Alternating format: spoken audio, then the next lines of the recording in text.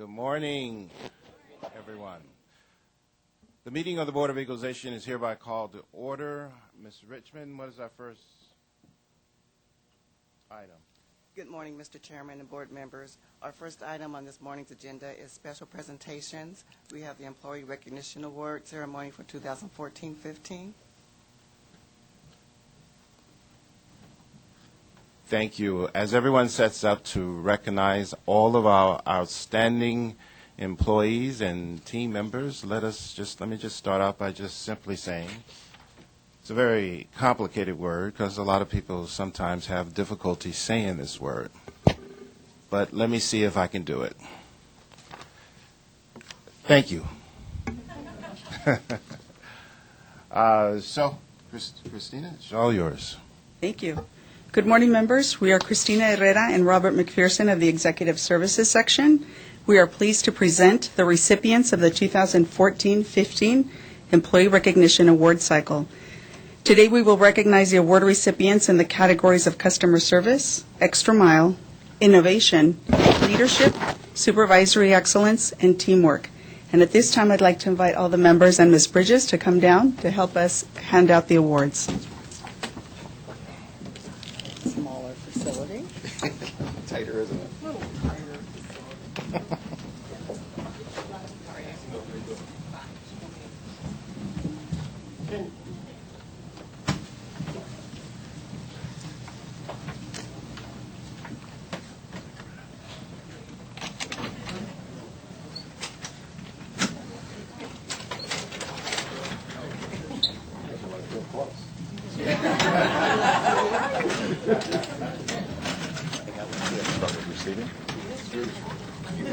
Ready?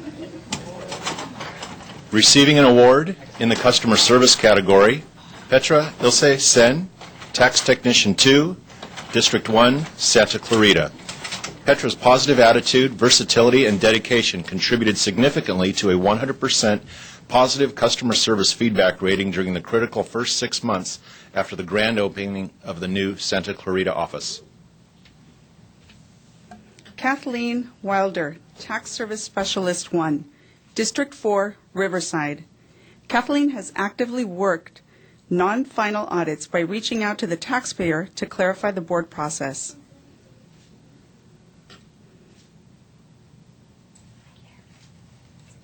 Gigi Sang, Office Technician, Out-of-State District Office, New York. In addition to striving to take on extra responsibilities, Gigi's normal work product consistently exceeds expectations. Her skillful processing of audit working papers are often sought out by supervisors. Petra, Kathleen, and Gigi, please join the members for the customer service category group photo.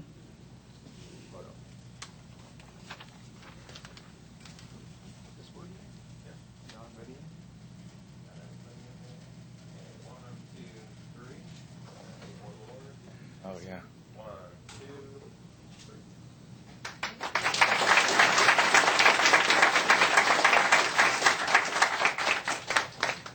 Receiving an award in the extra mile category, Joseph Torres, Staff Information Systems Analyst, District 3, Norwalk.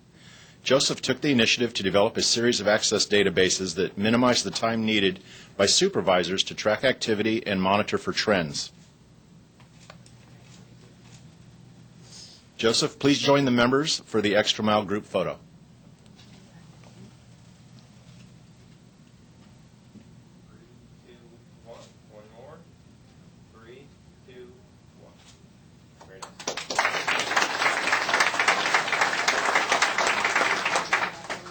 Receiving an award in the innovation category is Leslie Burton of Tax Technician 1 of District 1, Santa Clarita. Leslie was not able to join us today, so Eris Sabado will be receiving the award for Leslie. Leslie has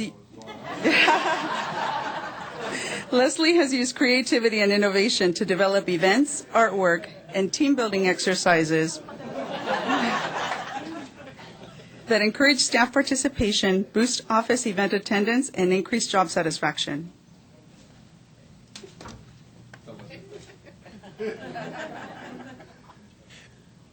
Ekachai Watana Kosan, Tax Auditor, District 3, Glendale. Ekachai has used his initiative, inquisitiveness, and ingenuity in data analysis to dramatically improve audit processes and electronic record analysis.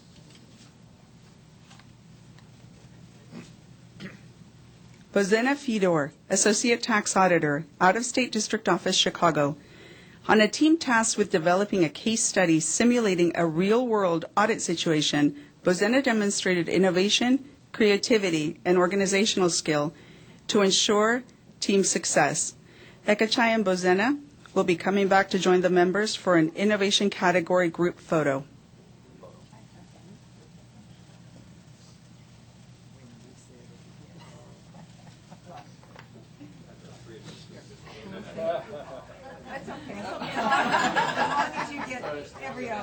Can you see? There we go.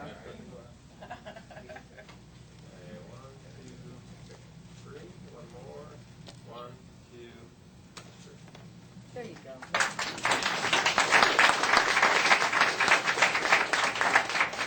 Receiving an award in the leadership category, Claudine DeBoer, Business Taxes Specialist 1, District 4, San Diego.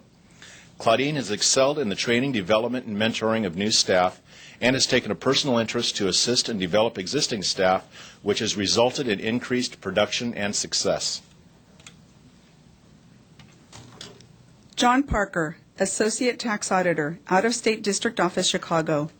John's exceptional commitment to providing thorough explanation and follow-up during training has resulted in the development of auditors with a strong foundation in BOE audit policy and procedure.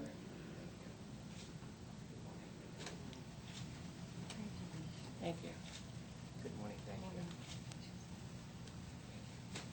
Claudine and John, please join the members for the leadership category group photo.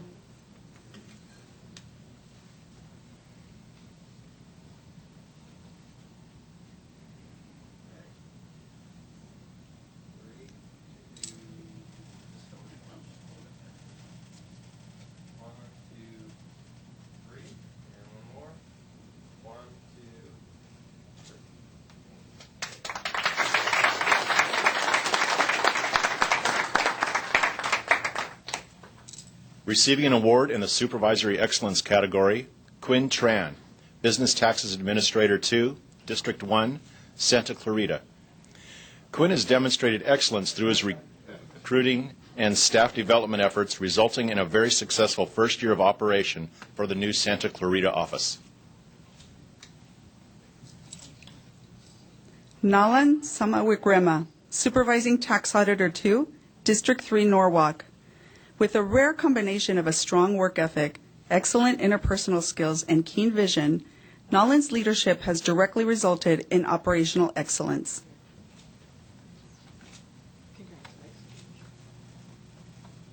Elena Uasa, Business Taxes Administrator 1, District 4, Riverside. Elena's excellent recognition of the important balance between reward, reinforcement, and results has resulted in a staff that is engaged and motivated.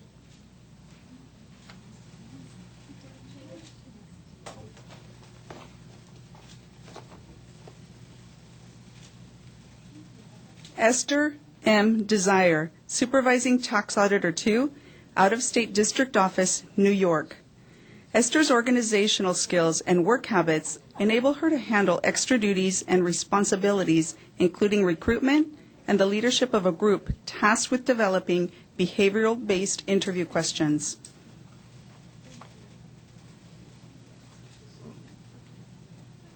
Nalan, Quinn, Elena, and Esther, please join the members for your supervisory category group photo. Okay. Good job. Yeah, there you go. 3, 2, 1. More. 3, 2, 1. Great.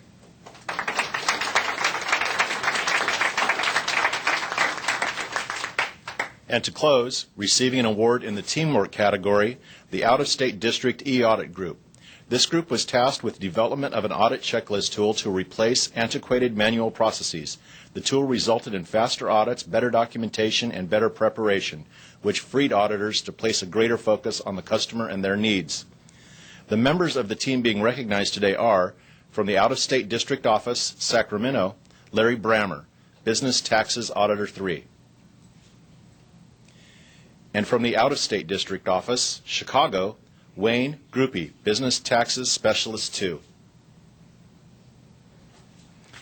Carrie Duty, Business Taxes Specialist 1.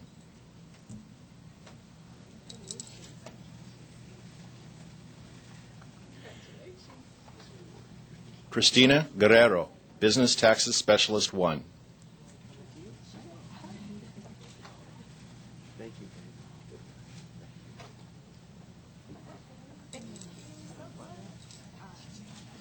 Allison Gutosh, Business Taxes Specialist 1.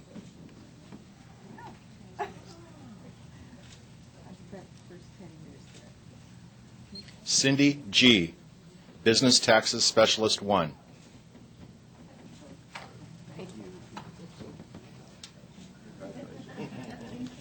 David Bell, Associate Tax Auditor.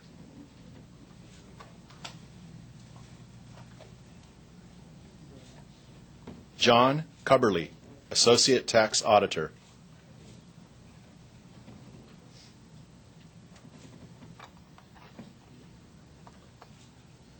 Liz Edwards, Associate Tax Auditor.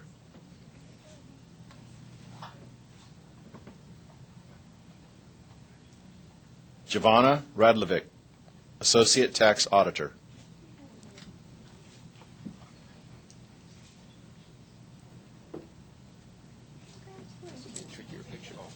Oh, they're back there. Yes. We'd like to invite the members up here for a quick group photo with the Teamwork Award.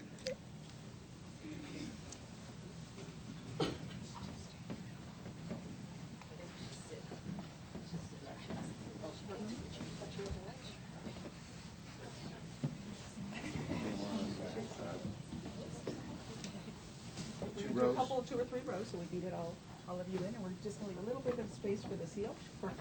From this one.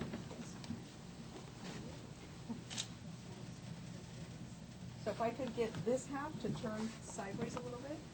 Yep, tighten in, and this half, perfect. Just squeeze in a little bit more. We'll get the quick group photo.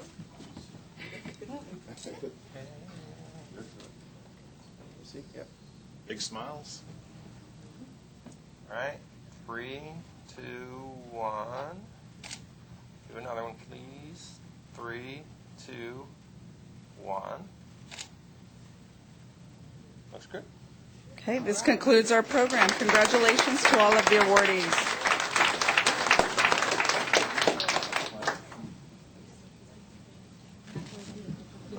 The rest of you, so we'll have you stay up here. And yeah, the rest everyone- of you come on up real quick for a all of you picture. Stay up.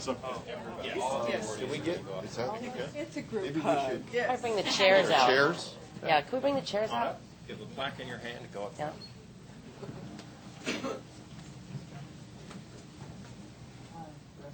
I'll need to have some room for John to get through.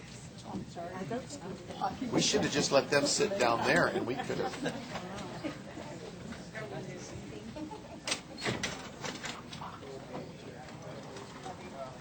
We're going to do chairs. We're going to take chairs. We're going to take chairs? Okay. Kind of work it to get your chair back. I know. Okay. Yeah, the chairs are marked for which is which, I think. Get used to our own chair. Oh, I see, there's a blue tag on the right arm, right at the elbow. There we go. All right, group up. Can y'all do that?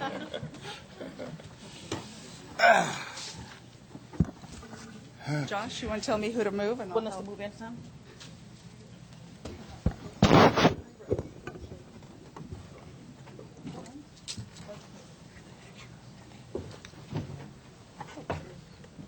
Whoops. Okay. Closer? Toes in, toes in.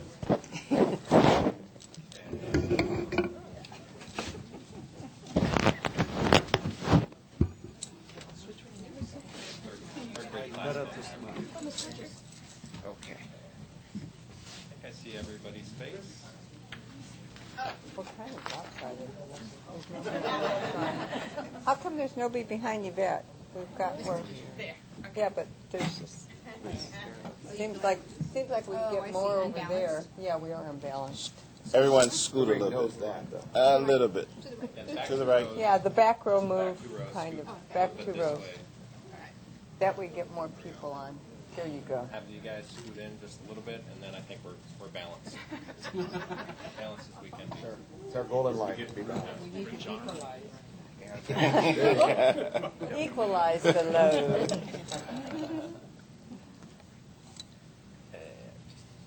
Barely see in the back here. Okay. No. Be afraid of me. It was better. She was better where she was. 'Cause now she's You can see him. two He gentlemen in can the back see just you. scoot a little bit this way, just so I can. There you go. Find the gaps there. Okay, perfect. Okay, let's do this. 3, 2, 1. I'm gonna do another one. 3, 2, 1. Okay, stand by. Hold on. Big smiles. Okay.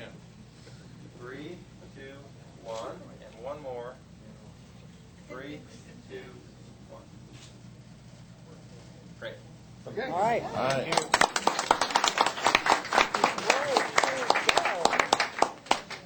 Thank you, sir. Hey, thank you. See you at lunch, right? Yes.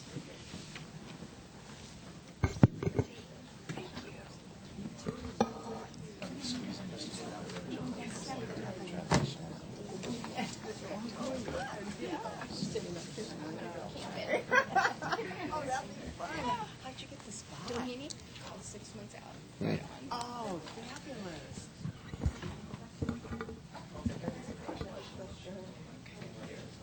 Discussion, members, Member Runner.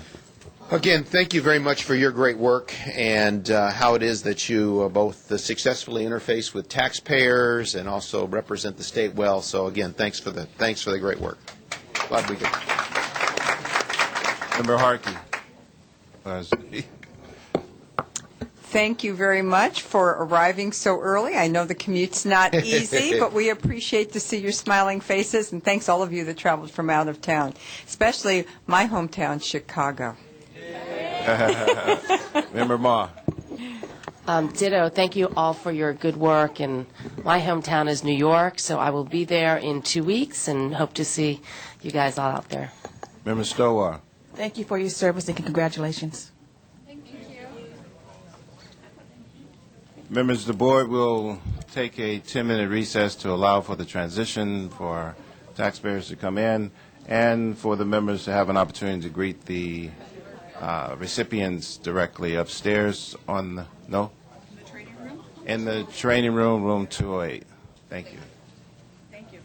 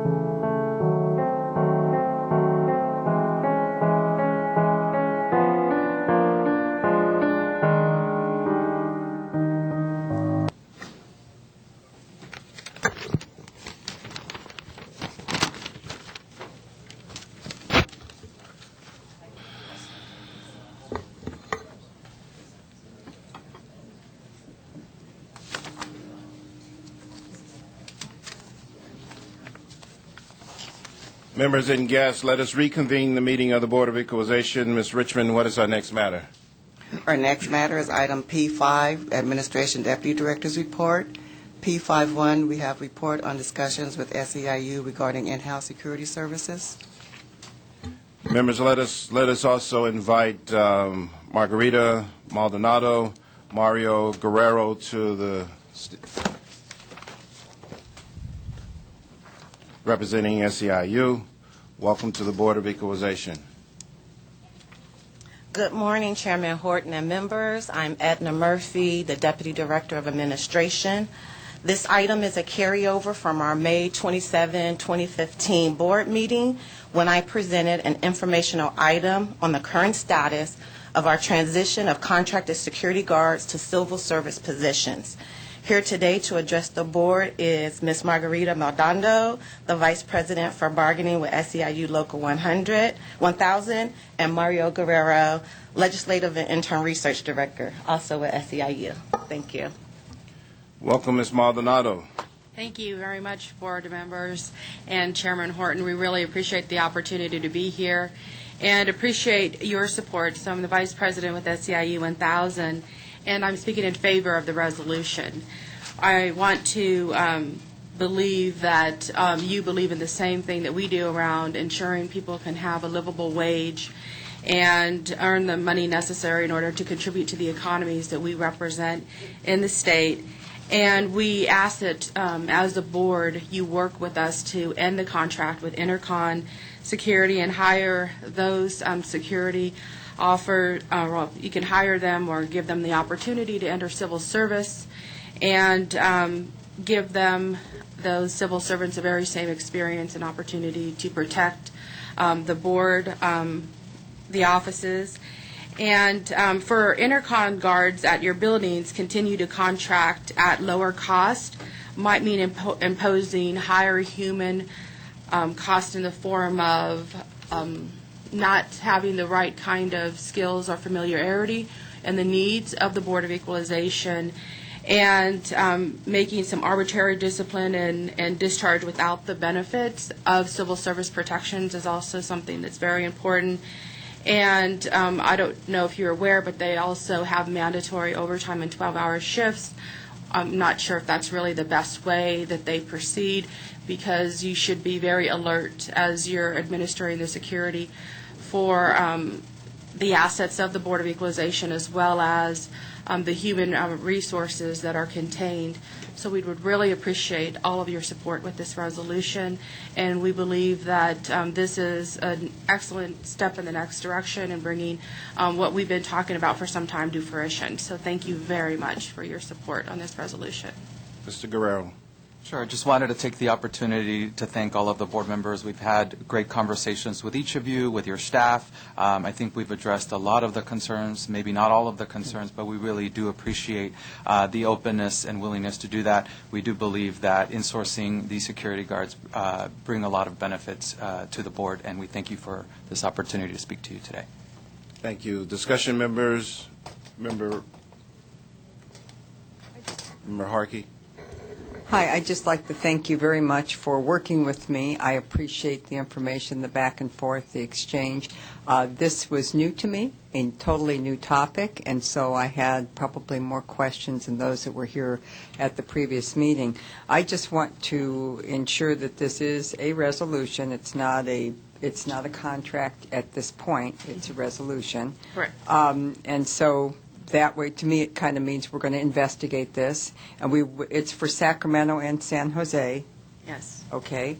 And we will be reviewing contracts, compare pricing, get those options before we make a final decision. And I also did raise some issues with regard to if there were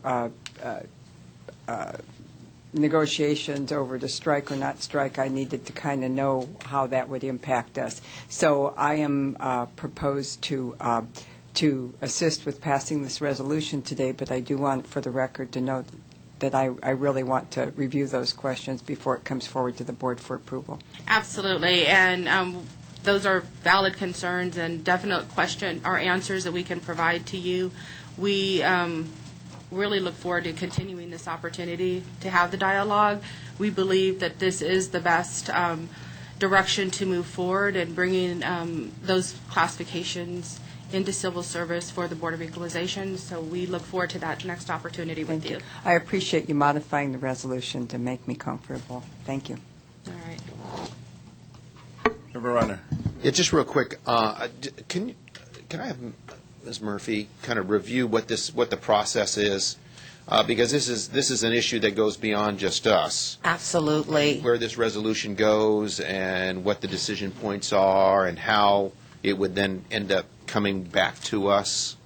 Sure. So the resolution is just kind of the initial step for SEIU as they start to have conversations with the legislature and the control agencies.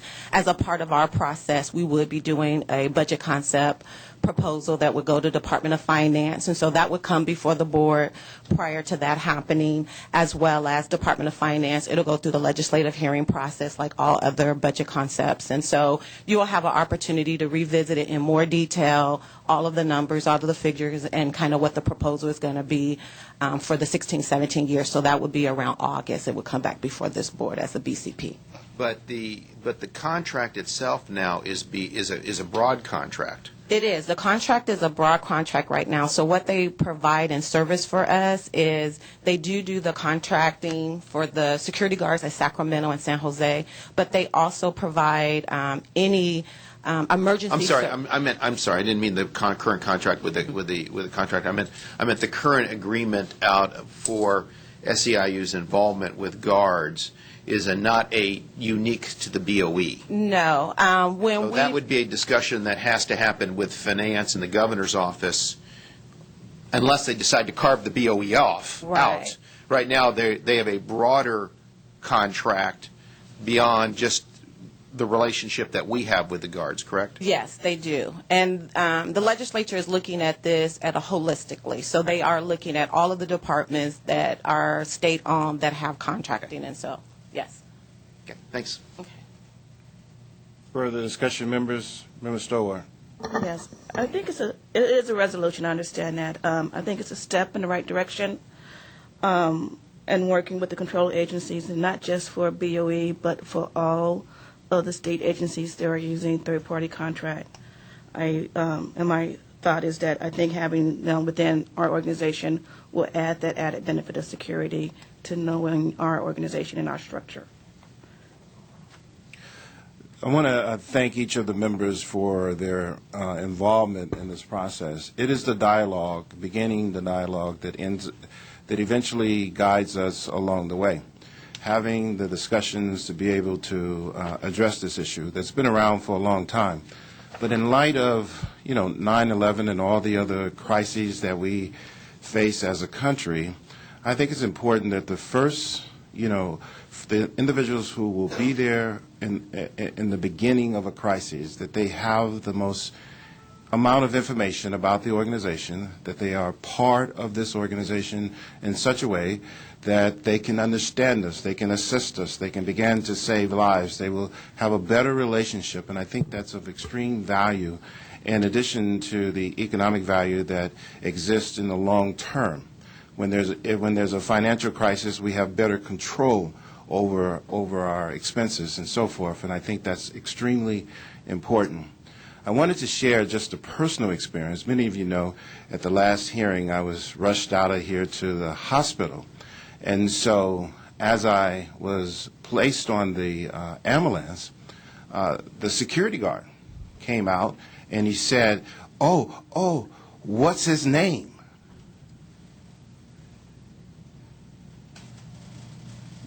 Who is that? I have to fill out a report. And I'm like, my God, just what if he really needed to know my involvement? What if there was more involved and he needed to tell Mr. Runner as vice chair or other colleagues that they need to now implement some emergency because it was a much larger issue than just me having a potential heart attack. So I much appreciate SEIU's engagement, leadership in this regard, as well as our staff, and look forward to the ultimate data that will evolve from this process. Thank you very much. And thank Is you there a for the motion, opportunity. members? Member Ma moves to approve, second by Member Harkey. Without objection, members, such will be the order. Thank you. Thank you very much. Thank you. Have a great day.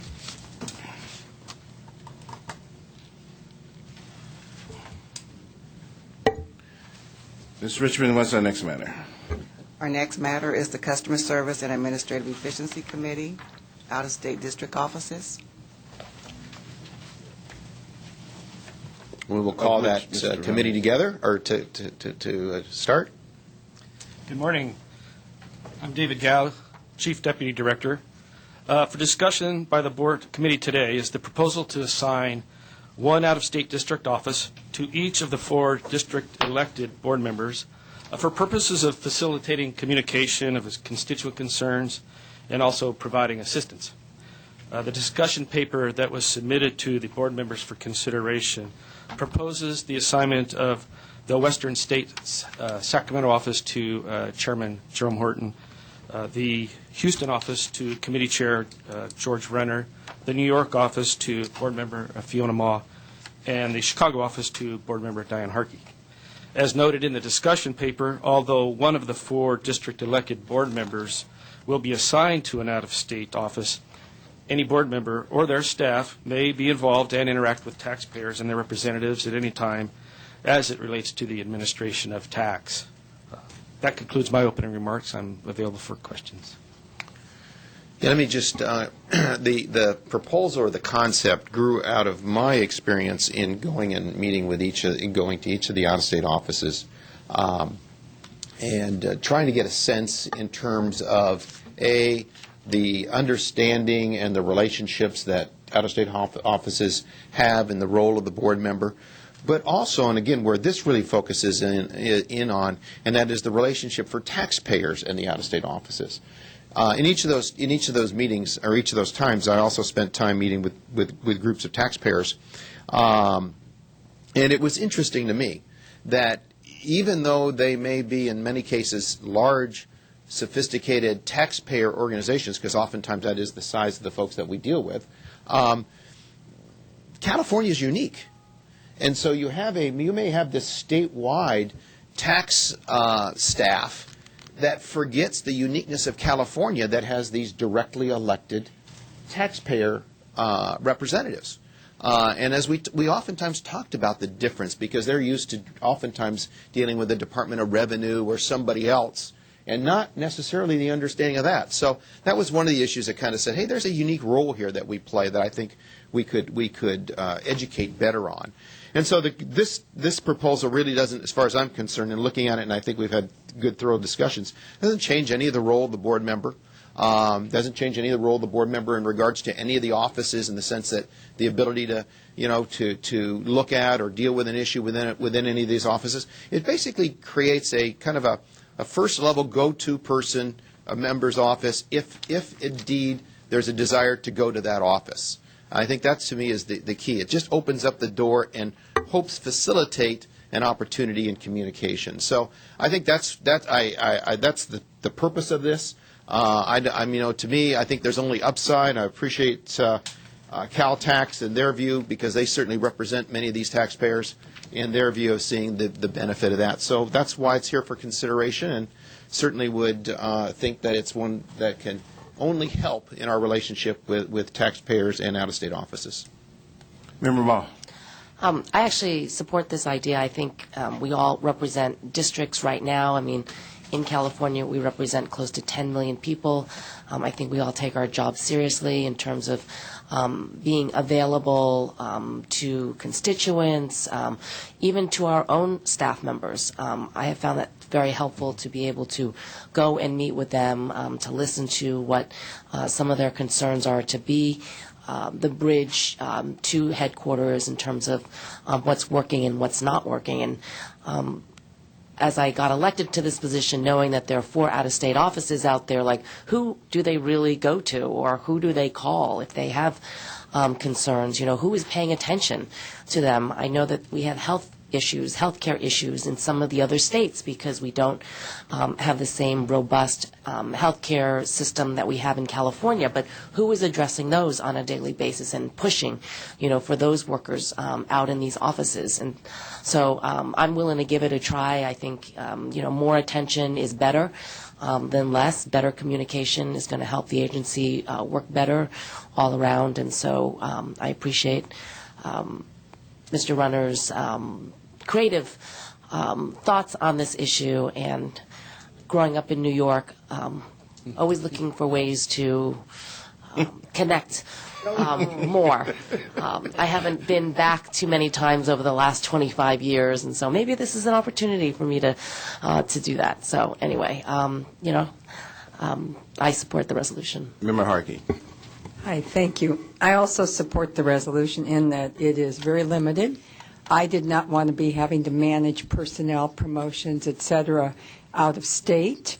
We have a tough enough time in our district. There's a lot of folk, and I think we have very highly qualified chief, between Larry Bremer, Cynthia, we have very, very highly qualified, I think, executive staff that can handle that. But I do think it's important that we have a contact person for the out-of-state client. And to the extent that I'm from Chicago, it seemed a natural. I haven't been back in about 10 years, so I will be traveling back, and I'll enjoy it wholeheartedly. But I just want to be sure that everybody understands it's not like there's no massive reorg. It's merely for our client services, and I wanted to be sure it stayed that way so that we would. And I understand that long after we are gone, there'll still be BOE functioning as a whole, and I don't want to really overturn an organization for my short little blip on the radar screen. I think we need to have consistency and continuity, and but I do think that this will be very, very helpful for the clients and even for the staff to see us out there once in a while. We can form relationships like we have in California and keep them really tight out of state. So thank you very much for bringing it forward. Ms. Stower. Okay, so I understand it's just for communication with the out-of-state businesses, and it does not involve personnel matters or equipment. That's or correct. anything like that. That's correct, yep. So with that being the focus, and we have suggested locations with like Vice Chair Runner taking Houston office, would that be communicated to these various businesses that are assigned to these locations? How would we transition? And hypothetically, if you have a company that's assigned to the Houston office, that's where their headquarters is, but the bulk of their California Nexus connections is in Southern California, let's say San Diego County. I'm just wondering if they're physically really located in, I'm getting my districts confused, I'm sorry. Ms. Harkey District, shouldn't she be the point of contact when that's where the records are? And if we go out with the transitional plan saying your initial point of contact is another member, are we adding a layer of confusion? Now, Yeah, can I answer that for you? Member Runner? Yeah. It's I'm running the. Oh, yes, right. Just clarifying. My apology, George. Just to clarify that, yes, well, first of all, if somebody's records are actually in a member's district, then that's clearly in a California issue. So the fact is, these would be records that would be in another state. No, and I do not believe that any language, and I think this is some language that I think is pretty clear, and I think in the proposal itself, but we can clarify it even more, that this is not a requirement for initial contact. There's no requirement that says this is your initial contact. I'm more concerned about the folks that didn't seem to know who, and in regards to this objective. So. I think it does not add, and for that reason, the confusion is often who do I see or who do I call, not necessarily between two, because again, I think probably all of our offices right now are getting contacts from folks in out-of-state offices. Sure. And they're doing it usually because somebody in our office has a relationship with somebody who works in that business. which means that they have an advantage there. The problem is that many of those businesses out of state don't have that kind of relationship. They don't know who to call because they never worked with whoever in our office might be their person of knowledge that they have. So that's all this creates. And so I think that the clarifying issues that would go out to these businesses would be that there is this opportunity for a point of contact. However, I think it needs to be very clear that their contact is certainly not limited at all by who it is.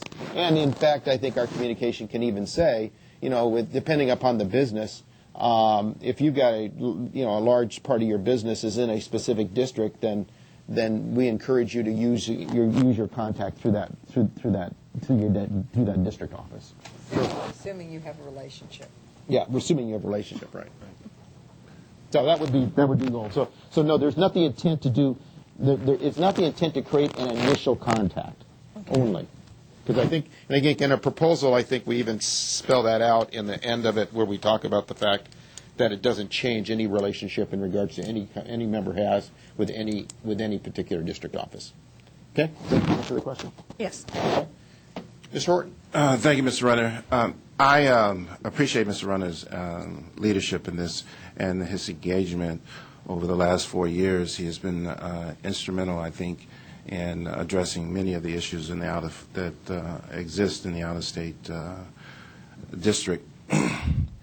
After, I guess, 30-some years with the Board of Equalization, a number of individuals have sought to sort of began to take a look at the out-of-state district, in some cases actually eliminating the out-of-state district and incorporating it within the state of California's operation. Historically, I don't necessarily see that there's a particular problem that exists, but there is a benefit, I believe, in having the members engage proactively in the various different offices. I believe there is some benefit there. I also believe that there could be some confusion and that we need to bring a level of clarity as it relates to what the initiative actually, the clear intent of the initiative. After having the discussion with Mr. Runner and our chief counsel, we've developed what I believe is a clear delineation of what the intent and what the authority of this resolution is, based on legal counsel's interpretation, and would encourage that we incorporate that into whatever communications and whatever direction that we ultimately provide to the staff as well as the taxpayer. There are a number of other issues that I think we might want to take a look at, and those that relates to Member Stowall's question, wherein I believe it's the Constitution provides for 1 vote per person, and so the constituencies that exist within the district that also have a location outside of the district, how do we establish the priority relative to those constituencies? For example, a constituency that's located in San Francisco but also has locations outside of the state, let's say in Chicago or Nevada or some other place, in that these constituencies over the last few years have been accustomed actually to engaging with all of the members or engaging with a particular member that they have been working with by virtue of their nexus in the state of California. Does that priority change? And I don't believe it does. I don't believe that's the intent of Mr. Runner. But I think it needs to be clarified. I think that any document that goes forth needs to be clear so that everyone understands what the intent of the initiative is. And then to some degree, we might want to put forth an effort to identify the specific problems that exist.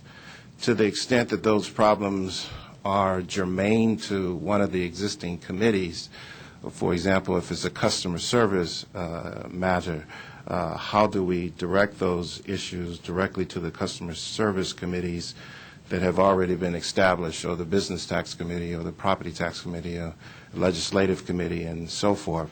And so I think we need to give that some thought as we begin to formulate this as a policy. I think the resolution itself is good because it encourages us as members to engage. Quite frankly, although I think the members have the authority to do so, but this certainly gives us a little more incentive in that regard. But it does not limit the members from engaging in New York, Chicago, or any of the other out-of-state offices, other than the courtesy that is currently provided as we engage in each other's districts.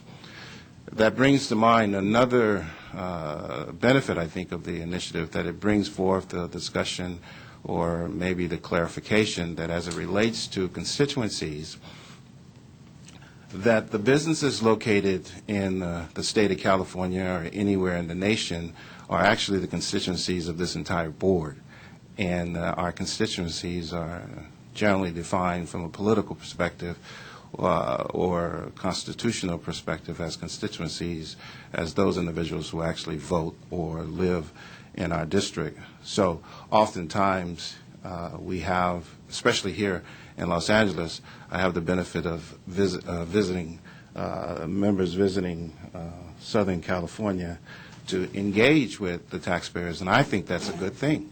I think at the end of the day, we're all trying to get to what the correct answer. So I think it's appropriate for the members to visit Los Angeles, my district, and so forth, and engage directly with the constituencies, the taxpayers, the businesses that operate in the various districts as it relates to matters that are under adjudication and other issues that are germane to the board itself.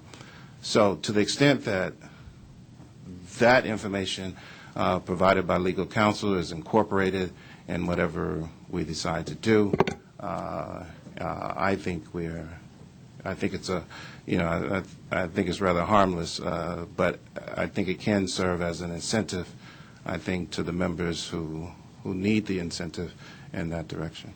Thank you. Thank you. And I appreciate the comment in regards to committees, especially I know in our last trip that I did to Houston, there was a very specific conversation that came up at that regards into that some of the auditors were dealing with in regards to medical implants. And at that point, then we immediately passed that on over to the appropriate committee for them to be able to deal with that. But again, it's the idea of being there that helps us here in order then to make that transaction. So I think that's the key. And I think at this point the staff has understood well the need for a full communication of some of the background materials. Yes, I was just going to add that we will work with the committee chair and the members to clear any kind of notifications that we are going to put out, whether it be in a tax information bulletin or how are we doing survey as far as the point of contact, and we'll run that language, whatever we're going to use, through the board members. Okay. What I might suggest, members, is that we have staff develop this information, develop what will ultimately go into being, develop what will ultimately be part of the communication to staff as well, and then allow the members to review it and then bring it back to the board for approval. The challenge always is for legislative bodies or anyone that's providing direction is clarity, transparency, and clear intent. And oftentimes, as we know, because we have many former legislators up here, if the legislature intended it, it would be incorporated in the legislation, either in intent form or direct language or there. Otherwise, it's left for interpretation, as Member Harkey indicated, upon my retirement, and I will return and interpret this quite differently depending on who I happen to be engaged with at that particular time. So in order to avoid misunderstanding or any ambiguity, I think that we should, the members should have the benefit after the committee has reviewed it, taken a look at it, and then submitted it to the body for approval. Can I suggest that we do that on a 3-day? Because I think at that point, the assumption could be that there's no controversy in regards to that point of communication. And then in a 3-day, if any member withholds, then it would end up being to the board. Okay. Well, right? I mean, that's what I would suggest, because again, rather than Yeah, I'd hate to see us then spending some more time in a board meeting trying to wordsmith a letter. I'd agree. That everybody already agrees with. So the assumption would be we're doing a 3-day? Okay. I agree.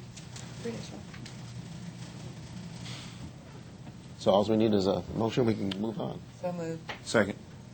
Okay. Any objections? Okay, so be it. Thank you.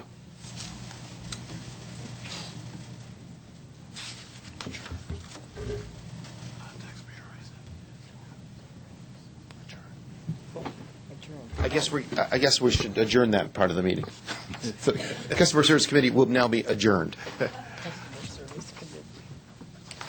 Thank you, Mr. Runner. Ms. Richard, what's our next matter? Our next matter is item B, corporate franchise and personal income tax appeals hearings. Our first item is B2, Noreen v. Schneider, Rucinski, and Fred Rucinski. Please come forward. Board Proceedings has received contribution disclosure forms for today's hearings from the parties, participants, and agents. All forms are properly completed and signed. All parties, participants, and agents are on the alpha listings provided to your office. Each person sitting at the table will be asked to introduce themselves and, if necessary, their affiliation with the taxpayer for the record. 10 minutes is allocated for the taxpayer's opening presentation, followed by 10 minutes for the Franchise Tax Board presentation, and 5 minutes is allocated to the taxpayer for rebuttal. Mr. Horton. Thank you. Mr. Thompson, would you please introduce the issues in this case? Yes, good morning. The issue in this appeal is whether appellants have shown they filed a timely claim for refund for the 2005 tax year within the statute of limitations. Mr. Rucinski, welcome to the Board of Equalization. As you've been advised, you have 10 minutes to make your presentation. We'd ask that you commence with your introduction. For the record, we will return and allow you 5 minutes on rebuttal at your convenience. Thank you very much, Mr. Horton. My name is Noreen Schneider Rucinski, representing myself and my husband, Frederick Rucinski, for the tax year 2005. I have to start off with this. I'm a little nervous. There's not been anybody before me. I haven't seen any of your previous ones, so forgive me if I make some really bad errors. So I'll start with that. There are no mistakes, ma'am. Well, actually, just corrections. Thank you. That's actually a perfect way to start. In that regard, that I would like to bring it to the attention that lots of things happen as errors in the government all the time. The first one that I'll bring up is the fact that in August of 2014, I think it was, I had received a phone call, or actually had received a notice from the government, from the Franchise Tax Board, saying that, hey, you haven't filed we've got a client memo from another case I was working on where the opposing counsel had asked for information regarding our tax returns, which I knew had been filed. And this is, again, think about the year 2012, I believe that was. And at that point, it was the first time that I was ever aware that there were any issues at all with my 2005 returns that were actually filed in 2010. Everybody probably sitting there saying, well, 2010, why did it take so long to file it? Well, there are reasons, and I'll get to those. But the first part I want to bring up is that when I talked to this person from the Franchise Tax Board in 2012, she indicated to me that there were no filed taxes in 2005, and I said, that's impossible. I filed them. I know I did.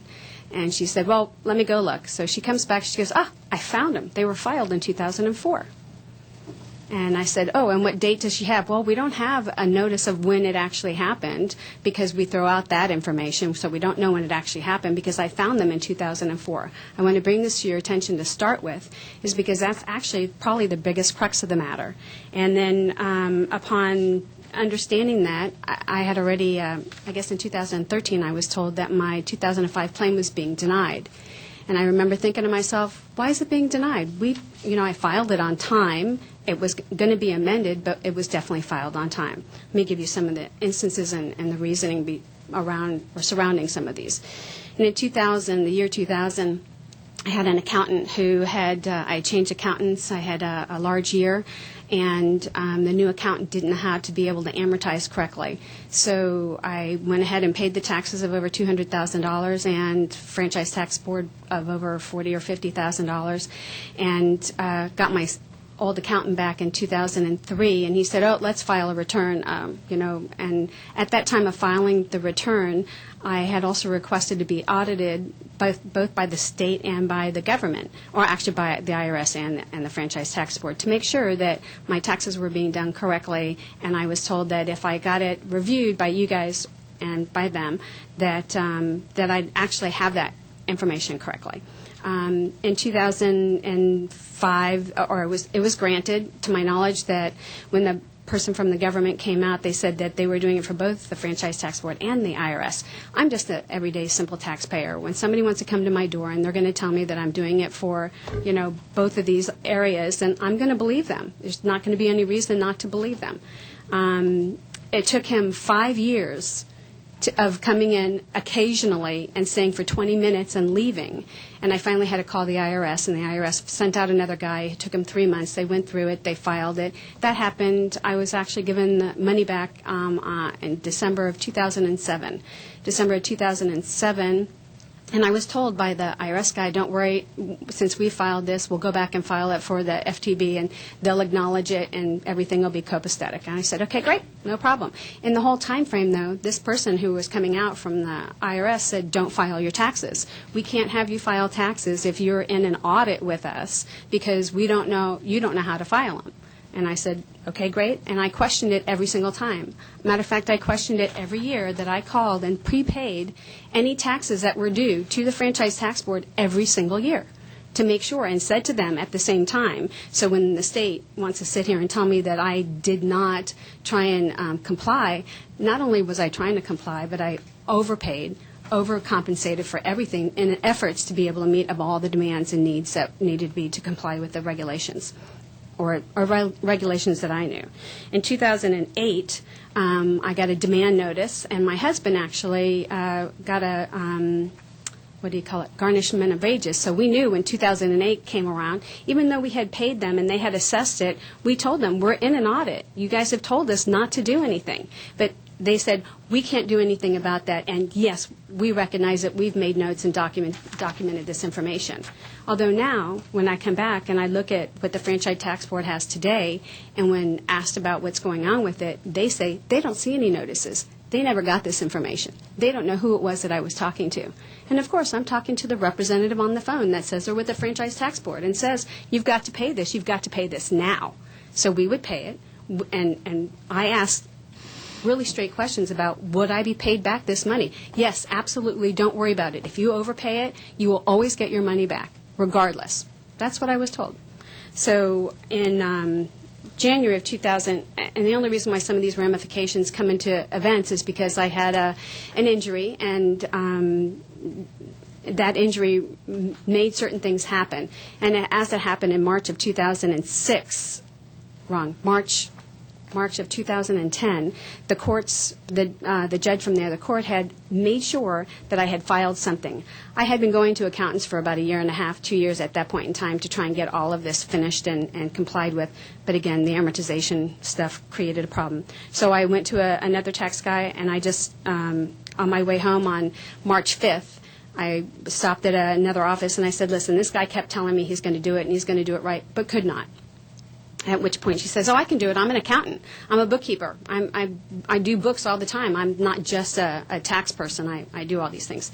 So I trusted my luck, and at that point went ahead and made a deal with her to do my amended returns. She said, oh, you need to get this in. And that was on March 6th. I also needed to get it in to be able to meet the demands of a court date that was required by a Denver court on March 6th. So I had to have something done right then and there. So she said, let's put this in, and then we'll go ahead and amend it. So we put in the add-up taxes on March 6th. Those apparently are the ones that were put into the 2004 misfiled documents, is what I am assuming. And the only thing that I can ascertain, by the way, and they actually have no notice or information on that. The only reason why I know this is when Ms. Meunier and Mr. Working had asked me to continue to look for documents, I went back into old files, and I actually found the file, which I can be happy to show you, which is actually recorded here, and it shows that it was actually in March 6th that was signed and sent in. It was only signed by me and not my husband at the time, because I was the only one at the office. The April 27th date actually shows the one where I got a phone call from the FTB that said, hey, you didn't sign your documents for this one. Go ahead and re-sign them and send them in, which is why you also have another one dated from April 27th on the document, so that my husband signed it and I signed it again, not realizing that there was a problem. And then the last one was an amended return that was actually filed actually sent in May, but yet the documents say another time frame. So it's interesting that the FTB says that they haven't received it, but yet the IRS documents actually show that they received and they were mailed at the same time from the same place. The IRS shows that they received it on March 10th in 2010. And it's in documentation it's followed up on here. If you would like any of the information of which exhibits they are, I have them, and more than happy to show you where it is that you need to have that information. I think that when I talked with all the people from both your offices and from the Franchise Tax Board, when they started originally calling me when I wanted to make an appeal to this, I wasn't aware that the March 6th information was not in anywhere. So they said, well, why did you file it so late, and why was this done? And, of course, I gave them the same information about the IRS holding us back off. I had shattered my hand, was unable to write. I've had 5 surgeries on it, and in the year 2008. But we did put our taxes into accountants to get them done regardless, and he just couldn't get them done and gave them back to me. I think it was February of 2010. I immediately called. I wanted to make sure that everything was on track and if we still owed any money. And all I can tell you is that we've done everything possible to comply. But I do think mistakes happen. Here's the first round of mistakes that happen. First, that they probably have sent our 2005 first return in 2004 and probably really don't have the originating date of which it was stated. I have a declaration from my accountant, the person that I came to, and I even show you with checks. I've tried to give you as much information as I can. So she actually declared that, yes, that was the day that I met her. I did it at her office. Because you don't realize things are going to become ramifications of the snowball effect, you can only do your best. Some of the people in this courtroom want to go ahead and say that her declaration didn't state whether the IRS or the state was done and didn't predetermine it. That's because both of them were done. I believe it clearly states it in her declaration. I'm happy to go back and get whatever information and even have her present if necessary, which I did ask. I was told no, or that wasn't necessary. So that's where I'm kind of sort of at. I think that the information that was given to you today is incorrect, or let's say not all there. So omission is as bad as admission, or the lack of it. And happy to answer questions. I hope I've touched on everything that I need to, but I may not have. Is that 10 minutes? Yes. Thank you. Perfect. Thank you very much. Members, before I go to the department, there was a discussion about a March 6th document that was signed. Does the department have that document? I believe on Thursday or Friday of last week, Ms. Schneider Rucinski forwarded an exhibit to your board that was then subsequently delivered to the Franchise Tax Board, and that document included a number of returns that some of which have March 6th dates on a signature line, and I believe that may be what Ms. Schneider Rucinski is referring to. Okay, can you incorporate in your presentation your thoughts on those documents? Yes. Members, we'll now go to the department. The department has 10 minutes to make their presentation. We ask that they commence with their introduction for the record, please. Mr. Chairman, members of the board, my name is Brian Working. Seated with me is Marguerite Meunier and Craig Scott. Together we represent Respondent Franchise Tax Board. The issue in this appeal is whether appellants have shown that their claim for refund for the 2005 tax year was filed during an open statute of limitations. In this case, the claim was not timely filed and response denial of a refund was proper. Respondent received income information that indicated that both appellants may have had a filing requirement for the 2005 tax year. Because Respondent had not received tax returns from either appellant or a joint return from appellants Respondent took filing enforcement action by issuing a demand to file to each appellant and a notice of proposed assessment to each appellant. The proposed assessments became final when they were not protested. Respondent then undertook collection actions and received payment. In May of 2010, Respondent received appellant's 2005, 2006, 2007, and 2008 jointly filed tax returns. On all of the returns, appellants reported overpayments and claimed them as refunds. Respondent processed all of the returns and credited or issued refunds of overpayments for all but the 2005 tax year.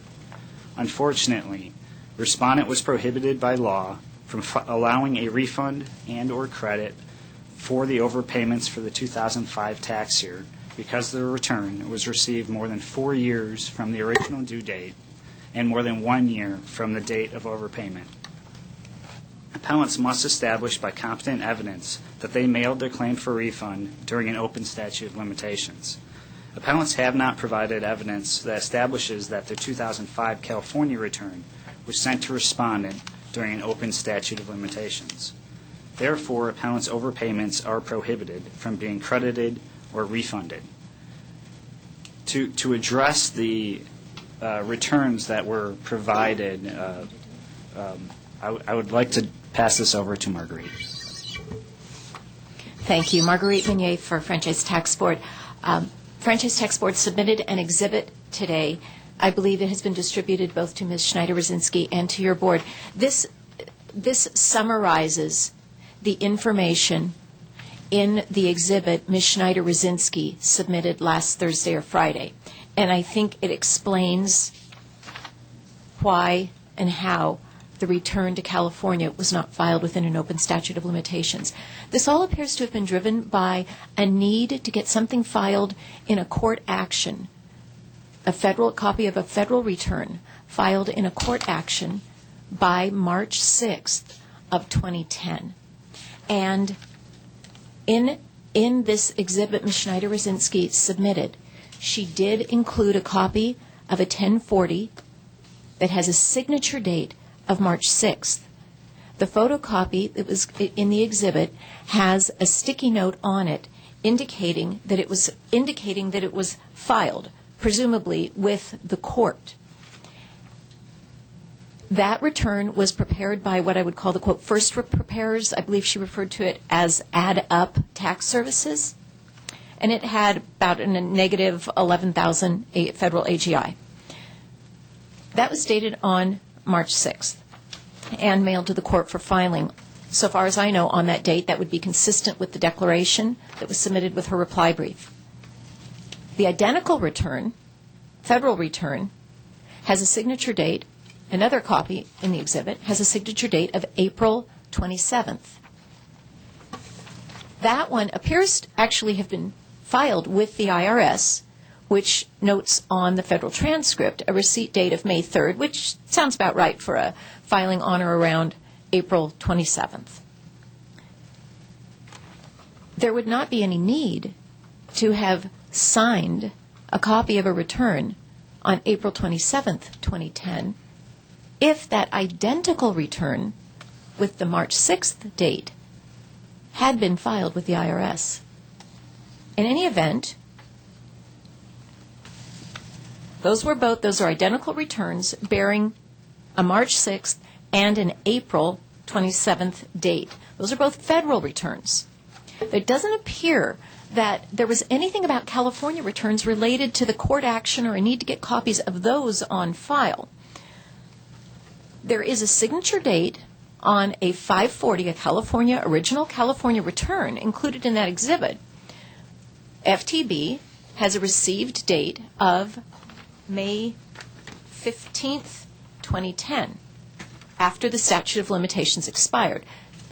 And if that was mailed to FTB about the time that the April 27th federal return was mailed to the IRS, May 15th received date is not unreasonable. After that, an amended return was filed. One was prepared and filed both at federal level and at the state level by the second accountants, McDaniel Tax. there's no information, either in the declaration by the tax preparer from McDaniel Tax, or documentation in the exhibit submitted last week that establishes that the California return with the March 6 signature date was mailed to the Franchise Tax Board on or before April 15, 2010, which was the last day that could have been mailed to be a timely claim for refund.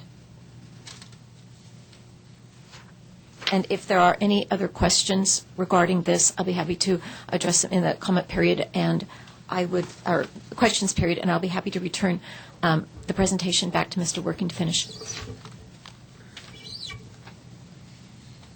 Because appellants have not established that their claim for refund was timely, response claim denial should be sustained, and I'm also available to answer any questions. Thank you. On rebuttal, please. The first part of the rebuttal is that there's a declaration that is stated by not only the accountant, and even though Ms. Monnier wants to indicate that the declaration does not state federal and state, when we say taxes, we mean both all the time. I don't know about you, but whenever I file my state or my federal, my state is filed at the exact same time for the last, 30 years I've been filing my taxes. So forgive my ability to have my words turned against me, but in the declaration, as well as any statement when I say anything that's required federally, it was a federal judge making the request, not requesting for federal parts of the tax returns. The request was on March 5th or 6th of 2010. The courts had requested we had our taxes filed, or not filed, but sent in. So they wanted proof and evidence that they actually had gone in for submission, and that's what they did get. The declaration 100% from Dawn, as well as myself and the 5 or 6 other people in our office who are also willing to write the declaration, are more than happy to say it. And the reason why you would think as a common person, why would you remember that date, you would say to yourself. Why is she saying that she can remember that date? Because the court action required me to get something in writing. I wanted to make sure that when I went before the judge the next Monday, that I had something in my hands that said, this person, this person, this person, it was stamped, here's the postage mark, it was sent from the office, we watched the postman pick it up, both the state and the federal were in their hands. And that's the only reason why it actually stands out. If you had asked me about 2007, exactly what date, well, I don't know exactly which date, because we did them in succession. I do know that we walked into the federal office for the IRS on the day that our amended returns were done, which was in actual May 2nd or 3rd, and we did at the IRS, handed it to them. She said, oh, we can't do this, but here, I'll take it and put it in the mail. So she postmarked hers and indicated on our form that she had taken both of them in May. So I also want to represent that on April 27th, the only reason why there's 2 documents in there, one from the March 6th and the April 27th, is because the March 6th document, I said I was in the office, at the accountant office, I signed them and put them in the mail. And the accountant said, if your husband hasn't signed them, they're going to call you and ask for a signed one, which is exactly what happened. The April 27th, I received a phone call on April, I don't know, whatever the date is before, whatever the working day was before the 27th. We literally got a phone call that said, hey, I've got your files here on April 27th for these add-up tax. That's the name of the company who did it. And you need to sign them and send them back in with your husband's signature. Any court records of the document being filed? There would have been, except for the court case was done in 2012. And actually the end of 2012. And if I would have known that this was going to be denied, I would have had all those documents. I called and I brought all my stuff with me to Denver and left it in his offices because it was an extra box to ship back, and he said, don't worry, I'll take care of about getting rid of them. Just like the Franchise Tax Board doesn't have those documents. I don't either. But what I did have is the actual document. what I found was, and what Ms. Monnier failed to tell you, was that the documents that show this information, part of the documents are from the Franchise Tax Board. If you'll give me 1 second, I'll reach over and see where that is.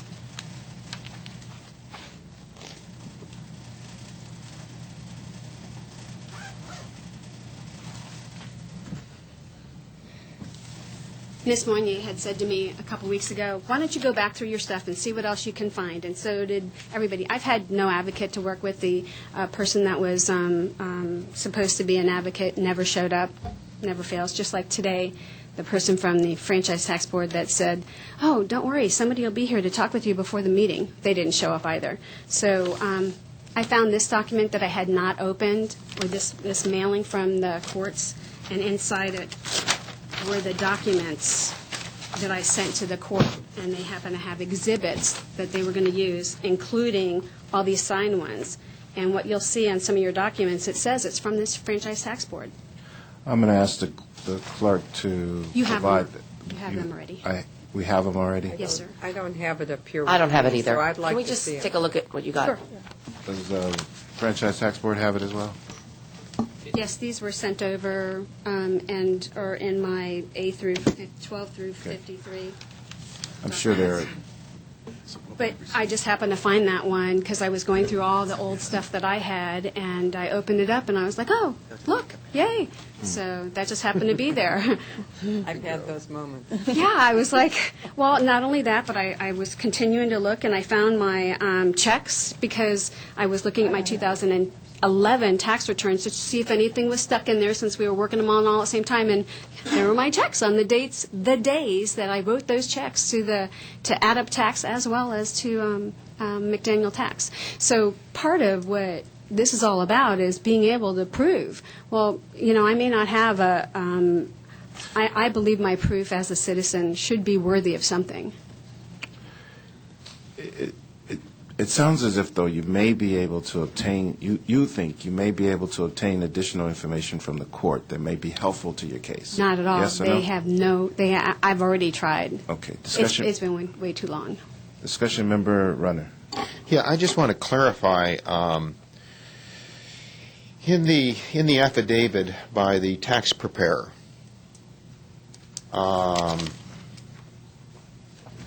page 2, tax preparer makes their statement that says, we did mail a copy of the return that she walked in with to both the state and federal offices. Correct? Correct, sir. So it would be FTB's conclusion that the preparer is mistaken? Or that you just never received them, I suppose would be the answer. We have no record of receiving Right. the 540 until May 15th, 2010. Page 1 of the declaration to which you are referring Right. never specifies that the declarant is speaking of an original California 540 for the 2005 tax year, nor that they were mailed specifically to FTB and the IRS. So is that right? So help me understand that sentence then. Well, if you look at the exhibit that was submitted by Ms. Schneider Rucinski last week, and if you look specifically, interestingly enough, at the sticky note information. Sticky note information is from my information That's from the okay. file. I'll come back to you. I'll come back to you.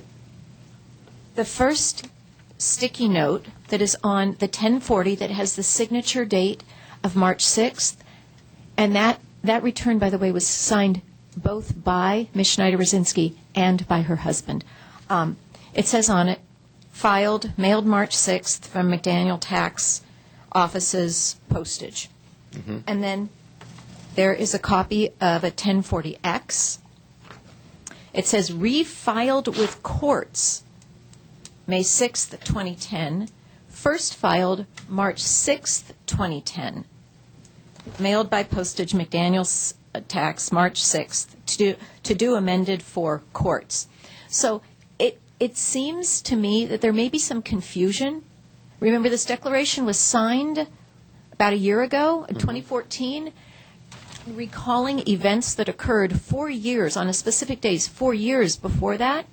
And it would be very easy to be confused or just not. So you think the preparer is confused with their statement? I think that may be. I think there may have been some confusion about what went where on March 6th. And the sticky notes seem to indicate that things were filed and refiled with the courts. And those little sticky notes were made at the time those documents were submitted. And there's certainly plenty of case law that says when you're weighing evidence, you want to give more weight to documents, quote, contemporaneously executed. In other words, information on the sticky notes probably is, quote, more credible than a document, evidence that comes in that was made later. Then a sworn oath? The sticky notes are more relevant than the affidavit and the oath that was signed. Well, the case law would tell you that it has more to do with the timing, that something that is executed contemporaneously with the event. And for example, a sticky note might be I hear more you about the sticky reliable notes. than something later on. Let me ask the taxpayer about the sticky notes. Well, the sticky notes are actually from 2012, to be quite honest, when I was talking to the person from the Franchise Tax Board who said that she couldn't find them.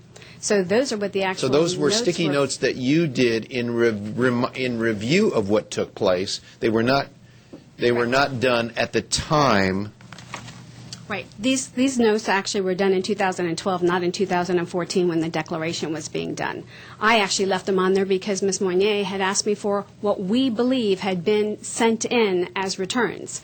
And since sticky notes were on there, I put the first page on with the sticky notes to show her. And when I say courts and filed, that means that they were sent, not filed. I mean, when they're, again, a working of words. When I look at this, it says refiled with the courts. That means... Okay, that's good. Let me just go back. Do we know when those sticky notes were attached? I have no information about when they were attached. Isn't it relevant in terms of your assumption about the sticky notes as to when they were attached and the circumstances around the attachment to the document? It could make a difference. If I may say. I got back. Yeah, I mean, I think that's to me. I'm struggling with the idea that again, it's a sticky note that the taxpayer put on. We don't know what the timing or the purpose of those were, but we're drawing conclusion to those sticky notes that they are more substantial in terms of the evidence and documentation than the affidavit itself. The information on the sticky notes seems to comport with the information on the IRS account transcript and with the information in FTB records. Well, your records just say that it wasn't filed. It indicate you could. Right. I mean, clearly it says that because you didn't receive her filing. We did receive an original return. We received it on May 15th, 2010. Right. But you didn't receive the filing in the March filing. The refiling on the March filing. My understanding is that the Schneider Rucinskis argue that they mailed in the original return only one time. So. No. Hold on. Okay, well, that's what they say, but that's also what the tax preparer said. Well, the tax preparer said, yes, it was done. It was done on March 6th, right? That's what the tax preparer says. The tax preparer appears to say she mailed something, as I explained. FTB is not convinced that it is the original California return addressed to FTB. What do you think might have been mailed in on March 6th? I cannot tell you because. Well, did you receive something that was returned on March 6th? Did you receive something that was mailed on March 6th? We have no records of mailing dates. So then, well, okay. We have records only of receipt dates, and the receipt date is May 15, 2010. Okay, so regardless of what, I say, your concern is that you don't know what they might have mailed in on March 6th. That is correct. But you don't have any, but FTB has nothing in terms of documentation that appears to be mailed on March 6th. That is correct. So when the taxpayer says, repairer says, let's see, to both, we mailed a copy in return that she walked in with both the state and federal offices, the mail that was done, both those. That's the mistake that you believe the preparer made. She really didn't mail anything on March 6th to the state.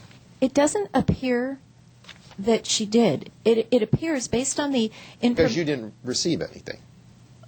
And because the federal Form 1040 that was signed with a signature date April 27, 2010 is identical to the 1040 with the signature date March 6, 2010. Ms. Schneider-Rucinski said the second one, dated April 27th, was done at the IRS's request because the first one did not have signatures of both taxpayers. The copy of the 1040 with the signature date March 6th that Ms. Schneider-Rucinski submitted has signatures, 2 signatures on it that would purport to be both from Ms. Schneider-Rucinski and by her husband, Mr. Rucinski, in which case there would have been no need for the IRS to contact her to submit, quote, another copy with 2 signatures because the early one Back to had the it. taxpayer now in regards to those issues of the 2 different filings. I believe I clearly said that in the Good, just say it again. Say it again, please. In the accountant's office, I'm the one who actually signed it and sent it in right then and there on that day. On My hus- the on date March when 6th. on March 6th? Correct. And my husband did not. However, when I got home, I said to him, here, you should probably file this and we should probably send in another one. And he said, if you already sent it in, don't. But he had already signed it. And the copy she has now, or the copy she has and the one that has both of our signatures is the one I gave her, not the one that the state had. And if you look at the one that came from the state of the documents that you saw in this document, it only has 1 signature on it. How about, and that's in regards to the FTB filing? Yes, sir. How about in regards to the discussion in regards to the IRS filing? Oh, the IRS filing, the IRS got it on March 10th. So if they got it on March 10th. But I'm hearing an issue that the March 10th, but then there was this subsequent filing that they referred to in April. Right, and there's another one on on June 24th for the amended one. Okay.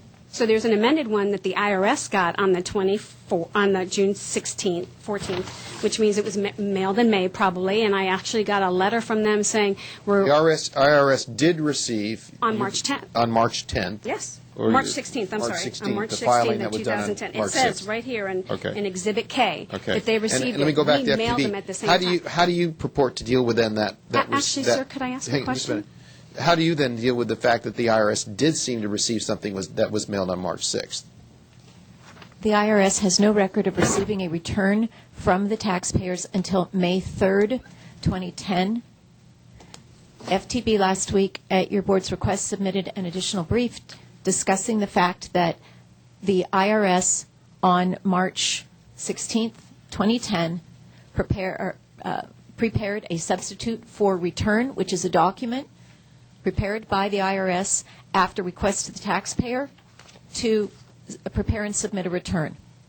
The federal account transcript and the information on it indicate that the substitute for return was prepared on March 16th, 2010, that it was finalized in, I believe it's April 19th of 2010, and posted to the taxpayer's account on April 19th, 2010 as a line item on the federal account transcript.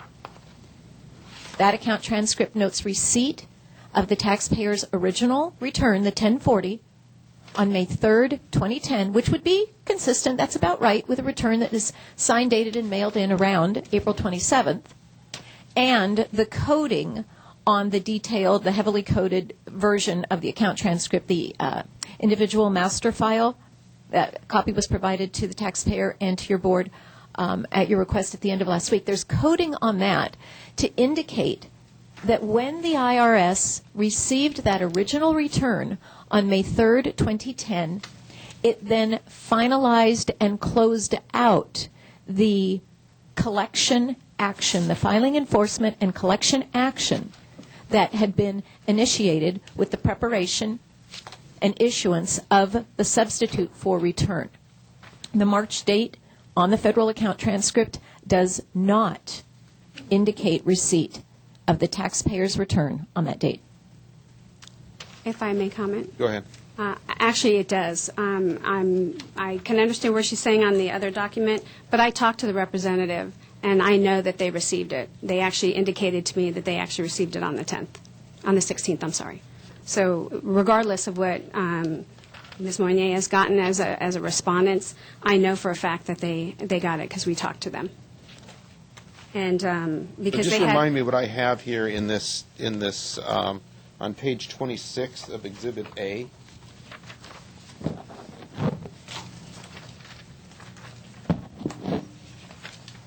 Which is the portion of the federal return which is dated March 6th. what page are you on, sir? Page 26.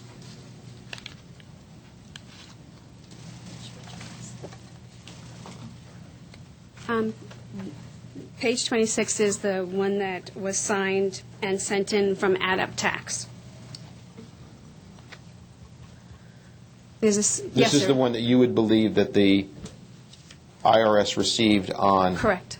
On March, it was sent in on the 6th of March. Okay, let me ask FTB, what do you believe this is? Page 26 is the signature page of the 540, which is a California return. Okay. It doesn't appear, I wouldn't have any knowledge whether a copy of it was sent to the IRS. So this is a California form that was filled out on March 6th? Wouldn't that indicate that they did a return? Her indication is the fact yes. The March 6th signature date. Those two pages are a bit out of order. If you look at 27 actually precedes 26 logically. 27 is page 1 of that 540, and then what is submitted as page 26 is actually page 2 of the 540. That's the March 6th signature date. Okay. State return. The March 6th signature date federal return is also in that packet. That's the one that we believe was actually mailed to the courts on March 6th. To the courts. We do not believe it was mailed to the IRS on March 6th. Otherwise, the taxpayers have not explained why they would have signed a copy of the identical return I'll let somebody else have a at the shot. end of April. It's not refiled with the courts. It's okay. That's okay. I'm going to let somebody else have some. Member Harkey? Okay. What we have here is a delay of exactly 1 month between what the FTB says and the taxpayer says of filing on time, because you're saying it's May that you got the return, which is 1 month after April 15th when it was supposed to have been filed. So it was filed 1 month late. The taxpayer says she filed on March 6th. We have the verification of the CPA, and she has a recollection of why, because of the court, that she had to file. That was an important date. Now, I understand from reading my review and my notes that the FTB, this is for the FTB, do you have a copy of this return in question? We do have a copy of both the original California return and a copy of the amended return. But those were supplied to FTB in Ms. Schneider-Rucinski's exhibit last week. FTB had, consistent with its document retention policies, destroyed the returns before this appeal was filed. Okay, so FTB has no evidence at all because it's been destroyed, and we're here today over $16,000 from a 2005 year, and all of our files have been destroyed. I consider we're part of the, but the taxpayer has brought forth probably what I think to be pretty credible evidence of a file. I know the Board of Equalization can go back to 2005, 2004. We keep files. FTB destroys earlier than that? FTB and BOE don't have the same retention periods? Apparently not. Okay, thank you. Does the FTB have a record of the check payments or anything? Because she prepaid everything early, as I'm understanding this.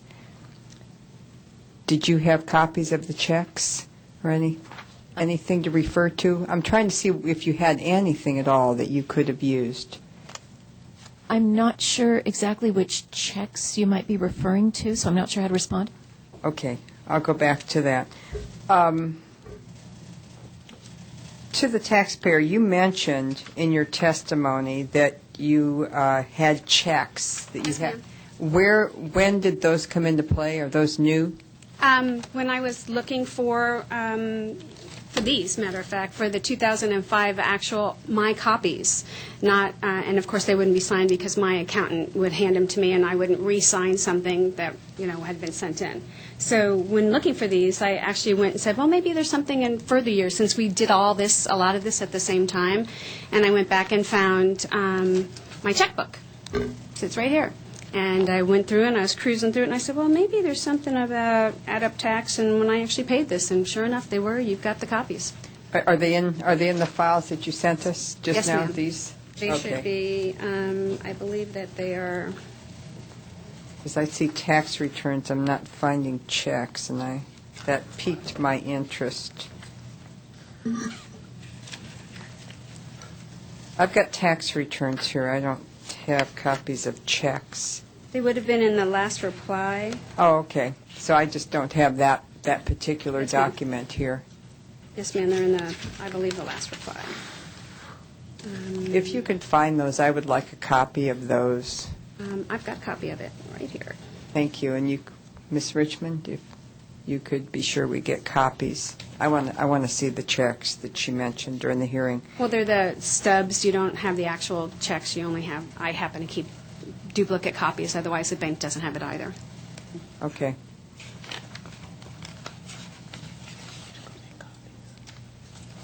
I'll even look at the stubs if you'll so allow.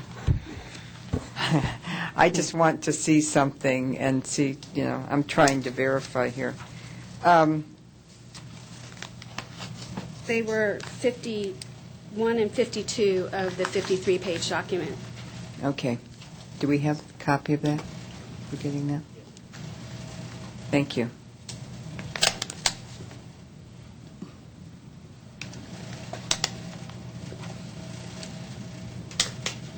Let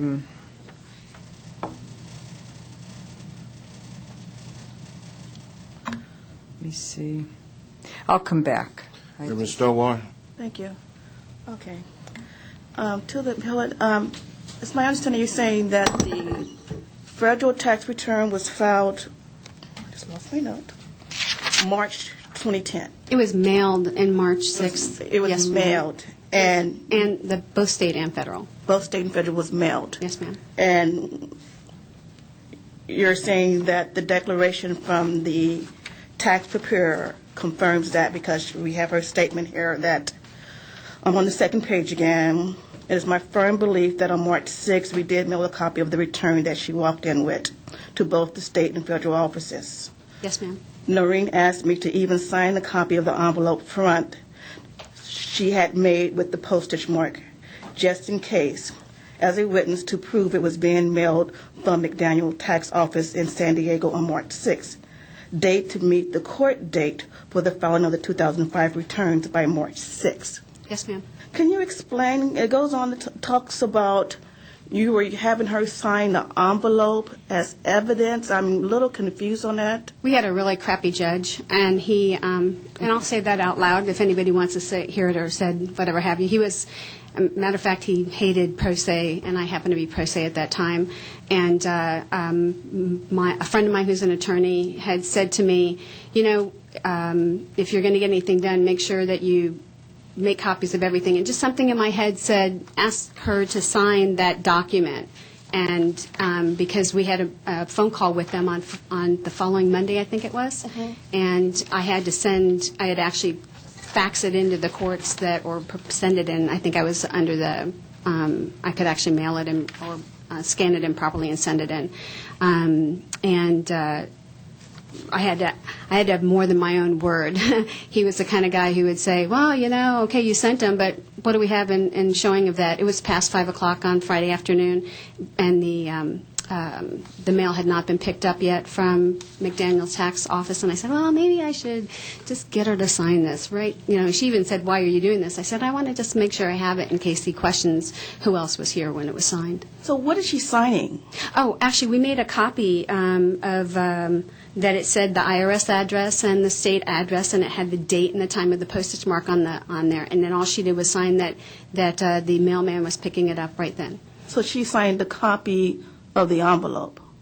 Or Yes, she signed the actual it was envelope? a copy. No, it was a copy of the envelope. And you presented that to the judge? And the rest of when he said on Monday on our phone call, he said, I see that you've sent me something that shows that your tax preparer mailed this, so he agreed with it. Okay. And who prepared the envelope that was, I'm imagining... It was one of their forms. They print out these forms, and she gave me the envelopes, so it's what would come from your standard tax provider when they send you everything. My tax provider gives me a yellow envelope. It doesn't have the postage on it, needless to say, but it usually has the pre-prepared mailed envelopes, the addresses. Okay. Let's go on. That helped me a lot. I was a little lost on why why it would be signed on the envelope if it was, and how would the judge verify that it was mailed if the envelope was allegedly mailed to the tax agencies? No, it was yes, they were mailed to the tax agencies that were applied, but just to cover my butt, CYA, I had something signed by her that just said it. And again, I have 4 or 5 other people that were in the office that are more than willing to also state that they were there. Okay. That helps me a lot. To the Franchise Tax Board, and I think I will come back to you to the appellant, but let me kind of follow through. On the IRS account transcript, Exhibit K, page 1, relating to the return due date or return receive date, whichever is later. That's the March 16, 2010 date. And then we have the April 19, 2010 date. I think it was your testimony that this March 16th date represents the IRS preparing a substitute return? Correct. So does that mean that from the IRS records, as of March 16th, they had not received the 2005 tax return? That's correct. And then you said something else about you can see that they stopped their collection once the actual return was received on May 3rd, 2010. I can see on the transcript line 599, tax return filed May 3rd, 2010, but I'm not following where you see that they stopped their collection activity once they received the return. Can you point that out to me, please? Yes, it would not be on Exhibit K. On Thursday afternoon, in response to... Board member inquiry. Oh, excuse me, on Friday, so just 4 days ago, in response to a request by your board's counsel, FTB submitted the, quote, heavily coded version of the account transcript. It's called the individual master file transcript, under cover of a per your request memo. And it is that document, the IMF, that has coding on the line item coded 599, indicating receipt of the taxpayer's return, that indicates closing work on the filing, enforcement, and collection related to the substitute for return, which I would also point out would not have posted to the account on April 19th if the IRS had received the federal return on or before that date. Okay. Appeals, is that in response to a board member inquiry, or is that a separate?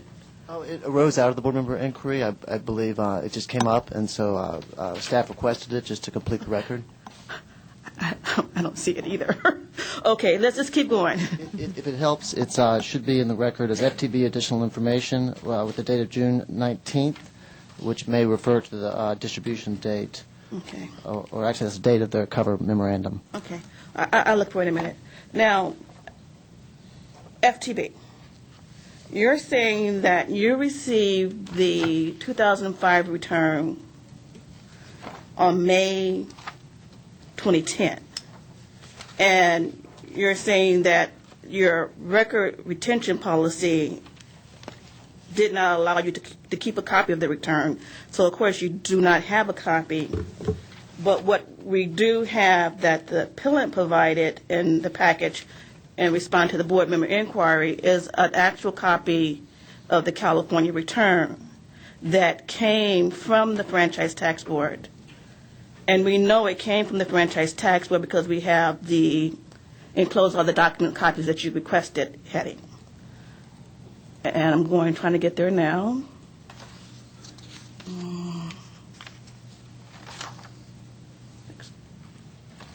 Here we go. So on the 2005 return that FTB sent to the appellant, where's FTB, you say it was received May 2010. I think there was some confusion on how do we know this was really received May and not earlier, like as in the March date. I am looking at the FTB Exhibit J. Was it J? Yes. FTB Exhibit J, page 1, return received display.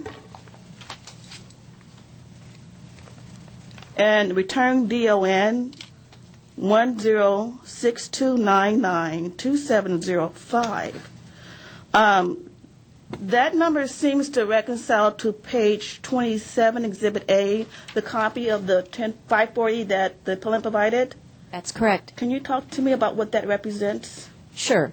Every return that comes in is stamped with what we call a document locator number. It's on the copy of the 2005 return that Ms. Schneider-Rucinski submitted to your board last Thursday. It's also the reference number on Exhibit J to our reply brief, page 1, line 10. So we can confirm that the copy she submitted is a copy of the return that we have a record of receiving on May 15th, 2010. Okay. And then my next question is the amended return. Now, it's my understanding that you guys do have a record of receiving an amended return for the 2005 year. And looking at Exhibit J, page 1, it's actually recorded as being a 2004 return, but that was really a 2005 amended return? That's correct. And you have since corrected your records to put that into the 2005 electronic record so that it shows the amended return was filed? FTB's records there's a notation in FTB's records acknowledging that what is indicated as, quote, an 04X on the document you're looking at, the returns received display, is actually the amended return for 05. Yes, so we have updated our records to reflect that. Did this amended return, did it change your taxable income? Did it change your tax liability that resulted in a higher or a lower claim for refund? Yes, it did. Higher. A higher, so it's not the $16,000 at issue here, it's another. Actually, I think it is the $16,000. It's kind of interesting because the first return was lower than that, and this amended but the figures that I have are only figures that I have. I've never really received anything from the FTB that tells me what would have been given back. So actually, we've had many conversations with many people from the FTB prior to all of this, just to be able to stay on target with it. And so we believe the 16 is accurate and up to date, but it's really based on the amended return. And this amended return filing date of showing that it went in on October 15th, 05, or May 26th, 10. I can't tell whether it was actually the amended one or the one from Add Up Tax, the one that was actually originally lost and may not have ever gotten there. So because they don't have an actual picture of the 540X, I think their 540X was actually the first one that went in, our March one that was lost, and put in this one. I think that there's a confusion here. Okay. I don't know either. I know. It was even harder to do. What hasn't been brought up is there was a conversation in August on, and Ms. Monnier had the notes and did not present them, not that I really know what they are. I would only have my own notes, where the person said, oh, yeah, they're in here. Yes, I was going to go there because you took very detailed notes. I don't take very detailed notes. You should see the notes. If you want to see detailed notes, they're all here. Okay, no, it was submitted to the board in response to an inquiry, and it's dated August 2010, and it basically looked like you were documenting your phone call with the franchise tax board. Oh, yes, that's actually a calendar, one of my calendar ones where I actually take notes, yes. Okay. I'm trying to...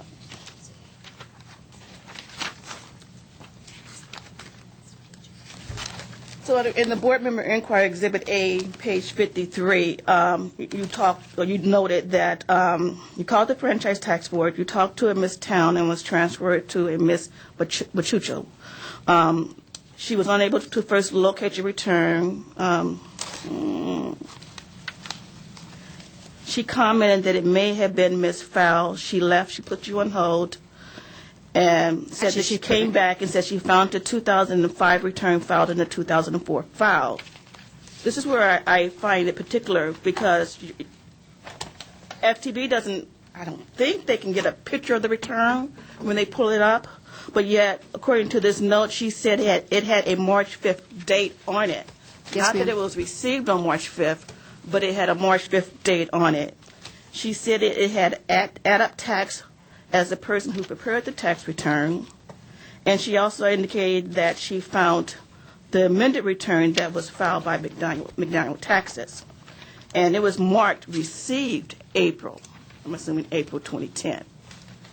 So those are your notes from the conversation. What I didn't know that FTB, and I need FTB to help me here, when a person is calling your customer service line and your technician is trying to provide this service, do they have the ability to pull up tax returns and see the signature line on the tax return and see who prepared the return? If the return has not been purged, we do have that ability. Okay. So then in August, so she was able to see the return had been Well, she had at a been, date of March 5th. had to have been because they were right here. They were actually supplied by the FTB right here. FTB, are you in agreement that if we do have a timely claim for refund, there's no dispute of the amount at issue if it was timely filed? Correct, if the board determines that it was timely filed.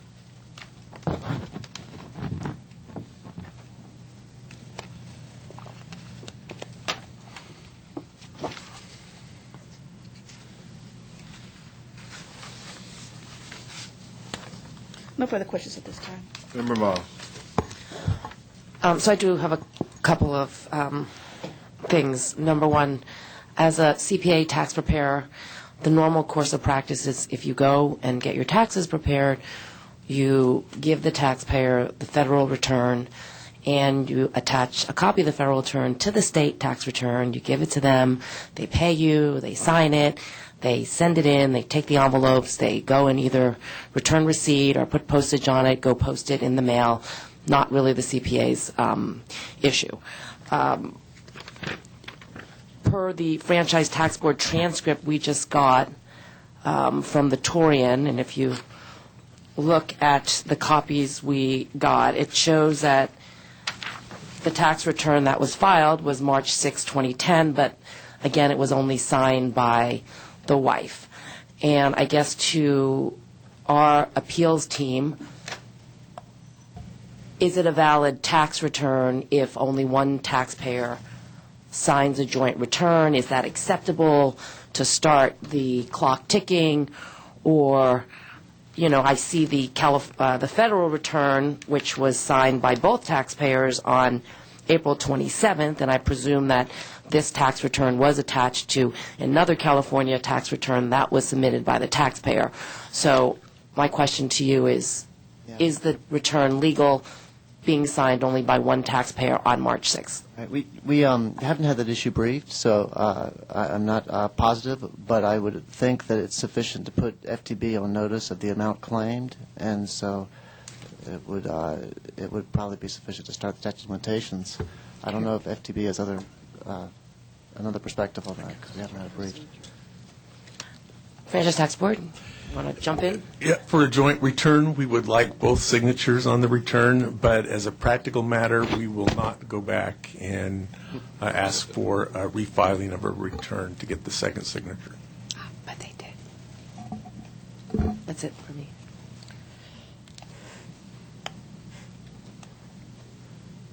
Further discussions indicated they wanted to return. Member Harkey. I was going to defer to you, but, okay, I have checks here.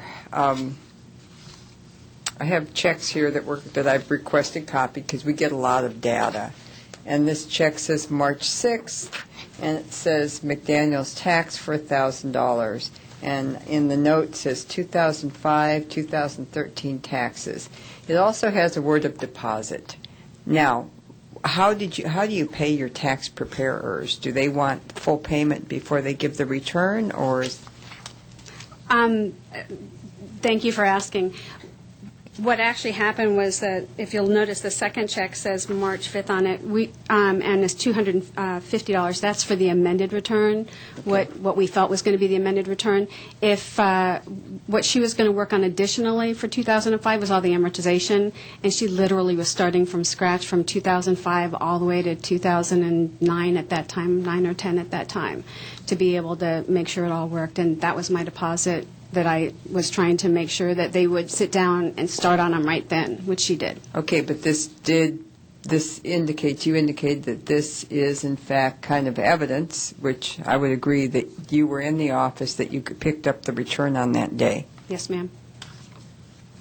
Okay, I have the sticky note copies, and I'm sorry to go back to these, but what I see up in the top, it says copy to courts with a little note, but then it says filed, which somebody would probably really indicate that they'd already filed. It was filed. It's a big file. Then it says mailed March 6th from McDaniel's tax, and then postage. So these were notes to myself. Right, they're notes to self. And then we have another copy that says it was refiled with courts, but May 6th, but then it says first filed March 6th. So I could understand the FTB saying maybe this meant just the courts alone, but with this saying originally filed March 6th and this saying March 6th and the check saying March 6th, I think since we don't, and I say we, the imperial we, because I consider myself, a representative of the state of California, and when we don't have the actual return left on file, I think this is, having dug through years of records myself for a variety of reasons, and audits included, it's really, when you can come up with this, you think you've struck gold. Yeah. So it's very, very difficult to reconstruct years and years and years going back, just as it is for us to retain it. So I think the burden of proof in this case is on the taxpayer, but I don't know what other proof we could have, especially since now we have submittals from FTB saying that these are the copies of the documents you requested.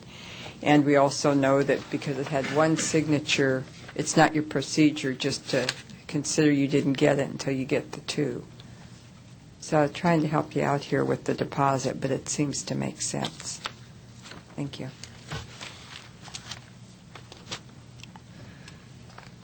Question of the taxpayer. That's only because you can't say Rucinski, right? Just kidding. Rucinski. Took me Question of Ms. Rucinski. No, I'm kidding. You made me mess it up. It took me a long time to learn it. There you go. Question of Ms. Rucinski. The documents provided, I'm looking at the copies of the return, and on the schedule isn't, I mean, the documents aren't necessarily numbered, but this appears to be the federal income tax returns, which is dated 5/1/2010, and appears to have the signature of both you and your husband. And then the... Which document are you talking about, sir? Let me see if Does it have it's an the exhibit number? 1040 return 2006. The 2006 one? Mhm. We did, go ahead, I'm sorry, what is your question? And so, We did May, in April and May, we did 2005, 2006, 2007, 2008, and 2009, all in the same month. was it all at the same time, or Over the different- period of different- every night or every other night, I was in our office, and we were getting it through and working it through, yeah. And so this one was filed May of 2010. It's dated. Is there a reason for the date being so far off and compared to the date that the state was filed? Yes, sir. The reason for why it was further along in time frame is that when we went into the IRS's office and had all of them finished and completed, she said to us, "Don't do that. They'll lose them." So I said, "What do you mean?" She said, "Do them like 2 weeks or 3 weeks apart and then mail them that way because they will lose them." I was like, "You're kidding." She said, "No." I said, "Great, we'll do that." And that's why they have different dates on them. Okay. To the department, what is, by law, what do you consider the date filed? The date filed is the date the Franchise Tax Board receives the return unless the taxpayer can establish by competent and credible evidence the date the return was mailed, in which case the mailing date is considered the filed date. And so if the testimony of the accountant is that they mailed it, or it was mailed at a particular date, would that suffice? That is one piece of evidence. It may suffice in some cases. In this case, there is evidence that contradicts that statement. Would you take us through that evidence again? I know you're being redundant, but... Absolutely. You just mentioned a 1040 that has a signature date by the preparer of May 1, 2010, and I believe for the Exhibit A, you would find that at pages 8 through 10. That was prepared by McDaniel Tax. It is an unsigned copy of a 1040. The preparer's date is May 1, 2010. This is the same preparer who swore she mailed the original version of that return on March 6, 2010 to the IRS. I don't understand What the appellant has not explained is why, if the March 6, 2010 1040 was mailed by McDaniel Tax on March 6 to the IRS, why McDaniel Tax would prepare another 1040 and date it May 1st, 2010. Well, let's ask, is there a reason for not Yes, necessarily yes, sir. two separate returns, but two returns? One is done by Different Adept Tax dates while I and- was there at their offices. What Ms. Monnier is trying to indicate is the March 6th date had nothing to do with McDaniel's Tax, with the exception that I was in their office on that day. The one that was done in May was the one they actually did as an amended return, and that was done in May. Okay. And the unsigned documents she refers to, by the way, are my copies that I've given them. Not ones that, all the ones that were sent and filed with the state were all signed. So the ones that she's gotten here are unsigned because that's one I gave him. But So the ones you signed have, is Adept Tax Solutions, right? That's the ones that the Franchise Tax Board sent you as Yes. the copies that are in their yes, files. Okay. yes. So the,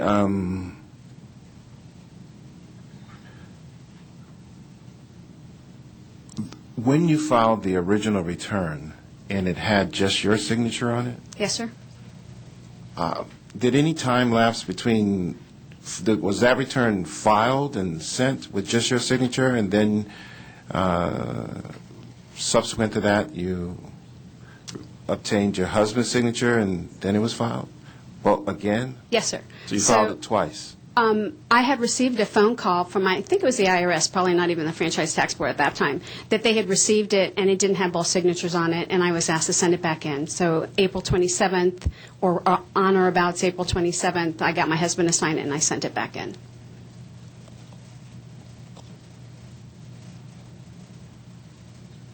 And that's the add-up tax one, not the McDaniels one.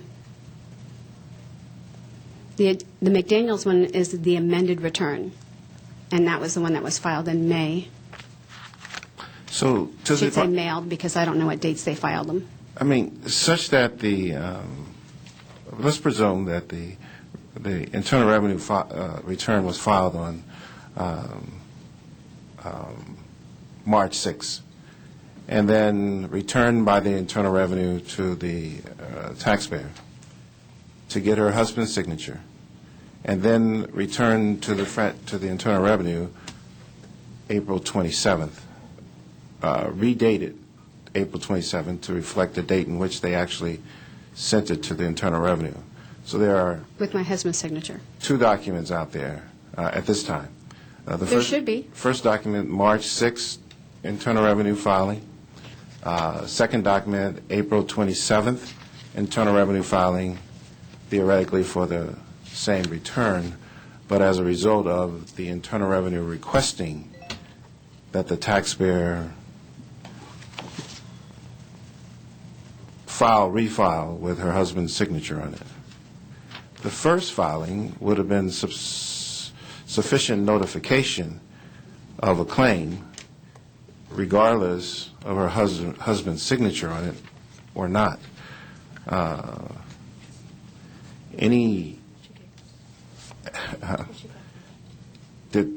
Did the department receive any of these returns? Did they receive the original? Any evidence that you received the original return or the subsequent return? And if so, which one did you receive? FTB's records indicate it received two returns, a 540 on May 15th and a 540X on May 26th. And I think there might be some confusion there. We've been going back and forth between what was filed when with the IRS and what was filed when with FTB. As Mr. Scott indicated, it would not be FTB's normal practice when it received a joint return signed by only one taxpayer to return it. And we don't have any records that happened. At the federal level, a statement that the IRS requested that a return signed by both taxpayers be submitted because the first one was not. The copy Ms. Schneider Rucinski submitted last week has two taxpayer signatures on the March 6th copy. That was from my own files at that time before I found this filing. Once I found this exhibit, this documents, these are from the FTB, and it actually has the March 6th one, the April 27th one, without the amended return. But she said she got the amended return, but it's not in this group, which goes to show that it didn't make it into this filing. And this is on August 12th, 2012.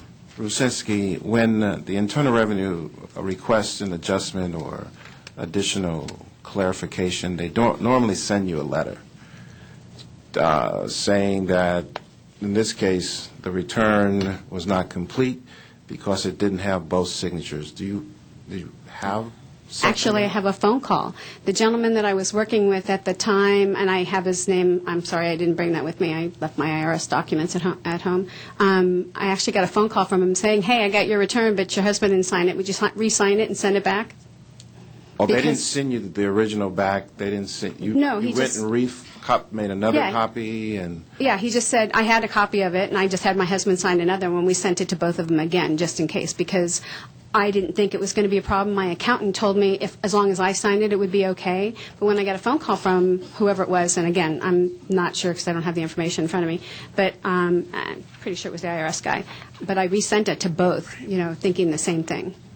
so the only evidence that requesting this additional signature is a phone call? from the Internal Revenue? Yeah, because we were working with them on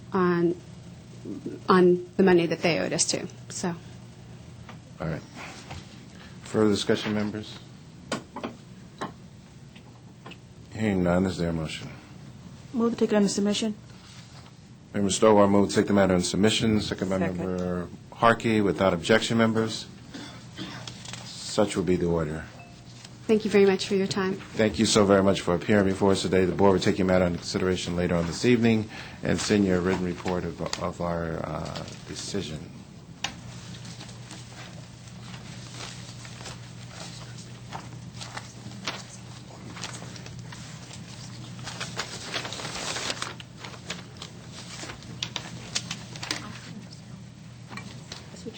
Excuse me.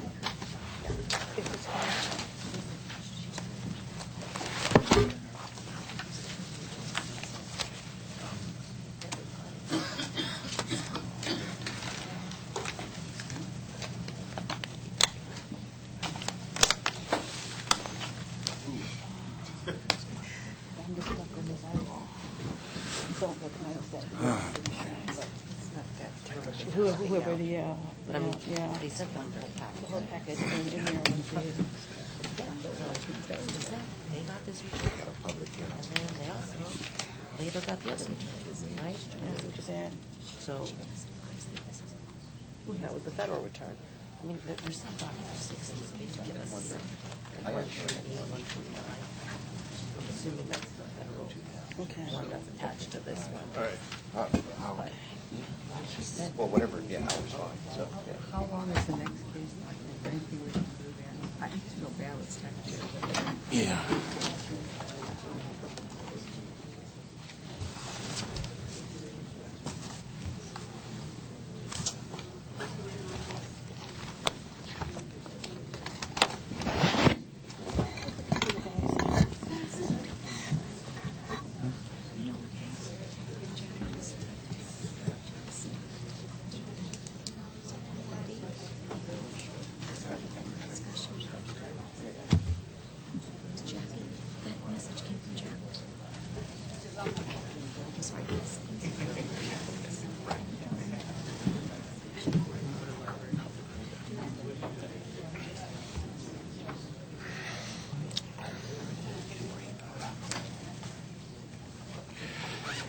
Members, let's take a 5-minute break. 5 minutes. 5-minute break.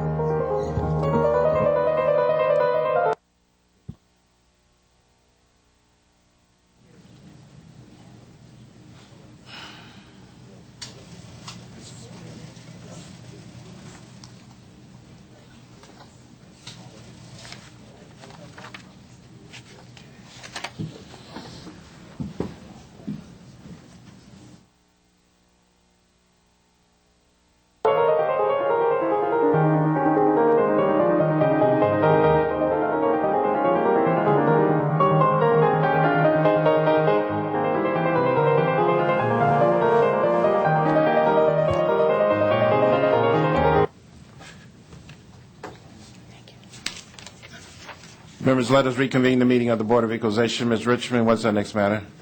Our next matter is item G, tax program non-appearance matters. Item G, tax program non-appearance matters consent. These items may be taken in one vote. Sub-items 1, 3, 4, 5, 8, and 16 have been pulled. I'm sorry, could you repeat that only because of the interference with the mic?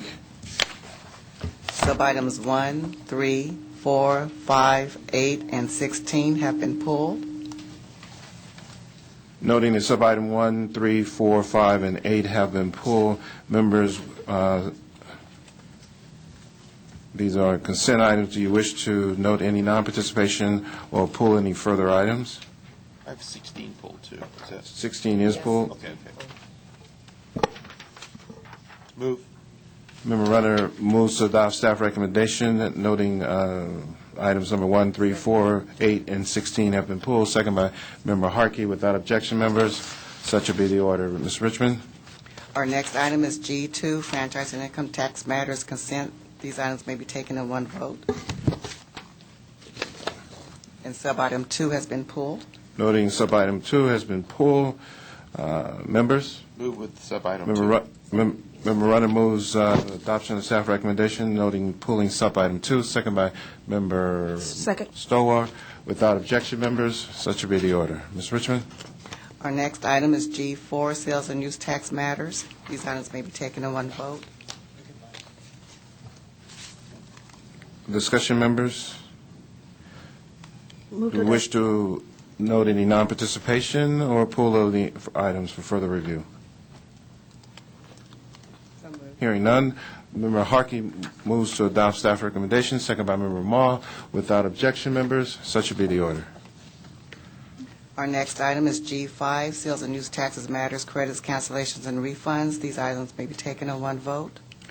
Any non-participation, members, for further review? Hearing none, is there a motion? So moved. Moved by Member Stowar, second by Member Runner, to adopt staff recommendation. Without objection, such will be the order.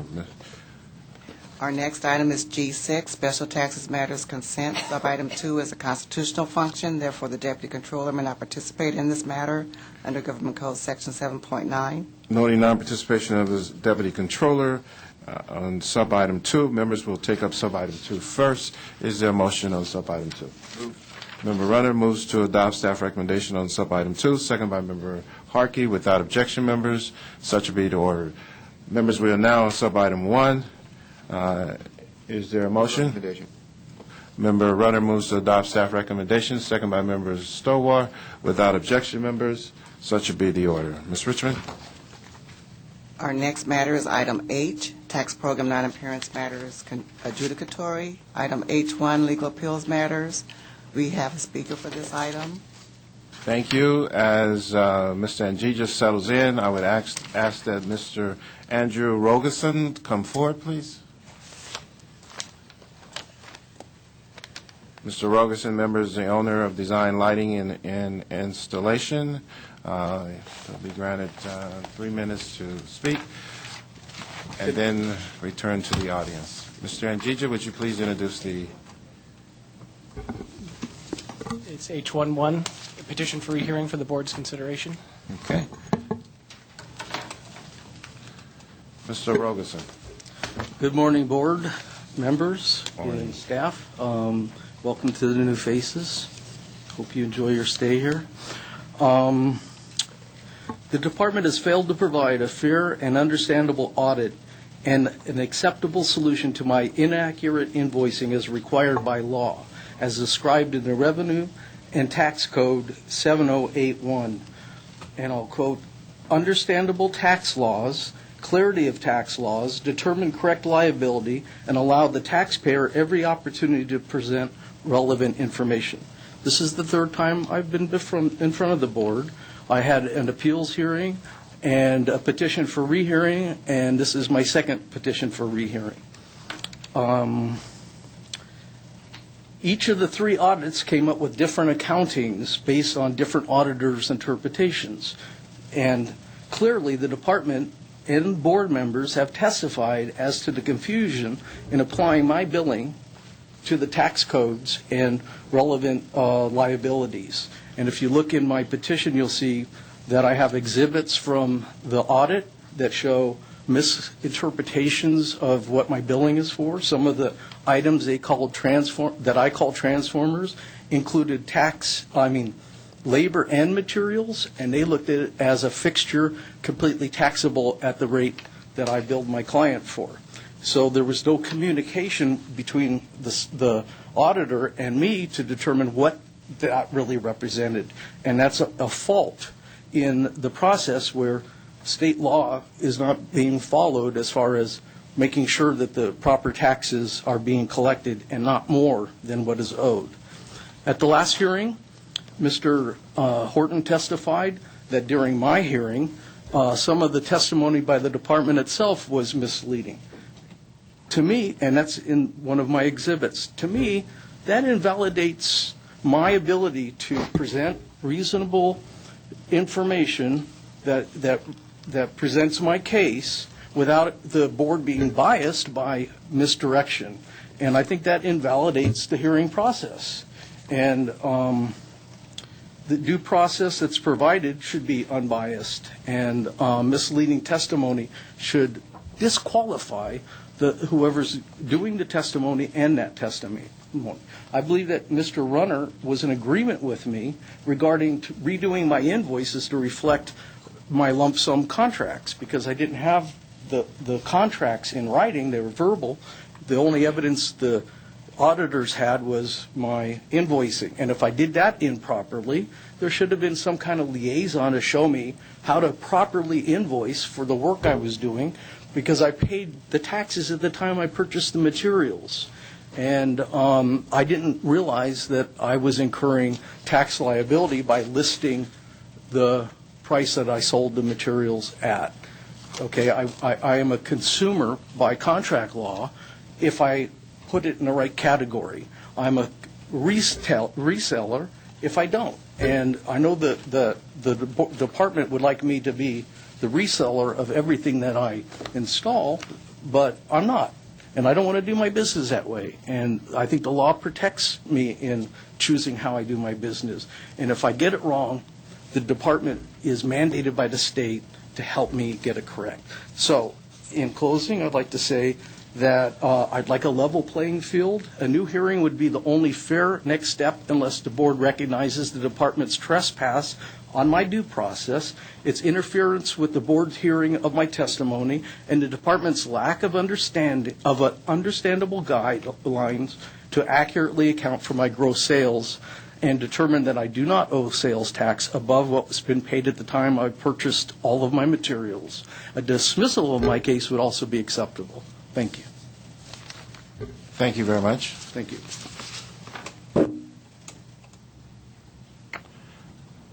Discussion, members? Hearing none, is there a motion?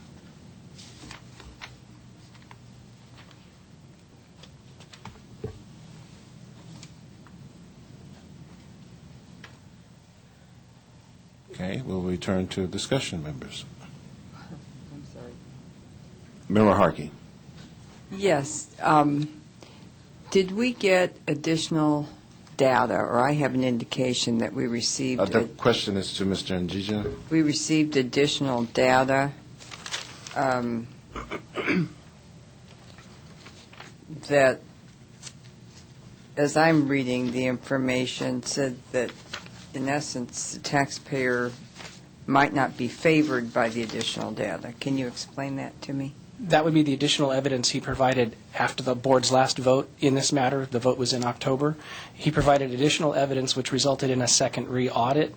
Then the second re-audit revealed that the measure of tax would actually go up, both because of fixtures that were missed in the first audit, and also there were 2008 was based on an estimate of gross sales, and he provided additional invoices which were still not complete, but those invoices alone showed a higher measure than what the initial audit determined. And so the department has declined to assert an increase, but if a deeper look were taken, the measure would actually increase and would be worse for the taxpayer. Thank you. Is there a motion, members? Adopt staff recommendation. Mr. Storer moves to adopt staff recommendation, second by Member Runner. Without objection, members, such should be the order.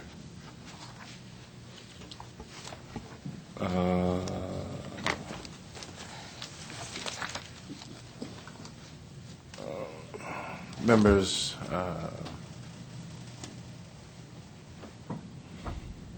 let's take a break and reconvene at 1:30.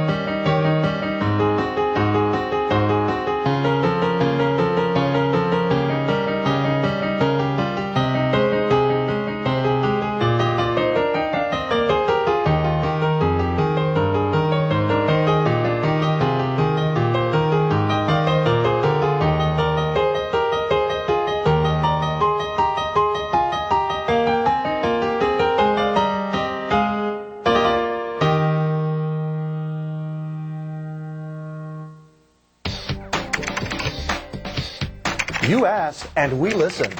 Together, we've designed a California State Board of Equalization website with you in mind.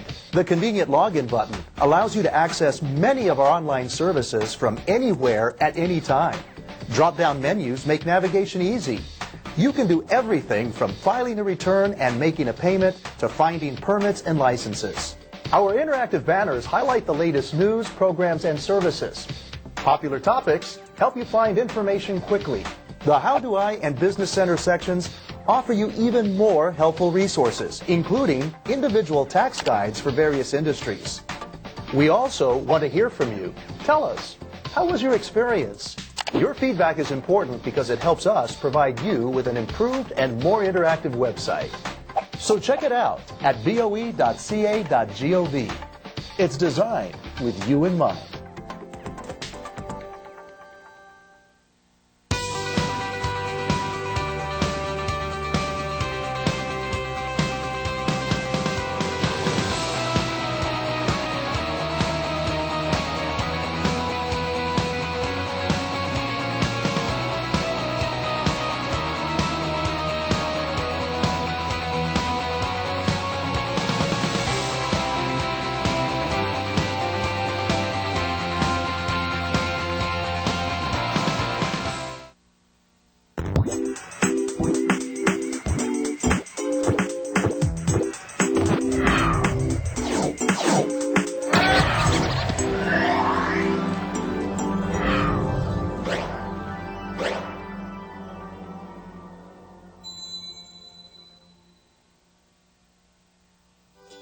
The Taxpayers' Rights Advocate of the State Board of Equalization wants you to know you have rights. As a California taxpayer, your rights are protected during the assessment and collection of taxes, including the right to courteous and prompt service and the right to be treated fairly during all dealings with Board of Equalization employees and officers of the Board. Publication 70, Understanding Your Rights as a California Taxpayer, and Publication 145, California Taxpayer Advocates, can be useful in learning about your rights. If you feel the BOE has not resolved your concerns adequately, please contact the Taxpayers' Rights Advocates Office at 1-888-324-2798 or email us. The Taxpayers' Rights Advocate of the State Board of Equalization.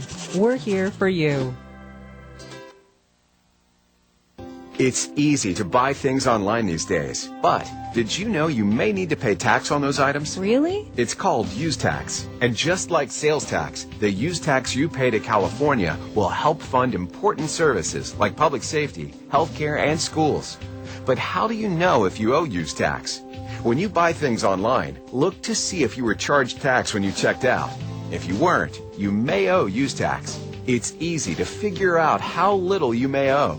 For most purchases, you don't even have to save your receipts. Just use this convenient use tax table, available in your income tax instructions. Find your adjusted gross income to see how much you may owe, and enter that amount when preparing your state income taxes. It's that simple. No looking through files and no hassles. You've paid your use tax for the whole year. That was easy.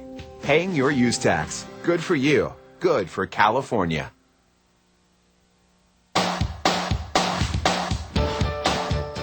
We're committed to supporting our communities, teaming up with businesses large and small, improving our roads and schools, investing in law enforcement and our environment.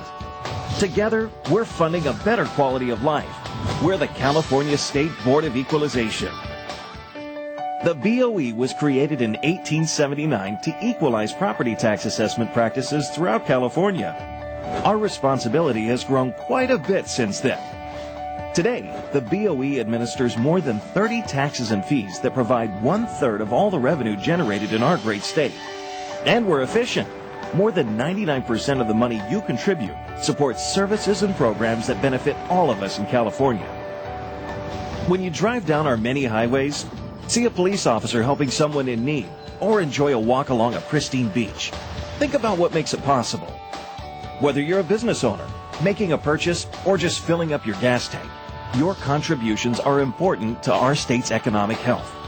And the greatest part, we're doing it together. We're ready to work with you.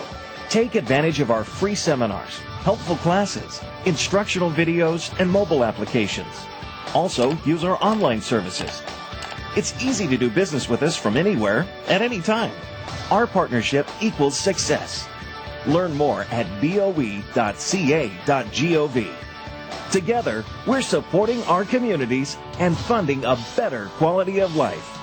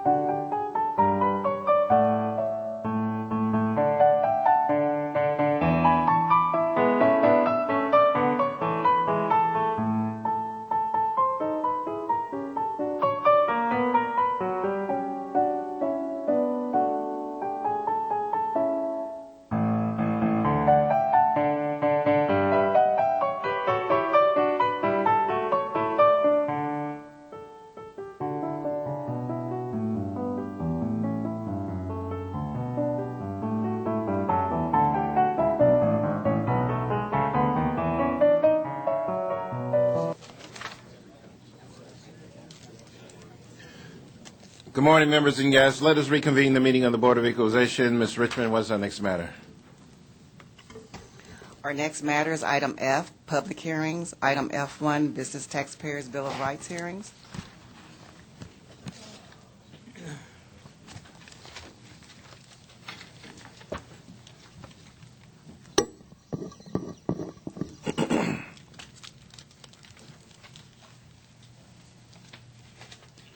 Welcome, Mr. Gilman. Please introduce yourself for the record.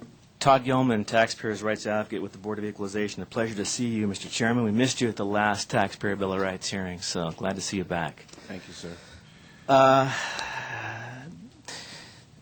Good afternoon, Chairman Horton and distinguished members of the Board. Todd Gilman, Taxpayers' Rights Advocate with the State Board of Equalization. This is the Business Taxes Taxpayer Bill of Rights hearing for Culver City, June 23, 2015, where individuals have the opportunity to present their ideas, concerns, and recommendations regarding legislation, the quality of agency services, and other issues related to the Board's administration of its tax programs, including sales and use tax, environmental fees, fuel taxes, excise taxes, and any issues identified in the Taxpayers' Rights Advocate 2013-14 annual report. Our first speaker is Mr. Bill Connell. Mr. Connell? Mr. Gilman, with your permission, I'd like to have Mr. Brandeis come forward as well, who is a representative for Brandeis and Associates.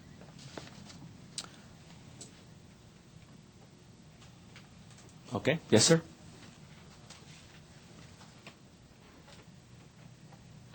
Hey there. Is he with me? No. No. He's testifying after you. Oh. I thought I was getting help. All the veterans in the room, please stand. There's a lot of them back there.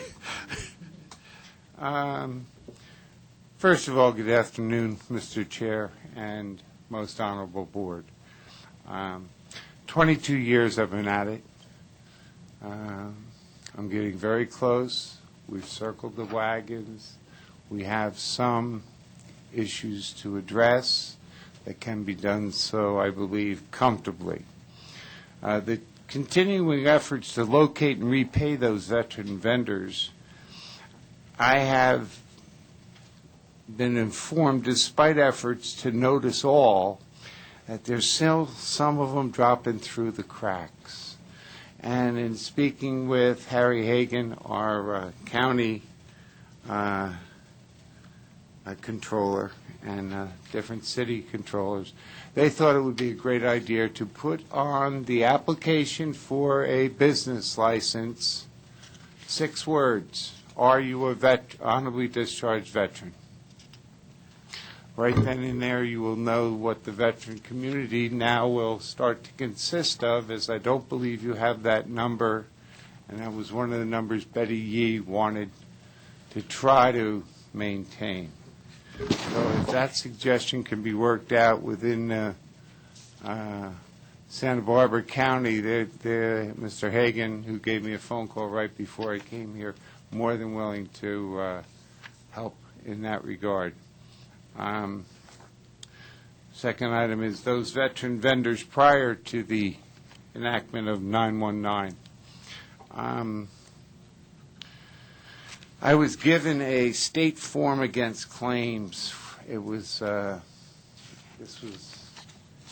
and I believe this is before the 2002, because my case goes back to the 90s, as well as my other Vietnam veteran. So I'm assuming they're getting the government claim form in order to try to get their monies returned to them. If I'm inaccurate, could you tell me?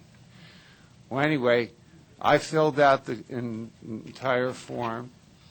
I paid another $25 to do it. And then I'm going to submit it. I have no idea how much money to ask for in compensation. Don't have a clue. It's only been 6 different legislative initiatives I've had to put forth. It's cost me a lot of money. Years ago I said, why aren't you honoring the veterans exemption? Right now you're honoring the veterans exemption. Once the first veterans exemption was signed by our governor in 1893, everything else is irrelevant. The veteran held a tax and fee exemption. So I don't know how that's going to work out. Lastly, and most upsetting to me, is I've always played above board with everybody. Senate Governance and Finance Committee hearing of 6/11/14, when it went to background and for the bill, it was one page. There were 3 different pages, all written about me and all in a negative light. However, what wasn't put in here and what must go in here so that the legislators aren't lied to would be the January 99 legislation 3-4 from the SBOE, the February 20th, 2003 by Assemblymember Mountjoy that I defeated, the January 18, 2006 by Assemblymember Walters, also defeated. Now, you're going to have to help these veterans. There were 20,000 of them homeless on the streets of L.A. last night. There's a 24% unemployment rate of these veterans. I've gotten in law an extremely narrow exemption at this point. It could be looked at, it could be given a little space to breathe where the veteran could have a helper or have his son help him. Or it might be such that the veteran can only do so much. So I've got some issues here, specifically the Senate Governance and Finance Committee report. I want to know how to go best about accurately changing this nonsense, because if it happened to you, if they wrote what they wrote against me to any one of you, you'd be fuming. I've held my temper. It's been gorgeous. They were at a point of trying to shoot the messenger, and I'm awfully tough to hit because I'm a moving target. You guys have done everything I've asked you. Your integrity is beyond reproach. They made a mistake in 1992 not honoring the Veterans Tax Exemption Statute. You got all these attorneys jumping on one after the other, after the other, after the other. Plain meaning, exemption statute, everything else is irrelevant. Time's Thanks expired. a lot. See, I got thanks a lot in before time's expired. Perfect timing. Perfect I got timing. this time down. Yes. Member Moss. This is to Mr. I do have a question. Thank you, Mr. Connell, for coming. It's always great to see you. I'm surprised in the Senate analysis that you are specifically named and disparaged in the comments.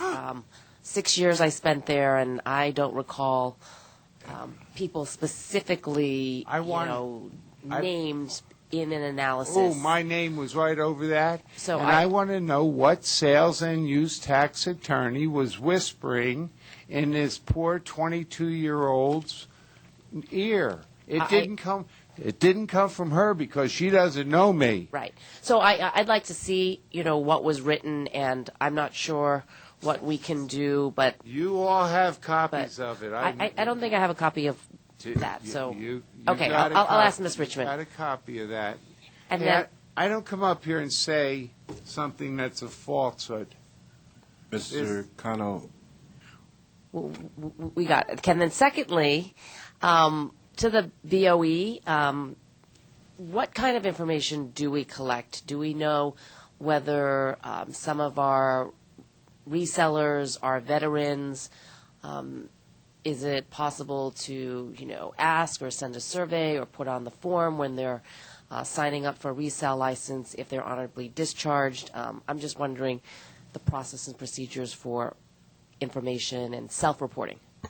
Ms. Ma, I'm not familiar or whether there's anything in the law that allows us to ask as to whether or not somebody's an honorably discharged veteran or not, but there's been a lot of work and a lot of effort that's gone into this, especially by Mr. Gao and some of his staff in bringing more attention to this issue. I mean, if you want some more information, I'd be happy to ask Mr. Gao to come up and provide you with some detail or history in terms of what we've been doing, what we've been up to, and that. Can I say one thing before Mr. Gao speaks? Just one. Yeah. I apologize to him, as I had gone to a newspaper 2 weeks before meeting with him up in Sacramento. I was frustrated at the time. I didn't think the word was getting out. I gave an interview. As a letter arrived when I got home, Mr. Gao had been indeed working diligently, and I apologize to him today prior to this meeting. Yes. And we've been working in our office through Francine Castellanic, get the word out as well. So we understand the timeline and the importance. So thank you for bringing it to us, though. David Gao, and apology was accepted, by the way, too. So anyway, we have been working with Mr. Collins. He helps us try to identify different kinds of associations and veterans groups to reach out to. So and on our own as well. So this is something that we are earnestly working to continue to strive to do a better job of reaching as many people that might be being able to avail themselves of this as possible. I think we also are starting to do like website veterans. You know, it goes beyond sales tax. There's property tax considerations as well. So we're trying to look at this as a comprehensive veterans issue as we work with Mr. Conlon and others. How about self-reporting or gathering information of people? Yeah, specifically to that, I would have to echo Todd's comment. I don't know that we currently do anything to identify. In property tax, they have to. They do that to avail themselves to the exemption. But in the sales tax area, we don't, that I'm aware, have current self-identification that way. But it's something we can look at, that's for sure. I think we will. So. Yeah. Further discussion, members? The intent language at this point, probably the best that we might be able to get is a letter to the file from the chair or someone else to sort of clarify that possibly it wasn't the intent to be despairing in any way, so that you now have a trail of evidence to contradict what might be perceived to be the interpretation of the language and the intent? Something, anything in the legislative digest that makes the correction necessary. However you guys do it. Okay. You guys are mystical up there. You do a lot. The chair of our legislative committee has committed to work on that, so I think we're in good shape. I think we are. And once again, thank you very much. I want everybody to have a happy summer solstice day belated, and enjoy yourselves. Thank you. That's for you. Is that for me? Okay. You all have a little package when you get back. You can look at it. It has the information you'd like.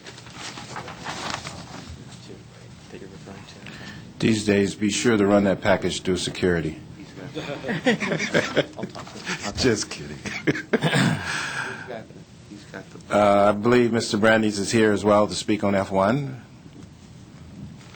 At your convenience, sir.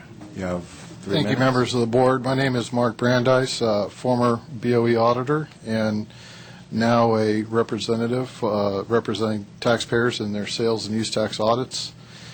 The first thing I wanted to discuss regarding the Taxpayer Bill of Rights concerns the right for a taxpayer to receive information and assistance. Approximately 6 months ago, I wrote a letter to the board requesting guidance on the use of electronic signatures, and I received a response. I would call that response timely, but the response really didn't provide an answer, yes or no. it sort of said, I see the case for, see the case against, and then it just left it at that, which I don't really consider that guidance. So I wrote a response back saying, I got your response, but it doesn't help. It doesn't say one way, and I'd like to know whether the board does accept electronic and or digital signatures or not. So anyways, here we are 6 months later and still don't have a response.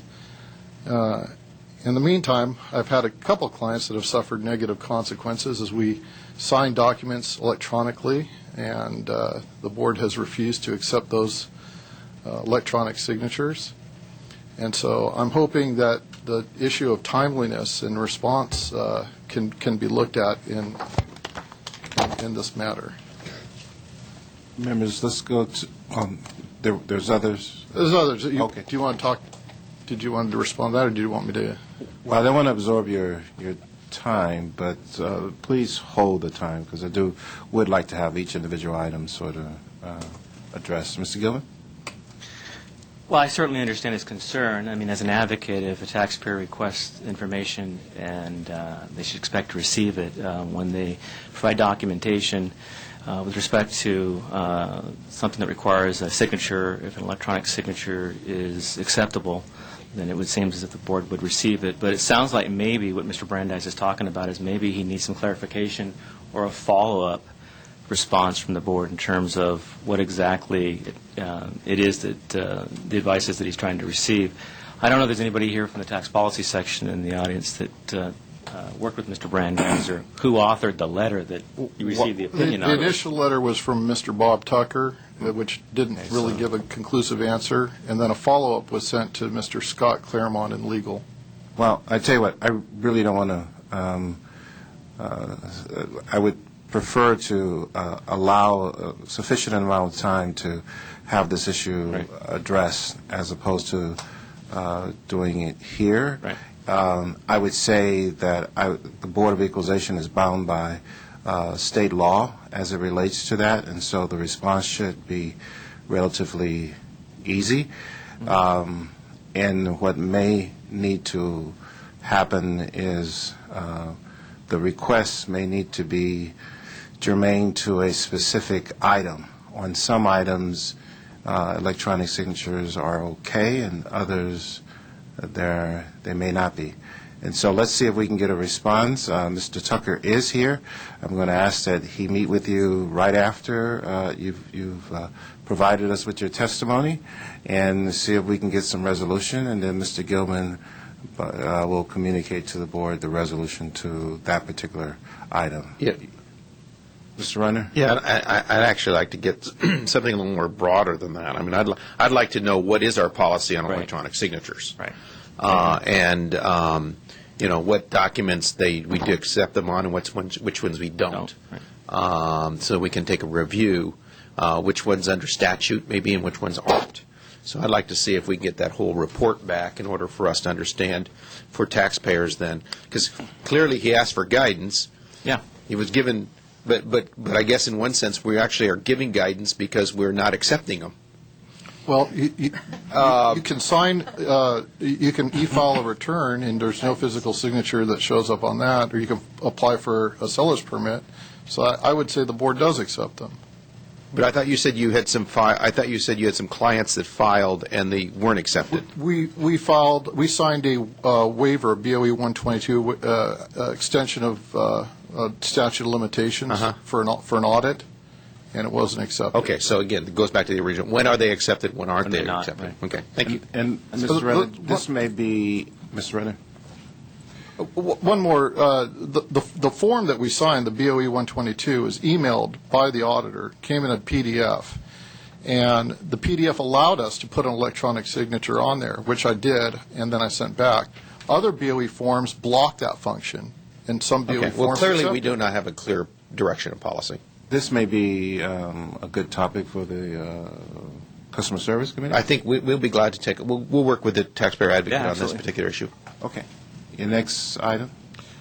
The next item concerns the application of the 40% penalty when a taxpayer collects sales tax reimbursement that does not remit all the tax to the board. I have a case that's coming up to a hearing where that has become an issue. In this case, the taxpayer has, in response to an audit notice, met with the auditor and volunteered that they had done this. And didn't play games with them, didn't say, catch me if you can, or we're going to deny, deny, deny. And the reward for being forthcoming and with the auditor saying, hey, we want to make this right, was the application of a 40% penalty. And I think what that does is it sends the message to the public that you shouldn't come forward. You shouldn't volunteer this information. You should deny, deny, deny, because if you come forward and you say, hey, I did this, the consequence is going to be a 40% penalty, and most businesses can't survive that. A penalty which is also, I might add, not deductible.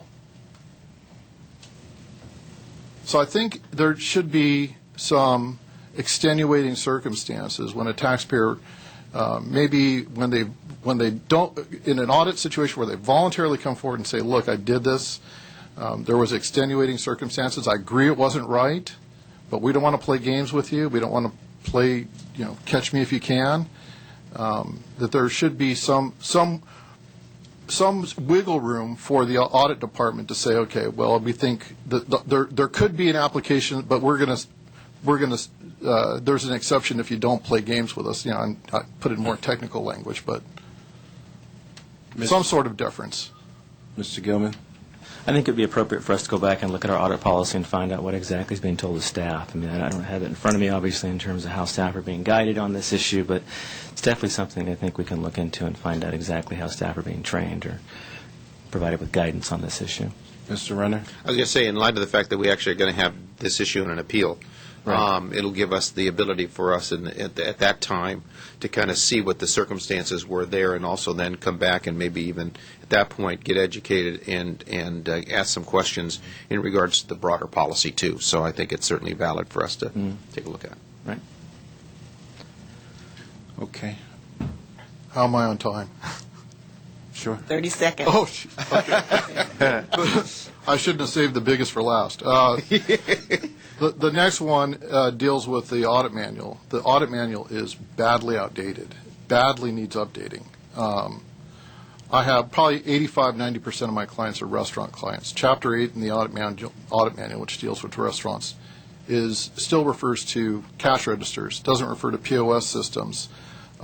As a result, a lot of auditors essentially are making up their own procedures. They're not following guidelines in the audit manual. They're just do whatever they want to do, and it creates confusion. It creates a lot of problem with how the audits are conducted. One thing that we have issues with are undercover purchase tests that are done before the audit notices are sent out. When we find out later on after we've turned over records that undercover purchases have been made, the auditors refuse to give us copies of the receipts. Just flat out refuse. I've got a case that we're waiting. We've already gone to the supervisor, getting ready to go to a 79A hearing. I still don't have copies of the receipts. I don't know if they made 10 purchases, 20 purchases, but it's being used also as a means of calculating a percentage of error and projecting against the population. How do I know that they didn't make 20 purchases, but yet they only put 10 in their sample? I mean, this is a non-statistical method. It's an extremely small sample size. And the methodology that the auditor wants to use in this case allows for division by zero, which results in imaginary numbers. Member Runner? You're real quick. I have been concerned over undercover purchases. And in fact, I think I'm not sure how universally they're actually done right now in the state of California. Heavily done in West Covina. I think it's an issue to which I think we need to try to address in regards to undercover purchases. I do have an issue with the fact that a taxpayer is somebody's coming from the BOE government doing something in their establishment and they don't know that. Without any real reason for us to suspect that they're doing something that's wrong. So I think at this point, now that it's been brought up, I think maybe we need to have a review of what's happening with our undercover purchases and the problems with that. So I think it's a valid issue to which I think the taxpayer advocate needs to kind of take a look at and review. Member Harkey. I would like to second that. I'm not a fond of clandestine operations for people that are just trying to earn a living. And I do think, though, if we're going to do this, the data ought to be revealed as to what they're looking at so that you at least have a chance out the gate. We are looking at audit procedures in my office, and I think as we run across updating, and there's a variety of industries that need updates, and we'll put this one on our list and get working on that. We're doing, and we'll be running them through the Business Tax Committee, but we are looking at a variety of audit procedures. Excellent. Member Mall. Yeah, similarly, we are also concerned about the audit procedures and making sure that auditors are doing what's outlined in their guides, if we need to update that. One of my major concerns is sticking a thumb drive into taxpayers' computers. As a CPA, handling audits before the different agencies, I've never heard of that. Usually the agencies just ask you for the information, tax returns, bank statements, whatever corroborating information, documents, paper documents, but not going into a taxpayers' operations and trying to download whatever information they want and then going back and figuring out what it is they need. So that is something that really concerns me in my office, and I would really like to work with you and your staff to establish guidelines on privacy. What's in your computer could have private, confidential information, which is what we're always concerned about here at the BOE. Yet when I hear that that's happening out there, that really does concern me. I wanted, Mr. I'm sorry. Gilman.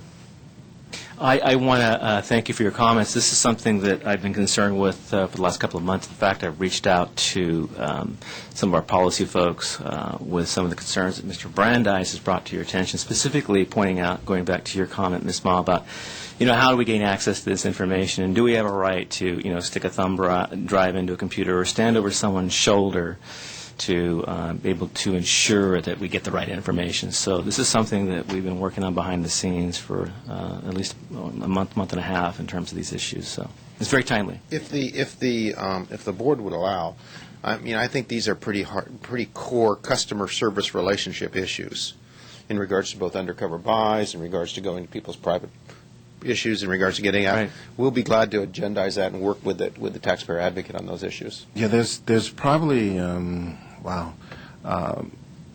it sounds as if though this actually comes up in all three of the committees, and so maybe there is a way that there can be some joint effort. By virtue of the legislative committee, we may need to have some legislative guidance as it relates to the existing law. And then the Business Tax Committee certainly, as it relates to changing the audit manual, modifying that, customer service as it relates to the overall, how customers are perceived and how they are treated in that process. Let me also say that this is certainly not an indictment on the organization. These are case-by-case situations, and so we will be considering all of the factors that are involved in this. There are situations that, in the lack of information or lack of cooperation, that does lead to alternative methods of testing. But some of these, clearly, even in that situation, should not be, a flash drive downloading all the information. Right. There seems to be some potential violations of privacy matters. And so, and particularly given that, our universe that we examine is relatively small. Mr. Renner? So we're not duplicating. We would be fine to go ahead and start that process, and then as we identify those things that need to be referred to the other committees, we would just go ahead and do that once we identify those. Okay. Does that work? Works? It's fine with us. Okay. We just keep moving through, and if we find something, we'll bring it to you. Yep. All right. Perfect. Sounds Sounds you. Can I just add one? When you talk about auditors accessing taxpayers' POS systems or computer systems, my experience has been that auditors frequently use threats and intimidation when a taxpayer tells them that they're not going to allow them to access their computers or their POS systems. I have letters from districts threatening us with a subpoena, even though we have turned over that data. In other words, we've remotely downloaded it, or we've gone to the business and downloaded it ourselves and then furnished that information to the board. Districts have said we'll refuse to accept that, and we want to go down there and either extract it ourselves or we want to watch you extract it in front of us. And I tell them that's overreach on their part, and that even if you were to get a subpoena ducis tecum, that subpoena would be an order to turn over records. It doesn't give you the authority to compel the board to come in and directly access records. So we've had this battle many occasions. Again, and follow up. Yeah. Let me reiterate that. I mean, I've been with this organization for 30-some years, and so I've seen just about everything. And but what I've also noticed is that it's an individual item. It's sort of reflective of a personality, individual personality, not necessarily the personality of the agency or the majority of those who serve with the agency. The reputation of the Board of Equalization is extremely high, and then noted as a customer service, customer-friendly organization. An organization that is very, very responsive. So I don't want this to be perceived as something that is reflective of auditors. It's reflective of a personality, which in fact may be more of a managerial issue, where management maybe just needs to engage, and as well directional issue as it relates to, as Mr. Runner indicated, as it relates to the audit manual. And so we're very much appreciative of you bringing this forward. In light of all the increase in fraudulent activities that we've experienced over the last few years and so forth, there are so many extenuating circumstances that may cause them to use alternative method, but none of those circumstances should support rude and behavior, even if there is fraud or something like that. So thank you again for providing us with that information. Thank you. It seems as if though you're going to have a lot of people looking at it. Thank you. Thank you. Okay, this is that time of the hearing where you ask anybody that wants to come forward and speak with your permission that they're entitled to or welcome to. Go. Are they all rushing? I don't think they heard you. If anybody would like to come forward and speak at the Business Taxes Taxpayers Bill of Rights, with your permission, Mr. Chairman, I would invite them to come forward. Okay. Any comments from the members? Hearing none, the board will receive and file your presentation. Okay. Thank you so very much. We have no written submissions for business taxes for the record, too. So Okay. we move on to the property tax. Good afternoon, Chairman Horton and members of the board. Todd Gelman, Taxpayers' Rights Advocate with the State Board of Equalization. This is the Property Taxes Taxpayer Bill of Rights hearing for Culver City, June 23, 2015, where individuals have the opportunity to present their ideas, concerns, and recommendations regarding legislation, the quality of agency services, and other issues related to the board's administration of its tax programs, including state and county property tax programs and any issues identified in the Taxpayers' Rights Advocate's 2013-14 annual report. Our first speaker is Mr. Thomas Crandall. Mr. Crandall?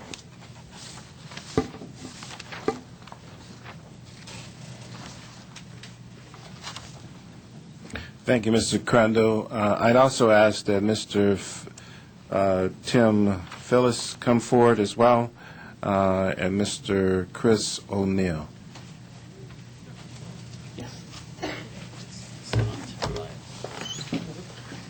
Ms. Chris O'Neill. All right. Welcome to the Board of Equalization. Thank you.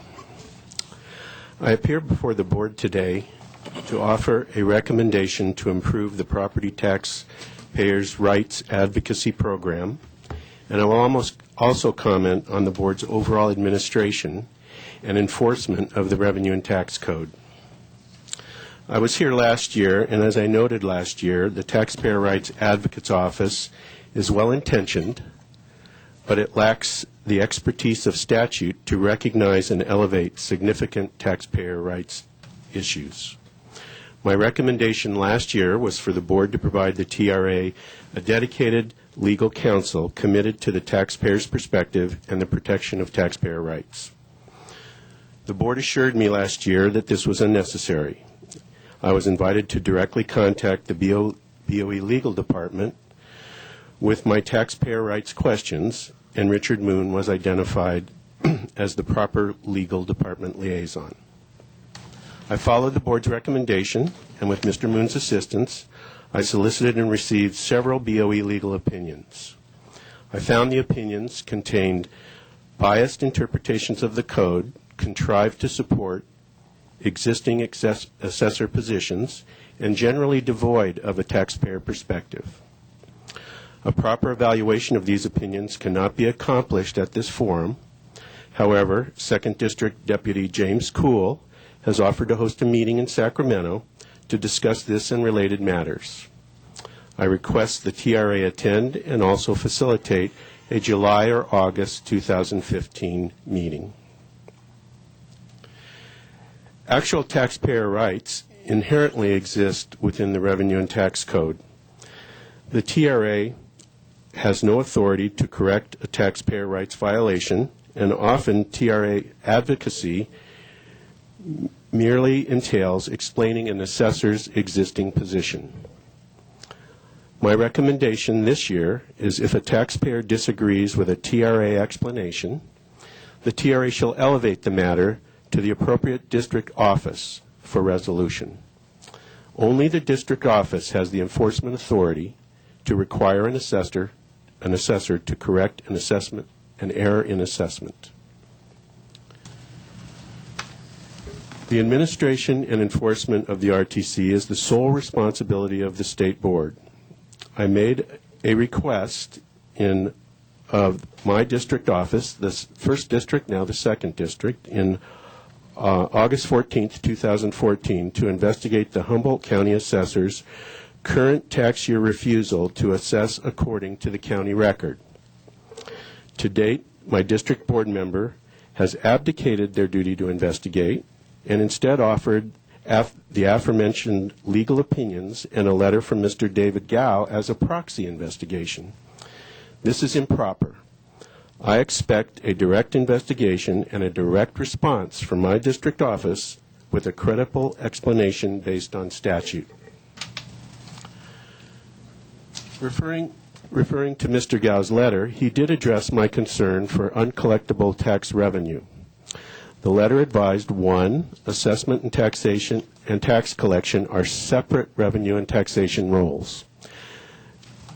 Number 2, that statutes exist that ensure assessed property taxes do not remain uncollected. And 3, that county council would guide the tax collector in the application of those statutes. And I would add to this that the state controller shall promote uniformity of procedure in the collection of taxes throughout the state. So I agreed with Mr. Gow, but I also think that the state controller has a role in that tax collection is conducted in a uniform way. Unfortunately, the County Council of Humboldt County has implemented a non-uniform tax collection procedure that combines the roles of assessment and tax collection. County Council now holds that the assessor will only recognize those owners of record who contribute to an unsubstantiated lump sum payment of $135,000 payable to the Humboldt County tax collector. I submit this illegal stipulation occurs in lieu of a timely district office response to my August 2014 request to investigate the assessor's illegal disregard of the current county record. Conclusion. Board oversight is required to protect taxpayer rights and ensure uniform practices. District board members cannot carry out their duties and responsibilities by deferring to the BOE legal department. Your office must investigate district matters brought to your attention. Taxpayers are an implicit early warning system. I alerted the TRA in October of 2002 of the initial disregard of the county record by the Humboldt County Assessor. This violation of RTC Section 405A was subsequently condoned by a BOE annotation 220.0148 in December of 2002, 2 months after I alerted the TRA of this violation. This assessor's reliance on this flawed annotation allowed 14 years of uncollectible property tax revenue to accrue. And in 2015, County Council continues their dominion over this assessor and revenue and taxation in Humboldt County. Had the TRA referred my 2002 request to my district office, and had my district office investigated this violation in 2002 and enforced the code, both revenue and taxation and taxpayers would have been much better served. This protracted and documented assessment fiasco presents a unique opportunity for the board to both improve taxpayer advocacy and affirm to all assessors their fiduciary duty and liability under the code. I encourage the board to capitalize this opportunity. Thank you. Thank you very much. The discussion members, Mr. Gilman. Thank you, sir. As I reported to you last year, we'll start off with the advocacy portion of it. I understand Mr. Crandall's concern regarding the Advocate's Office not having a legal counsel that they can talk to. However, I have to also bring to your attention that, as I reported last year, the Advocate's Office, if there's a dispute in which we disagree with a legal opinion from our legal department, it doesn't end there. I have the ability to go to the Executive Director. I report to the Executive Director. If the Executive Director and the Chief Counsel can't come to terms or an agreement in terms of my concern, then that's a matter that would be agendized before you. So there is opportunity to bring an item forward.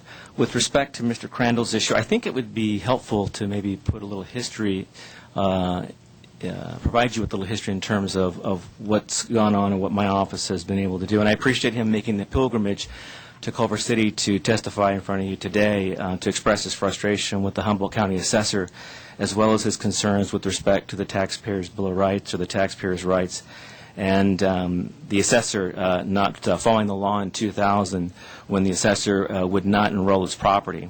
Members, this is a fairly complicated property tax matter. As you're aware, a number of legal opinions have been provided to Mr. Crandall, Mr. Bob McKee, who is the developer of the ranch property, and the Humboldt County Assessor. Also, as you may be aware, Humboldt County filed a lawsuit where the county sued the developer more than a decade ago, claiming the developer violated county guidelines, as well as the California Williamson Act, by illegally subdividing some 13,000 acres of ranch land in southern Humboldt County. It's my understanding the trial court sided with the developer in 2013, which affected Mr. Crandall's property. An appeal was filed in 2014, and a decision has been rendered, although I don't know what the outcome of that appeal is. I mean, there's a lot of legal issues here. So there's a lot of questions that were maybe unanswered for Mr. Crandall. It might be helpful if maybe one of our tax attorneys came up to address some of the legal matters that Mr. Crandall's brought forward. I know he spoke to Mr. Richard Moon. Mr. Richard Moon is here, and it might be helpful to have him up here. Mr. Moon? It might also be helpful, just for clarification purposes, that we somewhat clarify when we speak of the district offices. Which district office are you referring to? Your office. Betty Yee, First District. Now that's changed to Second District. My apologies. I actually thought he was talking about the assessor's members' offices. The district office, I meant my board district office. Okay. Mr. Moon, can you also share with the board the authority provided to the Board of Equalization as it relates to our oversight? At the same time, it might be helpful if Mr. Gilman and yourself can advise us if there may be a need for Taxpayer Bill of Rights that is state legislation that the assessors are required to follow, that we may be able to sponsor, and may end up with the creation of a TRO to deal with the issues that are under their jurisdiction and not necessarily under ours in the advisory capacity that we have. Good afternoon, Mr. Chair, members of the board. Richard Moon with the Legal Department. It's true we have received several requests for legal opinions from Mr. Crandall, which we have answered. We have provided those opinions under the authority of the Government Code, which says that the Board of Equalization shall guide assessors when assessing and assessment appeals boards when adjudicating property value matters. And so that authority is exercised by the board through the staffs, for example, through rulemaking or through legal opinions. And so we have issued several legal opinions on property tax statutes. I think there may be a combination of the answers that Mr. Crandall got from the legal opinions he did not agree with and didn't necessarily like, as well as perhaps some of the legal opinions that were written were not as clear as they could be as to its reasoning and conclusion. So, I mean, if that's a concern, then I've offered to speak with Mr. Crandall and have a conversation with him. Sometimes that makes things a little bit more clear. So I guess just coming into this situation, so what has been the issue? Obviously, Mr. Gilman talked about a court appeals case. Maybe Mr. Crandall can enlighten us on what the result is, and as the chairman said, if it's something in the law that needs to be changed because it's not clear, perhaps we can work on that if it's outside of our jurisdiction. So sure. Okay. And please feel free to correct me if I have any of the facts wrong, but in 2000, Mr. McKee had a parcel of property that was under the Williamson Act, and he sold portions of that property, including a portion of it to Mr. Crandall. Right. The Humboldt County assessor at that time refused to acknowledge those transfers because the county was asserting the position that the transfers violated the Williamson Act and so were void. They took that to court. It was settled at the Court of Appeal, I believe, in 2008. At which time the court said that Mr. McKee did in fact violate the Williamson Act and then remanded it back to the Superior Court in order to fashion a remedy. In 2013, the Superior Court came out with that remedy and said and instituted penal fines against Mr. McKee, but did not void the transfers. So they let the transfers stand. And at that point, the Humboldt County assessor then began to assess the properties in line consistently with that decision, which meant for her to cancel the assessments before 2010 on Mr. McKee, and then issue escape assessments from 2010 to 2014 on the transferees of the property that were specifically mentioned in that court case. Mr. McKee decided to appeal a part of that Superior Court decision, and the Court of Appeal recently rendered a decision supporting the county, I think probably not even a week ago. And so the legal opinions that we had written relate to escape assessments, to certain provisions of the civil code that deal with the assessor's duties, and then, as Mr. Crandall had mentioned, on a specific annotation that had been around since, I believe, 2002. Okay, so Mr. Crandall, anything? Yes. Basically, when the court did not nullify any of the deeds, what you had is an assessor assessing for 14 years parcels that didn't exist. They were fictitious parcels. They were sections of USGS sections. So you have an assessor for 14 years banking on nullification. And I submit that 405A says annually, and this is a taxpayer right, annually the assessor shall assess property to those owning, claiming, possessing.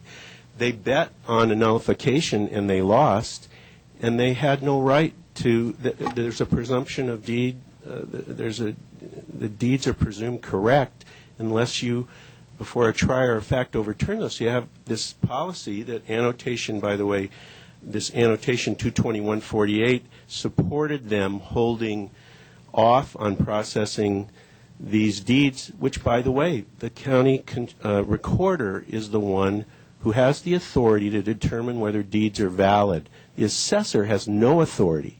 They're supposed to follow the county record. They went outside. There's nothing in the Revenue and Tax Code that allows an assessor to rebut a deed. Now, there's some disagreement with legal, but I say that does not exist. The recorder went through these deeds. These are federal patent parcels. The land that I bought was homesteaded in 1878. They refused to map those. This is much more than denying a change of ownership. Their maps were incorrect for 15 years, and now how do you go back and sort that out? You can't. It's a real serious problem. And there's not a lot of money involved here, but the issue is that the system didn't work. And like in 2002, I came into the TRA and said, hey, this is going on. And in December of 2002, the legal department came down against RTC 405A. And it caused this big tax mess. So anyway, I'm done. I'm going to get too heated on this meeting. No, I respect the clarification, and I've been going up to Humboldt quite often the last couple of months. So would it be helpful if we all sat down together with the recorder, with the assessor, you, my office, and see what we can do to rectify your situation? Yes, but I asked for this in August of 2014 with Betty Yee. This is way late, okay? So I understand. I get it. I just started January 5th, and I'm going to try to make it right. But from here I'm on really out, so. trying to work with you guys, and I decided my district office is really the place where I can get the ultimate help, and I look forward to that. Okay. Thank you. Ms. Ma will follow through. Yeah.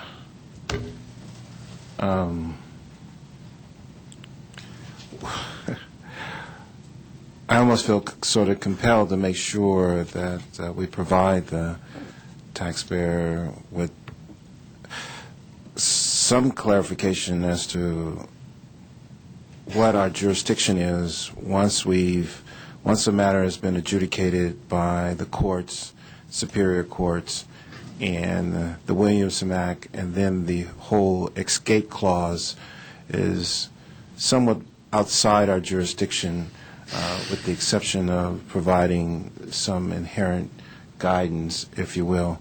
But I think Member Ma, by virtue of chair of the legislative committee, it's an excellent place to begin to look at if there is some clarification in the legislative process that may be necessary there.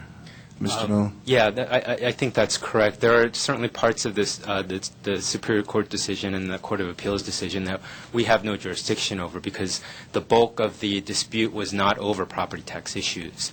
There are certainly parts of it that do apply to property tax. And what is our jurisdiction relative to the property tax matters? Well, to the property tax matters, our jurisdiction is to make sure that the Superior Court decision is followed, whatever they said about the property tax issues, which was essentially that the transfer should be recognized and the property tax should be assessed accordingly. And is the assessor following it?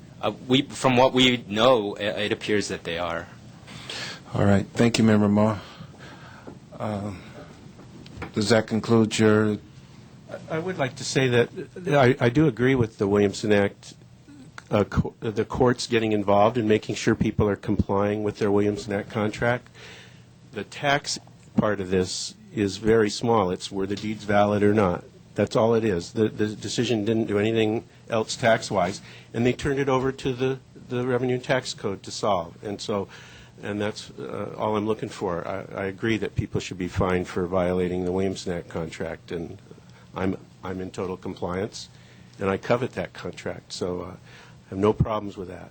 Thank you very much. Appreciate your time and your testimony. Mr. All right. Mr. Gilman?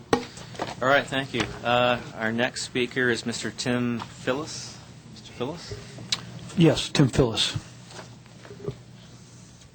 I have some copies of what I'm going to say here. Excuse me, Mr. Gilman.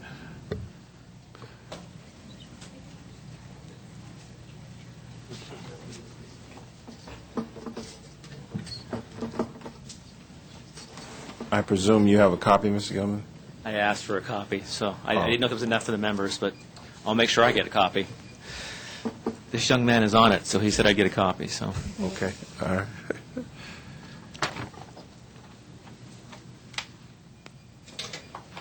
I bet you guys will never guess where I live. Humboldt County. Hey. Humboldt County is popular today. Get on. It's a popular place. It's our booklet, our reading. Okay, the briefing is the bear letter, and then my supporting documents are in the pamphlet. So I'm an amateur at this. I've never done this before, so if I'm doing something wrong, just let me know. Okay, my name is Tim Phillis. I live in Humboldt County. I'm here before the board because I purchased a piece of property in Humboldt County for $153,000. Yet the Humboldt County Assessor's Office continues to insist on a value above $400,000, at first with no evidence, and then with questionable evidence at best. I have some questions concerning their office following the Revenue and Taxation Code, which I believe they should do because I have to follow it. They should follow it also. Previously, I've asked for answers from them, but I've gotten no clarification on the answers that I've asked, or on the questions that I've asked. Okay, she believes the Assessment Appeals Board is the appropriate forum. This is page 1 to address my concerns regarding her procedures. According to what I've read, the Assessment Appeals Board is to establish value according to laws and rules that guide them.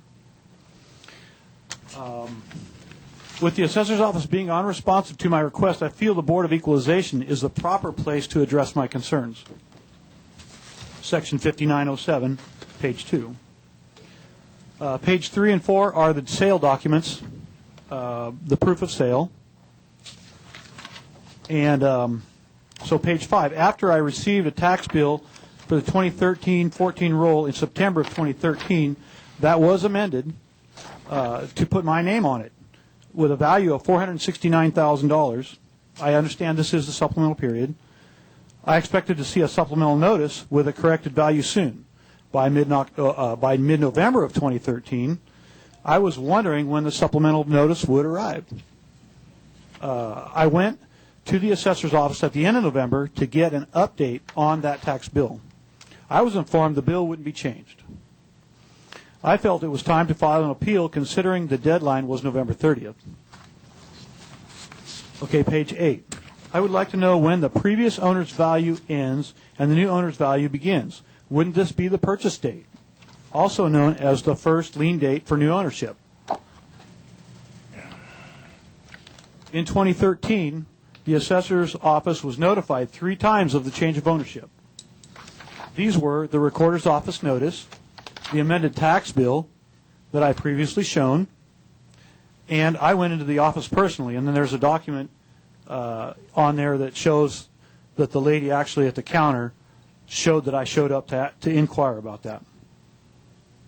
The information I read indicates that the supplemental assessment is to allow immediate valuation of property instead of waiting until the next lien date.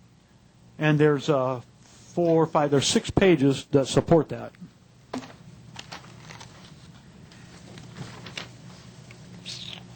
I didn't get a supplemental notice until November 6th of 2014. That's 16 months after the sale.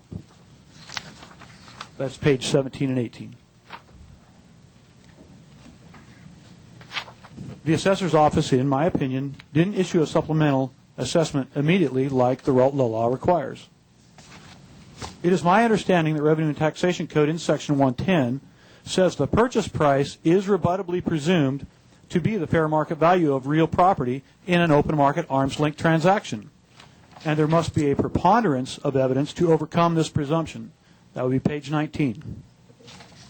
What it sounds to me like that is there isn't any evidence to the contrary, the presumption has not been overcome. This is a document, page 20, this is a document that shows the assessor's office had no such evidence. On June 20th, 2014, I received a text from the county appraiser wanting to enter the property to begin his appraisal. That's page 21, and that is what we did. On July 2nd, 2014, the Humboldt County assessor declared the roll complete, but it was not, obviously, because they haven't finished my appraisal yet. And that's page 22. Does an assessor consult with the appraisers before declaring the roll complete? And if so, did the assessor know it wasn't complete but declare it anyway? Page 23. In August of 2014, I met with the county appraiser who had comps that indicate the value to be $275,000. I stated I felt that without evidence to show this was not an open market arm's length transaction, the purchase price is fair market value. Again, reference the document that said they don't have evidence it was an open market. Also in the meeting, I requested any additional evidence as to value, but was told that if there is any, it would not be given without an official exchange of information request. This is not in accord with Section 408, in particular D&E. I didn't hear from the assessor's office again until I received a tax bill. In September of 2014, my first tax bill for the regular assessment roll, 1415, was based on a value of approximately $472,000. Page 28 and 29. On October 6th, I met with the appraiser and his supervisor. I requested the evidence to support this value. There was none. On October 20th, 2014, I had a meeting with the assessor, the county appraiser responsible for the appraisal, and county supervisors Rex Bone and Estelle Fennell. This meeting was recorded. In this meeting, I asked for any additional information regarding the value of the property and the evidence to support a value of $472,000, which my tax bill was based on. The assessor stated there was no new information, and again, no evidence was produced for this $472,000 value. The $275,000 comps were nowhere to be found. In early November of 2014, I received a notice of an escape assessment. By definition, this is not an escape. They just didn't do it. Notice, those are my notices, and I have Section 531 and Assessor's Handbook 201, page 25. Remember, they were notified 3 times in 2013 of the sale. Another notice I received in November 2014 was a Prop 8 decline in value for fiscal year 2013-14. From what I understand, this is the supplemental period for this transaction. How can there be a Prop 8 decline in the very first value year? And the documents are the Prop 8 docs and then Prop 8 pamphlet, which says you cannot have a Prop 8 in the supplemental assessment. Shouldn't this have been a supplemental refund based on the purchase price if no other evidence existed during the supplemental period? If you look, you will see the dates on the escape, the Prop 8, and the supplemental notices are a day apart, pages 42 and 43. It appears that by asking for evidence on October 20th, which by law they should have had, but didn't, stirred the assessor's office into action. An updated tax bill for 2014-15 in early November also was based on a value of $415,000. The county appraiser had all new comps to support this value, page 44. It's interesting that it took 16 months to issue a supplemental notice, but 3 weeks to finish 5 comps and have a new value. That would be October 20th to November 3rd. It's also interesting to note that in my meeting on October 20th, 2014, there was no new information according to the Humboldt County Assessor's Office. I do have that recorded. Yet, the newest comp sheet has a completion date of October 9th, 2014. Also on another document was a statement by the appraiser, quote, valued both properties at $415,000 due to a disagreement in value and application for appeal. That's page 45. Is there somewhere in Revenue and Taxation Code that says an assessor can value property because of a disagreement? I couldn't find anything. These new comps show a vast discrepancy in size. By his own admission, the appraiser had no calculations to arrive at a per acre value, which I requested several times. He mentioned it was his personal opinion of value. I do have that recorded also. This would be in direct conflict with Rule 4 and also some court cases. Maine and Von Carmen versus County of Orange and Mitchell versus County of Los Angeles. Also, I'd like to get the board's opinion on Rule 314 in regards to counsel at an assessment appeals board hearing. I thank you for hearing my presentation, and any input would be appreciated. Thank you very much. You've asked a number of questions that may take us a little bit of time to respond. That's fine. That's okay? Yeah. My main question for today, this is basically a presentation. We can deal with all this, and obviously not here, but Rule 314, legal counsel for applicant and assessor. This is Rule 314, hearing by a county board. And it is page 51 if you guys would like to look at it. Thank you. Mr. Gilman? Thank you, Mr. Chairman. Well, first I want to thank Mr. Phillips for making the trip to Southern California to appear before you today.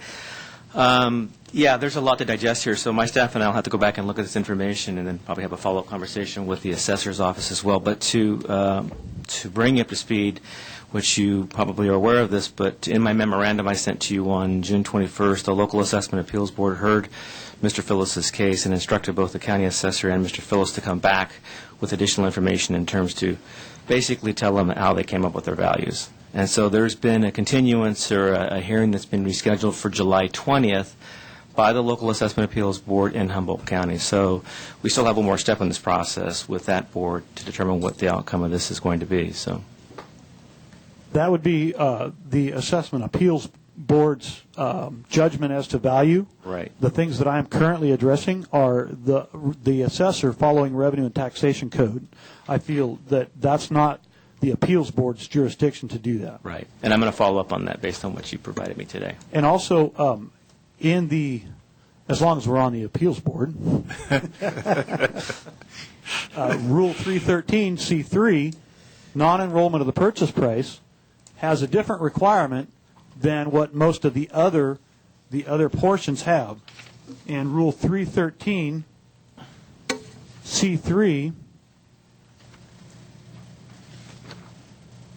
a change in ownership and the assessor has not enrolled the purchase price, and the applicant has provided the change of ownership statement required by law, the assessor bears the burden of proving by a preponderance of the evidence that the purchase price, whether paid in money or otherwise, is not the full cash value of the property. That's all it says.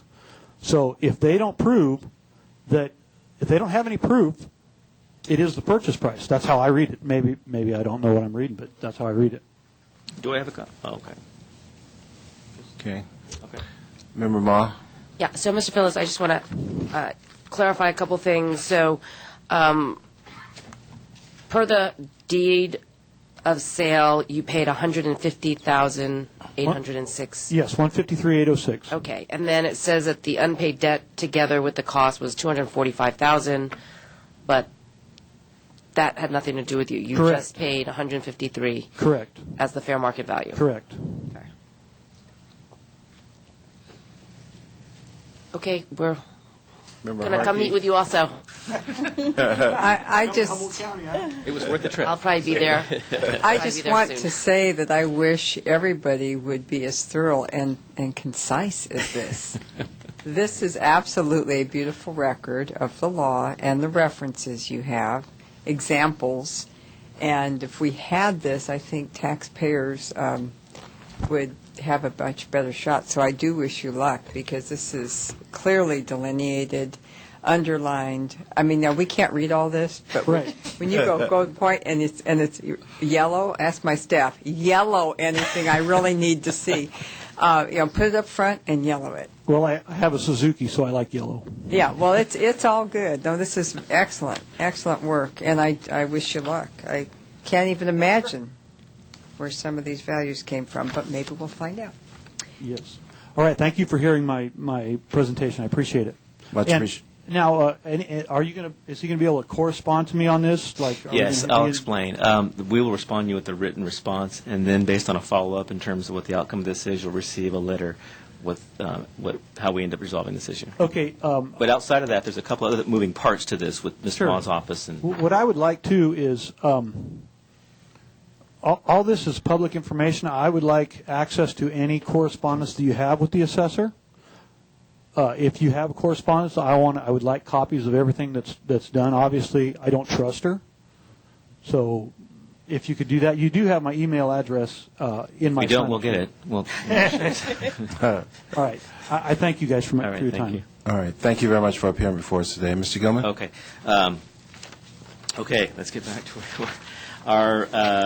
I believe we have Mr. Chris O'Neill in the audience that was scheduled to speak. Is Mr. O'Neill here? Very well done. Okay. Mr. Gilman, I would like to get Mr. O'Neill's concern on the record, if that's possible. Is that available to you? He was very. Let's see here. What do we have? It has to do with. Mr. O'Neill was here, was he not? From board proceedings, Yes, he was. Did he sign in? So Yes, he he did. may have stepped away, but he's not available. Mr. O'Neill is a tax. We do recognize that you're not representing Mr. O'Neill or Yes. speaking on his behalf. Right. But just The issue on the record. Basically, it has to do with recorded title to real property is now usually held in the name of a corporate subsidiary. In many cases, it is the subsidiary that exhausts its administrative remedies by filing and prosecuting any assessment appeals, board hearings, challenging their assessment values. The subsidiary property taxes are usually paid its corporate parent or even another subsidiary in the same family corporation. From what I understand, basically if a subsidiary pays the taxes and they file a request for a local appeal assessment hearing and they don't prevail, they cannot. If they go, the next step in the process is to go to the county board of supervisors to have them hear the appeal on the claim for refund. If they don't prevail, they don't have the right to go to court because they didn't pay the tax. So that's the gist of it. So, but if there's anybody else in the audience, Mr. Chairman, as we've done in the past, that would like to come forward and speak in a property tax matter, I would welcome them now with your permission. Sure. Hearing and seeing none, we will receive and file your presentation today. Thank you. That concludes the Taxpayer Bill of Rights hearing for Culver City, June 23rd, 2015. Thank you. Thank you, Mr. Gilman, for all of your work and champion on behalf of the taxpayers, as well as your outreach, continuous outreach to taxpayers through the various seminars and throughout the state of California, is working with all of the members here to make sure that they have access to you and that you are engaging and proactive in trying to resolve their issues. Thank you so very much. A real pleasure for working for all of you. Ms. Richmond? Our next item is F3, timber harvest values and modified harvest values.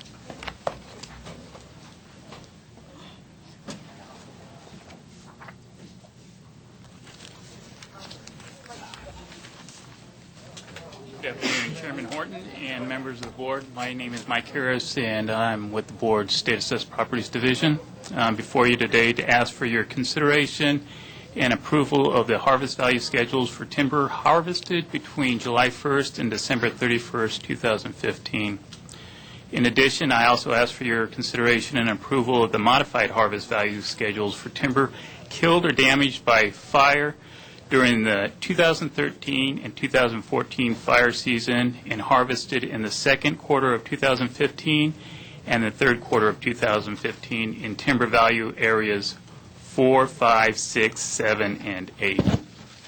These value schedules were developed by board staff in consultation with the Timber Advisory Committee. Thank you.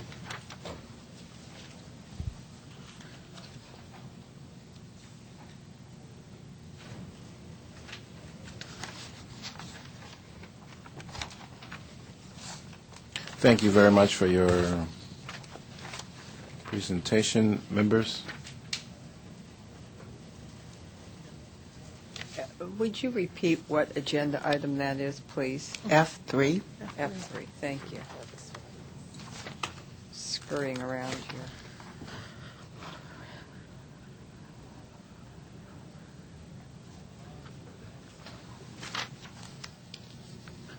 Chairman, Yes. quick question. Sure. You said they were developed by board staff.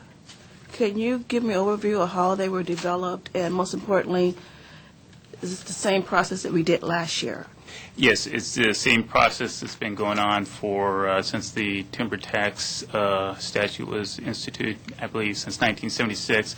The board has 4 registered professional foresters on staff who go out and catalog or determine what timber, based on the type, is selling for in the open market or at the stump price. And they develop a schedule twice a year to be followed for the 2 quarters after you set the value. And they develop the schedule and present it to the Tax or Timber Advisory Committee. That committee is made up of several assessors in the timber production area of California, as well as a member of the representative of the large timber producers, and also there's a member from representing the smaller timber producers, as well as a member from the State Forestry Board. And Dean Kinney is the chair as representing the board of that committee, and they review these value schedules and determine if they're appropriate for the upcoming 2 quarters. Thank you. Further discussion, members? Member Harkey moves to approve staff recommendation, second by Member Ma. Without objection, members, such will be the order. Thank you very much for appearing before us today. Thank you. Ms. Richmond? Would you like to finish up the non-appearance matters or go to the hearings? Let's go to the hearings. So our next item is B3, Robert Carpio and Virginia Carpio. Please come forward. As the taxpayer comes forward, Mr. Thompson, would you please introduce the issues in this case? Yes, the issue in this case is whether appellants have shown that the proposed assessment was issued by a respondent within the statute of limitations. Thank you. As the taxpayer settles in, I would remind him that he has 10 minutes to make his presentation, and we would ask that he commence with his introduction for the record, and be advised that we will return and allow 5 minutes on rebuttal once he has made his presentation, at which... Thank you, Mr. Chairman. At your convenience. My name is Ernest Madison. I'm a CPA, and I represented the Carpio, Robert and Virginia Carpio, in this matter for close to 8 or 9 years now. First of all, I want to thank you, esteemed chairman and board members, for this opportunity. My background and familiarity and concern about this issue relates to my tenure with the Internal Revenue Service as a field auditor during the decade of the 90s. And during that period, I probably closed hundreds of audit cases. And one thing that I always found a bit amusing was that upon closure, I had to issue a separate report and write across the top of the report, state copy. And that was, it'd be returned to me, and none ever were. But that then was packaged and sent down to the IRS reviews section in Laguna Niguel, and then we were always instructed that we were monitored on our own time that we used to perform the audit, and time was always of the essence, trying to reduce the burden on the taxpayer. And as such, when a case was winding down, we usually were expected to close it up within maybe a 30-day period after our final appointment. So this particular case, the taxpayer was selected for audit on a number of issues in the Laguna Niguel District Office, and upon receiving the audit report, I was contacted to see if I'd be willing to engage, and I was, and we took the case to appeals in the Appeals Division of the Internal Revenue Service, and our particular venue was in Riverside, California. After that process was concluded, we were able to compromise significantly on several of the major issues. So it was a rather favorable resolution, considering what the audit report had originally found. At that conclusion, we set up the taxpayer for a installment agreement. They came in. I explained the findings and what the ramifications were. And as I do with all such, I do exclusively a tax defense practice. I used to do tax returns, but selling that part off of my practice was one of the best things I ever did. But I'd sat down with the folks, in this case, as with all similar conclusions in post-appeal or post-audit matters, and I indicated, and no offense, but because the FTB rates are significantly less, on average, maybe 25 to 30%, I calculate, of the IRS findings and the IRS tax burden. I often refer to the FTB as the poor stepsister to the IRS. And I indicate that actually you're going to be receiving a bill from the Franchise Tax Board. And I suggest that the taxpayers seriously consider advising or authorizing me or requesting me to advise the Franchise Tax Board. Most of the time, in this case especially, this is an elderly couple. They're in their 80s. The wife is struggling with dementia, and Mr. Carpio is the sole provider of health care and care for her. And they have a fixed income, probably less than $30,000 taxable every year. And so when I suggested to them that they consider reporting this, they indicated that they're going to bill us anyway, and the sooner we, I guess, declare, the sooner we're going to have to figure out how to pay this. So I respect that. So I didn't see them again for many, many months, and then I get a call, and they'd received the NPA, Notice of Proposed Assessment. And incidentally, I think we can almost stipulate to the history per the brief and the filings by the legal section of the FTB in terms of the timing, what took place, the timely appeals, and so on.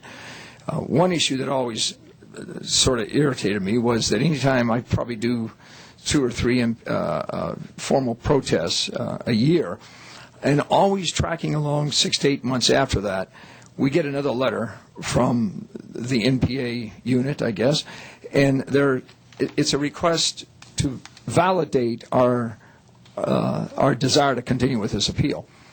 And of course, at the end of it, it says that if we don't want to go forward with the appeal, or if we don't answer and reaffirm our desire to go forward with the NPA that we've already spent hours in developing, then they'll give us 30 days to reaffirm, or there's no NPA protest. And I find that a little bit, that's a little bit, that seems abusive. But anyway, we went through that process in this one as well. And I think that the taxpayer's position stands sort of on a three-legged stool. I know that any IRS employee that would sit on a state report, RAR, Revenue Agent Report, for the 6 months plus that the respondent would have us believe took place here, that would be grounds for discipline. And so I find it somewhat difficult to believe that their position is that we missed the statute. We didn't advise, the IRS didn't advise within 6 months after the decision on the IRS side became final, and therefore there's a 4-year statute. The whole issue is here, is there evidence that the Franchise Tax Board received information that rose to the level of sufficient information to have issued the NPA prior to the expiration of 6 months post-finality of the IRS decision? So that's my experience, renders that counterintuitive to me. And secondly, part of the package that I have submitted includes verbatim my history notes during the period in and around a conversation I had with an FTB employee on October 17 of 2012. And I would refer the board and FTB counsel to that. It kind of speaks for itself. This was the person, her name, which I only nailed down again here in the last day and a half, Leticia Torres. She is attached to some form of an NPA protest unit or processing unit. I've got her Sacramento phone number. She indicated to me that at times she's in the San Francisco office, as I recall, and that number is here. That's the top entry of October 9, 2012. She called me at a time when I was with a client. I told her I'd get back to her as soon as possible. I spent the next week and a half doing just that. We finally had a conversation, an extensive conversation, on October the 17th, and I've indicated the import of that decision. I, again, as I'm doing today, resisted the notion that the IRS would sit on this thing for 6 months before they would pass this on.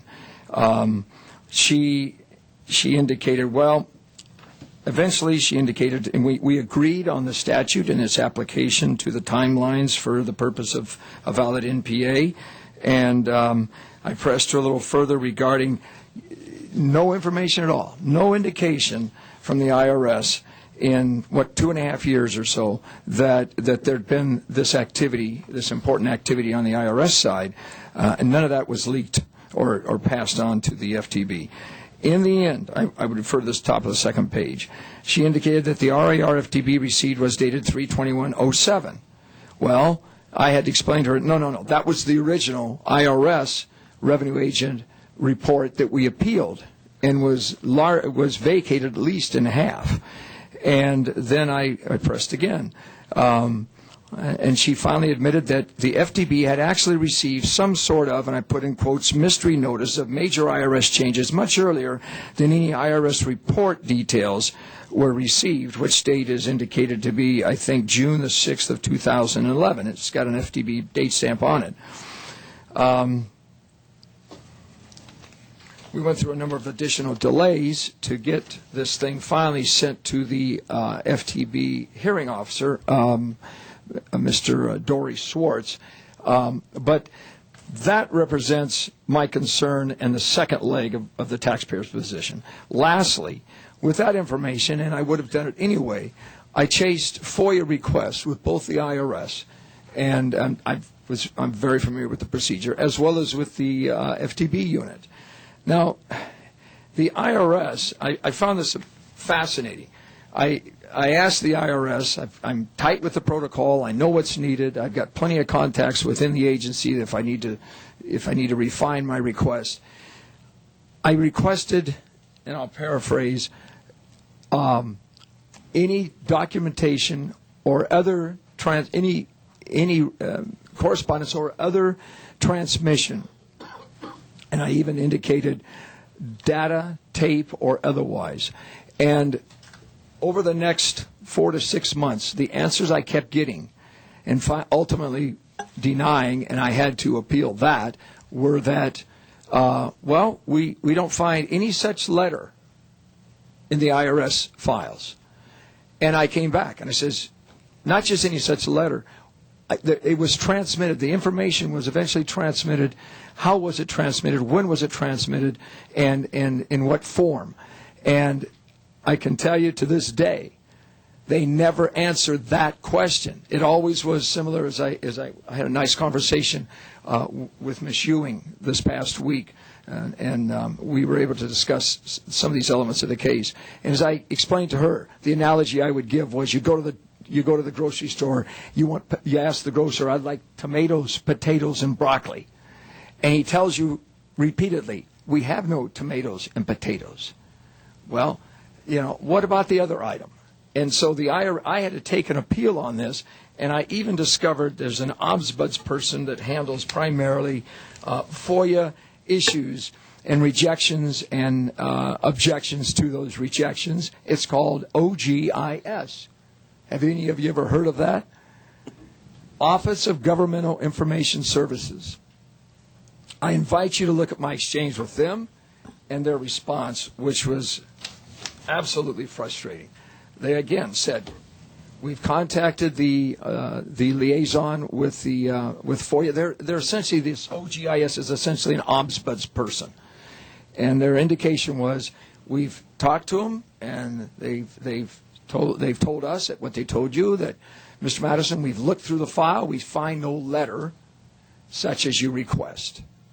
Now, even the FTB was a little more forthright than that. They sent me the date stamp document that shows and would purport to say that their first notice, and it was repeated in the memorandum that I received actually yesterday from the FTB, that the first document we got, we acted upon within like 5 months, which is fine.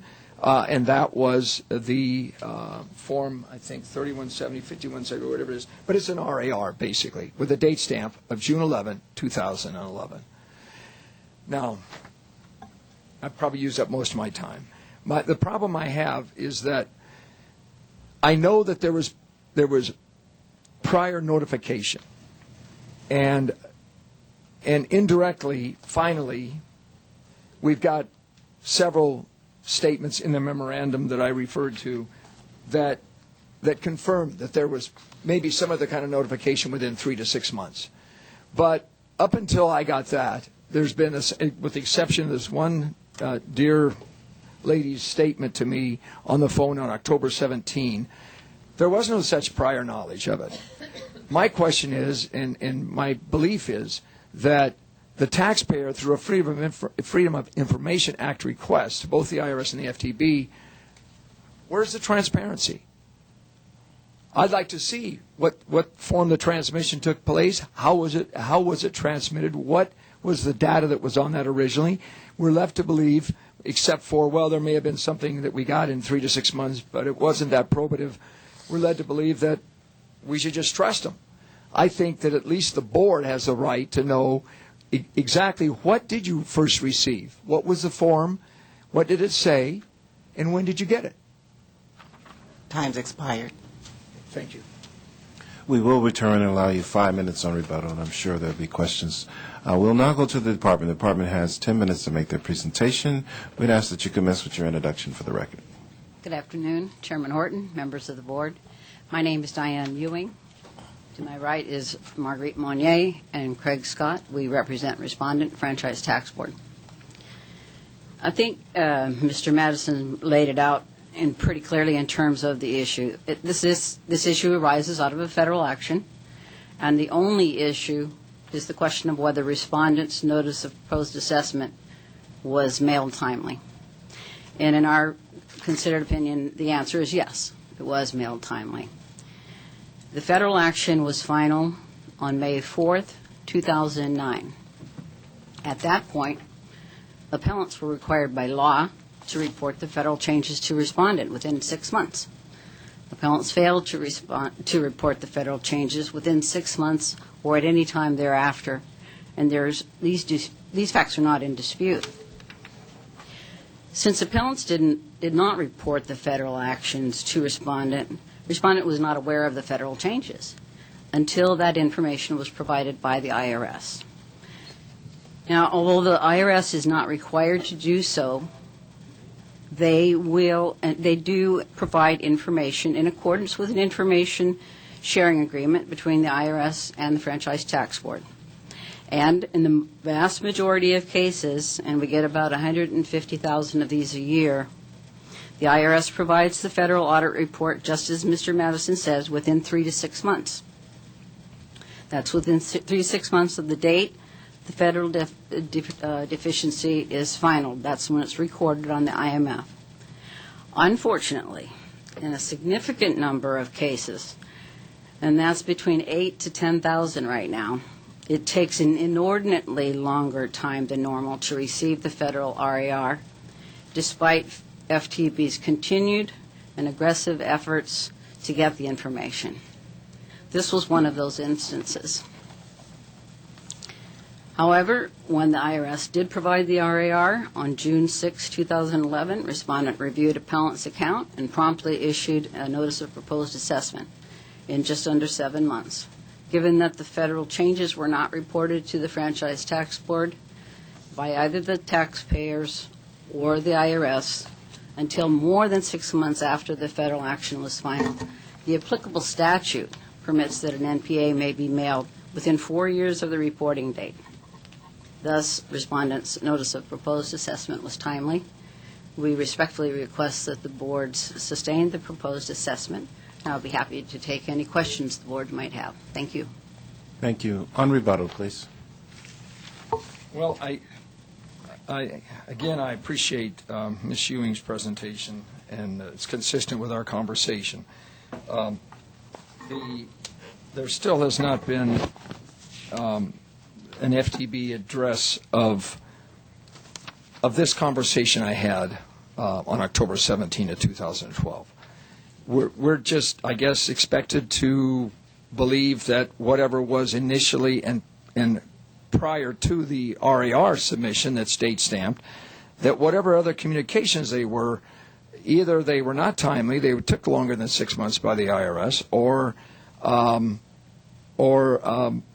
it didn't rise to the level of requiring an FTB follow through with an NPA. I thought that Freedom of Information Act requests should be transparent. The reasons we received over 1,500 pages on a CD from the IRS, and about 100 plus of those were either fully or partially redacted. The reasons given have expanded since 2001 and 9/11. Reasons now include, which I think may have something, may be the underpinning of why we got nothing of help from the IRS, that they don't have to reveal inter or intra-agency communications. Why not? I mean, they've pretty well gutted the FOIA, the intent of the legislative bodies in California and D.C., the import of the FOIA adventure to start with. So it seems to me that the taxpayer in this case, with $32,000 at stake, has a right to know and see, rather than just take the judgment of the people that want their $32,000. We have a right to know what was received, when was it received, and did it indeed, and I defer to the board, of course, did it rise to substantiality sufficient to dictate that the MPA be issued longer than or sooner than 3 years post determination by IRS? And I'll take any other questions. Thank you. Discussion, Member Harkey. Okay. we've got a lot of information here, but I think this is, it's pretty clear to me, so correct me if I'm wrong. There was an IRS audit. There was a final determination. Yes, ma'am. Taxpayer has an obligation to report. Taxpayer chose not to report. FTB found out, however, FTB billed. I'm confused. What's the problem? I mean, I understand maybe they don't have the money to pay, and I'm very sympathetic with that, but I don't see the legal reason for the appeal. I think the parties agree that notwithstanding the obligation that is presumed upon the taxpayer to report this, I suspect that probably more than 50% don't report it, and it doesn't create a problem. Yeah, and we quite honestly hear about this all the time when they get billed and then they either pay or they come to appeal to us. Right. I think this is really clear, and I'm empathetic. I mean, I really am. You've got 80-year-old people here that have this billing, and I'm sure there's a problem with paying. They're of limited means.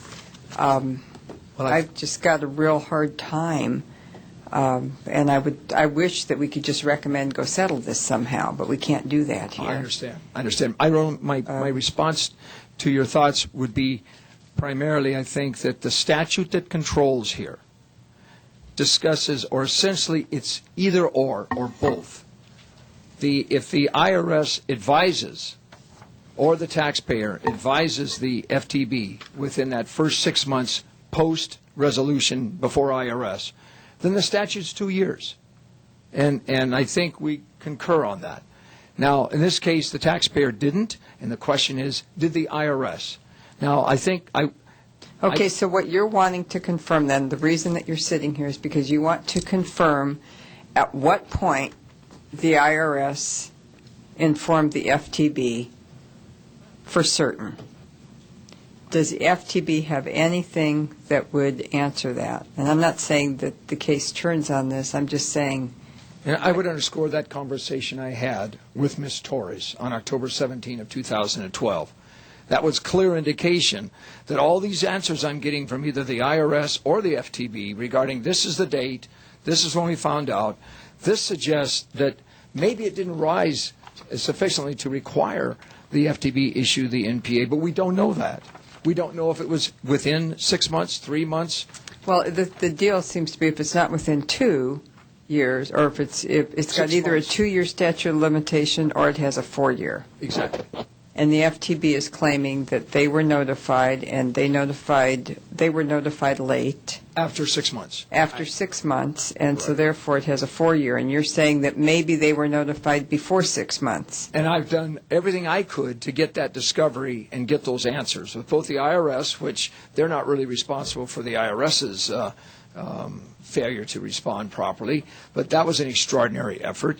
And then when I did go to the FTB unit that handles that, we got a very similar cursory response. Here's the document that they sent us, and here's our date stamp. That's all there is to it. Okay. Do you have the document that we were sent and the date stamp? Is that what you? That's copies of it, Mr. Madison. Stipulate to that. June 6th. Okay. 2001. Okay. But go ahead. I'm sorry. Oh, that's all right. I commend Mr. Madison for his work with the IRS and the promptness with which he reported an audit completion. Unfortunately, as you could hear from the numbers I was talking about earlier, that doesn't happen all the time. And what is happening is we're getting bulk information from the IRS, like I said, up to 150,000 cases a year. So that's transmitted electronically. And what happens is we find out when an exam is open, we find out when an exam has closed, and when it's closed, we find out if the IRS has assessed a deficiency. But until the IRS provides us with the information as to what the changes were, we don't know what effect that has on the state tax. Most of the time we get that statement of what caused the deficiency in 3 to 6 months. It's just there are these several other thousand cases that we don't. We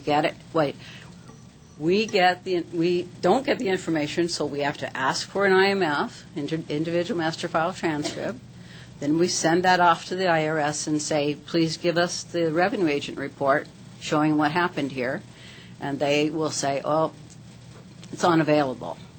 Come back in 90 days and ask us again. So we do the same process again. We get another IMF, we send it off to the IRS.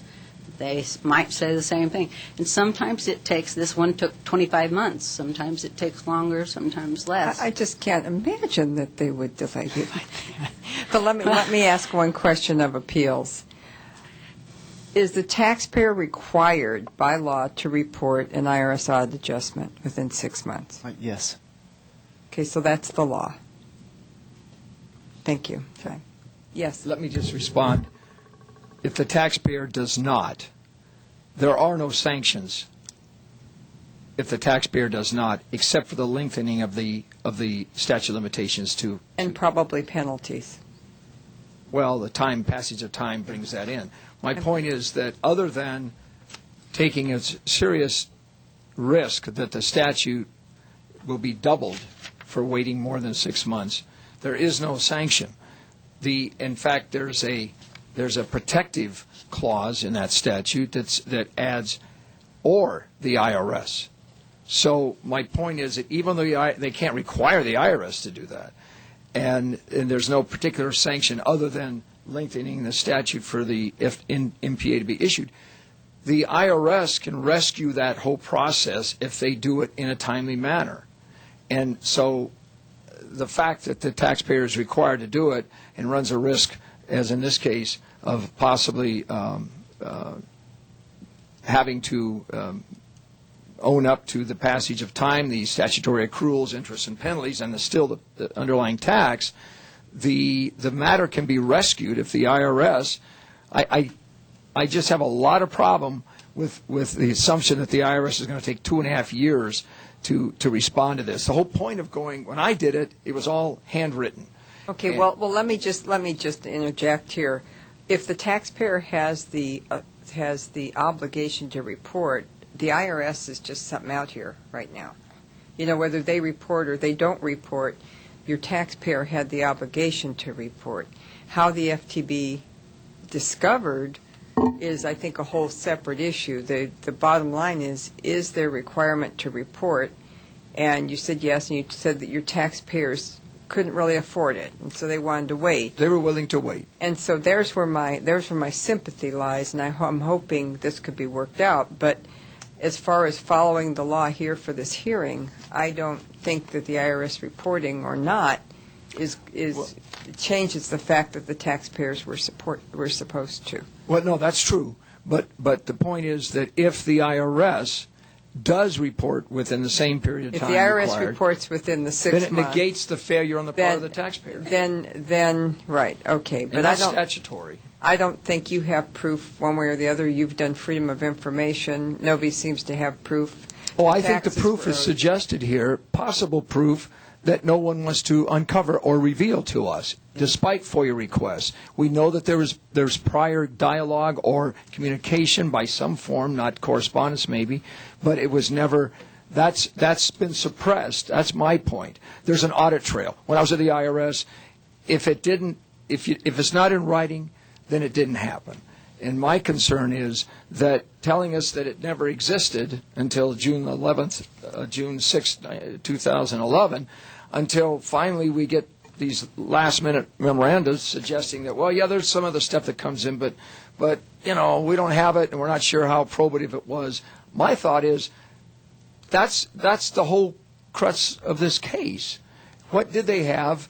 Did it rise to the level of requiring an NPA and thereby shortening the statute beyond which the NPA was finally issued? Thank you. Further discussion? Chairman? Member Stower. I'm looking at your submission, sir.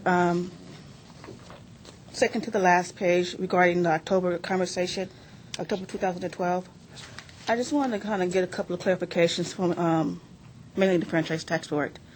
On item number 1, the it looks like the technician indicated that a federal audit report was received March 21st, 2007.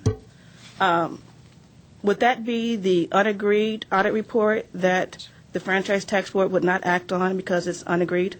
Well, right. That was superseded by the appeals decision and agreement at the appeals conference. Okay, good. I just wanted to make... No, you're exactly right. Yeah.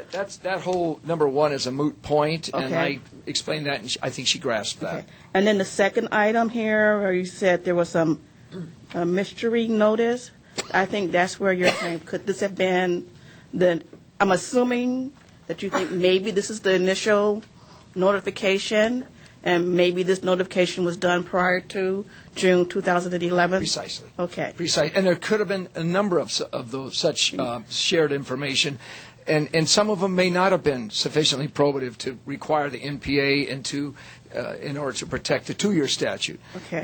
But there definitely was communication, and there was in the memorandum submitted that I received yesterday, from the legal department at FTB, suggested that there probably would be maybe more than one communication through this data, tapes that are being transmitted apparently at least once a month. Okay, and that's where I was going. I mean, that's what Ms. Ewing talked about, that they would get electronic notification that an exam was open, notification that an exam was closed, but still not having enough information through this notification to make the corresponding state assessment. We don't know because we haven't seen it.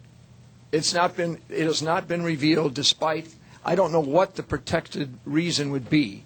We've gone from pre-9/11, maybe 3, criminal investigation, disclosure of other people's information, and so on. We've got like 8 now.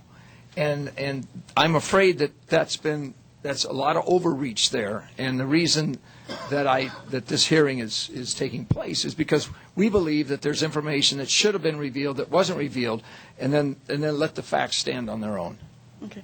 FTB, when you do get notification from the IRS that exam was open, closed, and adjustment was made, do you keep a record of that within each taxpayer's account? Or walk me through that process, and I think it might be addressed in the declaration from Ramon. Yeah, it's an electronically transmitted bulk information. And, you know, the idea, I'm not a FOIA expert, but reading this letter from the Office of Government Information, they note that it's automated and in bulk form as such a letter, such as the one you seek, does not exist. And that would be the case here. The paper that exists, and sometimes not even paper anymore, sometimes we get it all electronically and put it on a report on FedStar, doesn't exist. We just get all the Social Security numbers and all the years for California residents, and then we kind of are tracking them. I don't know how people do this electronically, I confess, but I think that what's significant in this, I wasn't privy to this conversation with Letitia Torres and Mr. Madison, but she references some sort of mystery notice of major IRS changes much earlier than any IRS report details were received. I think than any other IRS report deals were received is sort of telling. Whatever we received, if she was in the ISDB work group, in her IRS database, source database work group, she knows how that process works, but she doesn't have access to the program. Only the programmers do. So she might have, been able to say, well, we knew there was an exam open. And then I think if you look at the IMF, the individual master file transcript, you'll see that there's a 300 code with a $0 amount back in September of 2007. And maybe at that point the IRS, indicated that, well, we've finished our exam. But then within, I think it's 90 days, you get to appeal it. Well, then they appeal it. So that's why you get the 0 there, and then time goes on, and you get the assessment in May of 2009. And then after that, the exam closes on that same date. that's when we would know that there's a deficiency assessment. That's when we would start looking for a revenue agent report, something on paper that would tell us what changed by the IRS, but not before that. She's tracked that pretty closely. I've read thousands of transcripts, and at the 420 and the 421 are the audit transcripts. I'm sorry if I'm not you've got, speaking English. You've got the bulk of it right down. But the point is that in that 6-month post assessment, the 5/4/09 date, in that 6 months after that, that's the question that we raise. What was transmitted? What form did it take? Did it rise to the level of requiring an MPA be issued? And we know there was transmission. And by the way, this Office of Governmental Information, their answer to me was just like the IRS was. We have no such letter. I said a correspondence or any other form of transmission that had information. Okay. Yeah. So I think I'm done. Further discussion, members, but Member Stowell, this may be a matter for the Franchise Tax Board to take up relative to our memorandum of understanding with the Internal Revenue. Seems like this is really dealing with the Internal Revenue's issues. Mr. Renner. Yeah, just real quick. So you were the accountant for you did the taxes for these individuals. No, I did not. The fellow that did the taxes handled the audit, and it was an unsatisfactory outcome. Okay, gotcha. Okay, that came that's to fine. me.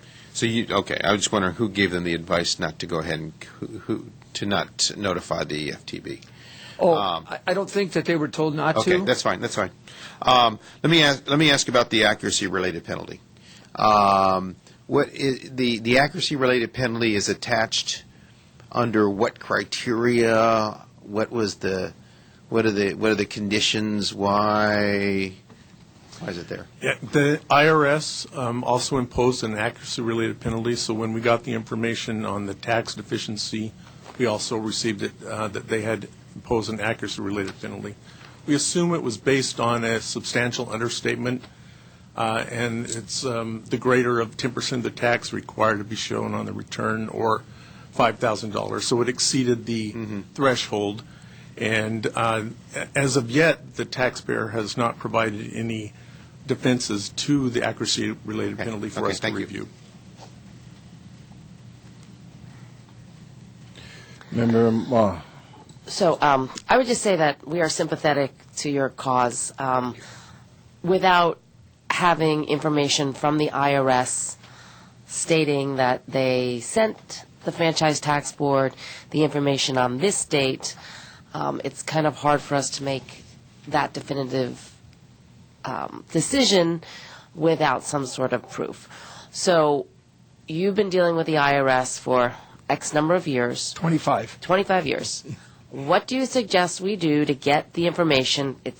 They said that they transmitted 1,800 pages to you, and the information that you were looking for was not in that packet. So, it might have been, but it was either omitted or redacted.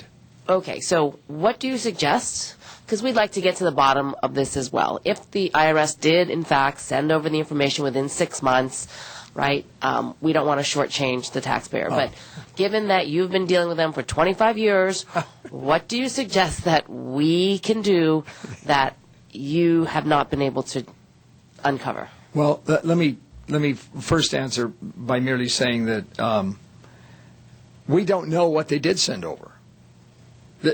Your question is a good one, and it's constructive, and I want to respond to it.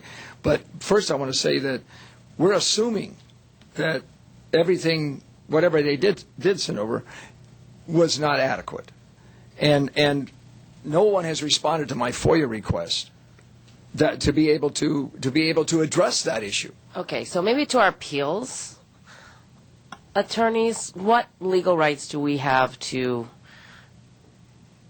compel the IRS to respond just to this issue, whether they sent over the changes to the Franchise Tax Board? Honestly, I'm not sure I haven't seen us make a request of this nature to the IRS before. I'm not sure what the procedure for that would be.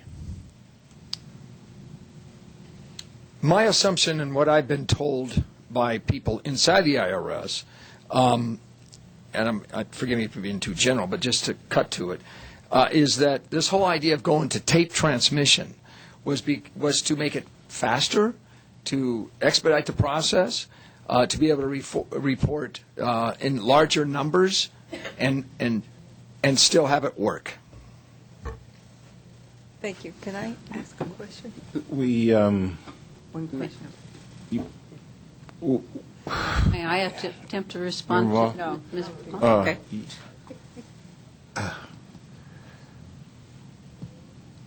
Member Harkey. I just need to ask a question about the accuracy-related penalty of appeals. What is the, is this a typical assessment that we make based on an IRS assessment? And if we're not claiming there's an accuracy issue, do we have any flexibility to remove that? Right. Typically, the FTB would pick up an IRS accuracy-related penalty where the underreporting appears substantial, as it does here. And then there are possibilities of abatement for reasonable cause and good faith, for example. But we haven't heard any of those arguments presented in this appeal. Okay, thank you. If I can interject, Member Harkey. I'm sorry. No, I'm fine, unless you have a reasonable cause or something that we haven't heard about why the accuracy-related penalty doesn't apply. I'm trying to. Okay. With the IRS, the accuracy-related penalty is often used in lieu of the old negligence penalty. In fact, it covers both. Okay, let me ask you one more question. Have these taxpayers, have they been deficient before, in your recollection? To my knowledge, never. That's a question I need to know because I have to go to the hearing, and if they're bringing up transcripts showing these guys are deadbeats, and I use that loosely, they've never failed to file a tax return timely since 2003. They didn't even come to me until like 2008 or 7, something like that. And when we launched Okay, this. and how old are they now? Oh, they're in their 80s. So they've been filing tax Oh, returns, yes. I would assume, for a Yes. long time. Yep. Okay, thank you. And if I may add one more thing, Member Harkey. Oh, sure. The issues for which they did not remove from the original RAR were rather complicated. They had to do with a rest home. They had to do with there was, I think, a minor employment tax issue, but primarily it had to do with ownership of a rest home that had it had been quite complicated, showing whether or not they were even culpable in that matter. So we were able to compromise such a large amount on what had been a 1031 exchange, I'll just tell you, which can be pretty complicated itself. And so I was thrilled with, I happened to get the right appeals officer. He happened to still hold a license. He want me to tell you that, but he's since retired, as a 1031 facilitator. So because of that, what we did was we were able to basically cut the 1031 liability in half, which was over $100,000, and then, and of course, in exchange for that, I had to agree in the taxpayers' behalf to let these other collection of 3 or 4 much smaller issues remain. And it's like, twist my arm. Yeah. Thank you. Yeah. Thank you very much. Thank you. You mentioned that you still have to appear at a hearing. Is this still under consideration? No, here. No. You mean for the FTB, maybe? You said you would like to know that information because you have to appear before a hearing, and you would like to know if your clients are what you think they are. Oh, okay. No. I know who they are. Salt of the earth. One of the. No. Is there? What hearing were you referring to? I think the hearing would be the appeals conference that I had at IRS in Riverside in March of '09, I think. And you were referring to a previous hearing, not one that you're coming up. No. Yes. Correct. Okay. Absolutely, sir. Sorry if I misspoke. Okay. What's our outreach effort by the franchise FTB to notify the taxpayer of their requirement to notify us in the case of a change by the Internal Revenue? Just an aside, nothing to do with As if we don't get the information from the taxpayer, what happens if we just wait or we go after it from the IRS? Well, right now, we're doing thousands and thousands of federal adjustment assessments via automated process. If we were to have to request the RAR from appellants, it would be a manual process. And There's no way to use EDR or? Well, that's going to solve everything in the near future. I understand. Wonderful. I'm still dealing with the present, unfortunately. Okay. Unfortunately, that would be administratively, it would just take an enormous amount of manpower for us to have to do that. And in fairness to the FTB... My apologies, sir. Thank you very much. Further discussion, members? Move to take Hearing none, is there a motion moved by Member Harkey, take the matter into submission, second by Member Maul, without objection, members? Such will be the order. Thank you so very much for appearing before us today. The board will take your matter under consideration later on this evening and send you a written report of our decision. Ms. Richmond? Our next item is B4, Michael I. Cohen. Please come forward. Mr. Thompson, as the taxpayer comes forward, would you please introduce the issues in this case? Yes, only one issue in this appeal, and that's whether the taxpayer has shown reasonable cause for not responding to FTB's demand. Thank you.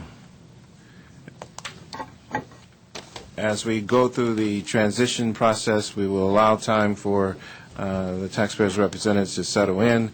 They would be advised that they would have 10 minutes to make their presentation. We would ask that you commence with your introduction for the records, and we will return and allow you 5 minutes on a rebuttal.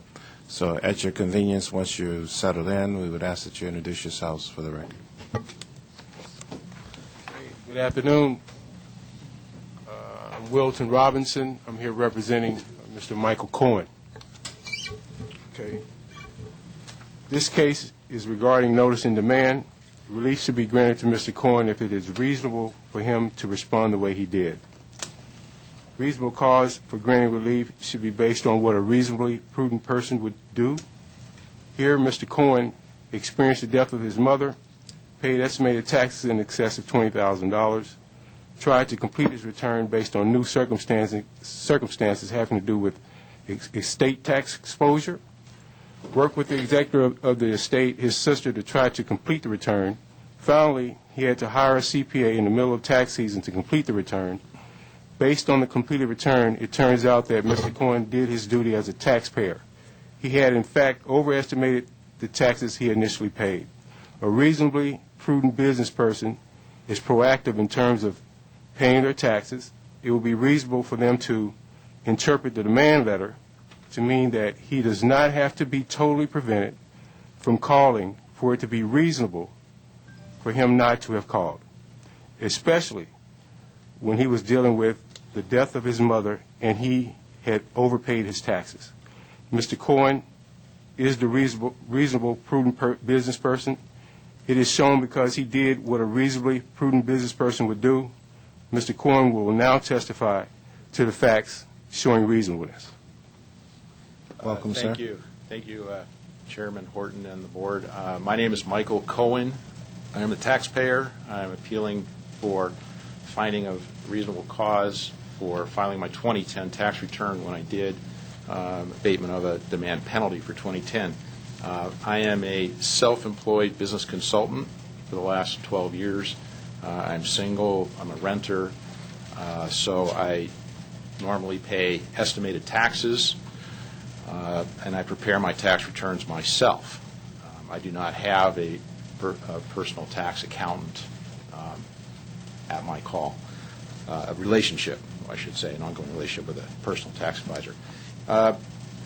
In 2010, as Wilton Robinson explained, I had an extraordinary event. My mother died towards the end of 2010. So believing that I had a tax liability due to inheritance, she was a college professor. in sociology and education. She lived a frugal lifestyle and saved her money so that she could pass on some inheritance to her 5 children. 5 children that she raised all on her own, sent us all through college. We're all professionals. My training is in engineering and business, not accounting and tax or legal. So when she died, I anticipated that I would have some inheritance and that I would have a tax liability from that. So literally a few weeks later, when I was paying my estimated taxes for 2010, I paid my usual or my expected estimated taxes for my business plus an additional amount for my anticipated or estimated, at least an excess amount for what I thought might be an inheritance liability. So I did that in January of 2011, mid-January with those estimated tax payment.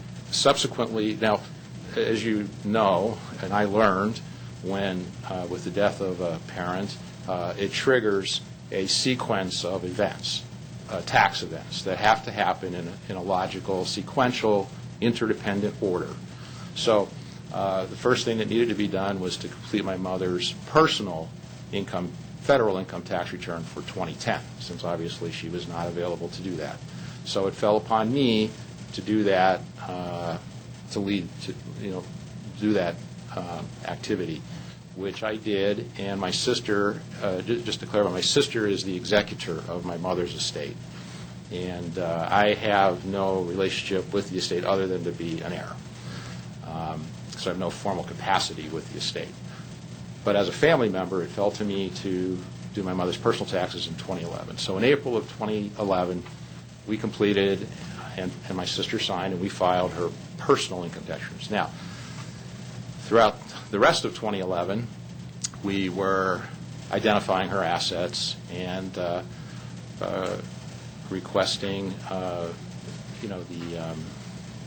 completion of things like insurance policies, retirement accounts, bank accounts, going through with charitable things, identifying assets, going through personal belongings, all the things you can go with it. So as far as my personal taxes, my 2010 taxes, state taxes, were dependent upon a K-1 form from the estate to define the amount timing of my inheritance. And we tried to complete the 1041 form. The estate was several $100,000. So to answer one of the questions that the board attorney had, it was below $5 million. What was required was to complete a 1041 form and create the K1 forms for the family members to define the amount and timing of our inheritances. So after collecting, identifying the assets, my sister obviously was in charge of that. I helped with some parts of it. You may recall in 2010 was the height of the Great Recession. Financial institutions were not very cooperative in releasing funds, pretty much all of them, from the local bank to the retirement funds, which in this case was TIAA, CREF. But with all those difficulties, the main problem we had was completing the 1041 form. So this was unfamiliar, uncharted territory for us. We've not used in our family, as I mentioned, professional tax accountants. We've always believed that taxpayers should not have to have a tax accountant in order to complete and file and pay one's taxes. So try as we might with all the latest software, we literally were unable to complete the 1041 form and create and provide the K1 forms. Definitions of income are different. Definitions of charitable donations are different. Completely nuanced, unable. Literally came to the conclusion, despite my having 2 advanced degrees, I was unable, even with the help of software, to complete a 1041 form, given the complexity, the different definitions. So there was a kind of a process from 2011 into 2012 of coming to the realization that we could not complete the 1041 ourselves, and we would need to hire an accountant. The family had to agree to hire an accountant and be willing to pay money to do that. decisions about where the account would be, and then the process of interviewing and hiring and finding an accountant to do the work. And I did receive the NPA, or not the NPA, the demand from the FTB, the February demand for tax return, 2010 tax return. And I did everything that was humanly possible to comply with it, trying to complete the 1041 in order to create the K-1 form, to get professional help so that we could do that. Ultimately, I was unable to file my 2010 tax return before the March 7th deadline in the demand letter due to the lack of the K-1 form. The K-1 form simply did not exist. It was not available to me, and that held up not only my 2010 state taxes, but also my 2010 federal taxes, and therefore my 2011 federal and state taxes as well. We did hire a professional tax accountant who did complete the 1041 form and provide the K-1 forms. The K-1 forms became available March 29th, and literally within days after that, the logjam was broken, and I was able to file my 2010 federal and my 2010 California state tax returns. I also was able to file my 2011 state and federal tax returns. But since so I'm asking this board to find reasonable cause for my filing of the 2010 personal state tax return when I did, which was after very soon, literally days after receiving the K-1 form from the state, which is a third party, and although it was after the March 7th deadline in the demand letter. Thank you very much. Members will now go to the department. The department has 10 minutes to make their presentation. We'd ask that you commence with your introduction for the record. Thank you. Good afternoon, Mr. Chairman and members of the board. My name is Joel Smith. With me is Marguerite Monnier and Craig Scott, and together we represent Respondent Franchise Tax Board. When Respondent did not receive a timely 2010 return from appellant, Respondent issued a demand for tax return on February 1st, 2012, based on income information that suggested appellant had a filing requirement. When Respondent failed to receive appellant's tax return by the due date of the demand, Respondent issued a notice of proposed assessment. Thereafter, appellant did file his return, which Respondent accepted and adjusted the demand penalty. The demand penalty is the only issue on appeal today. Respondent's imposition of the demand penalty is presumed proper unless appellant is able to show that his failure to timely reply was due to reasonable cause and not willful neglect. Appellant must show that a prudent business person would have acted similarly under the circumstances. And finally, appellant must provide competent and credible evidence to support his contentions. Appellant has not met his burden to demonstrate reasonable cause for failing to respond to the demand. First, appellant argues that he was not able to respond to the demand because of the demands of his own business and the unfortunate passing of his mother. Respondent is sympathetic to the pain of losing a loved one. However, appellant's mother passed away in December of 2010, more than 1 year before respondent issued the demand in February of 2012. In that 13-month period, appellant was able to continue running his successful consulting business, which had a net profit in 2011 of over $160,000. In that time, appellant also admitted to helping his sister, who was the trustee of the trust, with administration of that trust. Your board has held that difficulties that cause the taxpayer to sacrifice the timeliness of one aspect of the taxpayer's business affairs to pursue other aspects is not reasonable cause. Instead, a taxpayer must show that he is completely prevented from responding to the demand. Based on the information shown by appellant's successful consulting business in 2011, appellant has not shown that he was completely prevented from responding to the demand. Second, appellant argues the only way to respond to the demand, or that he did everything he could to respond to the demand, was to file a tax return, even if it was filed after the date indicated on the demand. The demand clearly stated that appellant could request additional time to file a return by using the internet or making a phone call. Appellant should have known there were multiple ways to respond to the demand based on his experience for the prior tax year. For the 2009 tax year, appellant received a request for tax return shortly after his mother's passing. Appellant contacted respondent and was granted an extension to file his return. Third, appellant argues that he could not file his return because he lacked documentation from his mother's trust. Your board has held that a taxpayer's inability to respond to a demand because of a lack of necessary information or documents is not considered reasonable cause. Appellant admits that he and his sister, who was the trustee of the trust, did not engage an accountant for the trust until after the due date indicated on the demand. In addition, the documentation appellant eventually received from the trust accountant did not apply to the year on appeal. In conclusion, appellant has not met his burden to show that a prudent business person would have acted similarly under the circumstances. Therefore, based on the facts and evidence before your board, respondent respectfully requests you sustain its position. I'm happy to answer any questions you might have. On rebuttal, please. First, the FTB says that I was argued or prevented by conflict from my business. There is no conflict from my business. That's not the reason that I was unable to file my 2010 tax return by the March 7th deadline. The sole and only reason was the lack of a K-1 form. The FTB argues that unable to access was I think the word you used, documentation is not cause for, reasonable cause for not filing. In this case, the document didn't exist. It's not that I couldn't access it, it's that it does not exist. There was no K-1 form. That was a prerequisite form. In terms of, you brought up the magnitude of income, the K-1 was a significant amount.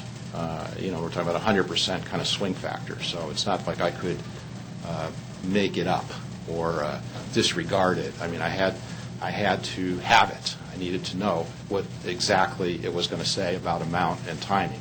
It's not that it was an immaterial, 5 or 10%, issue.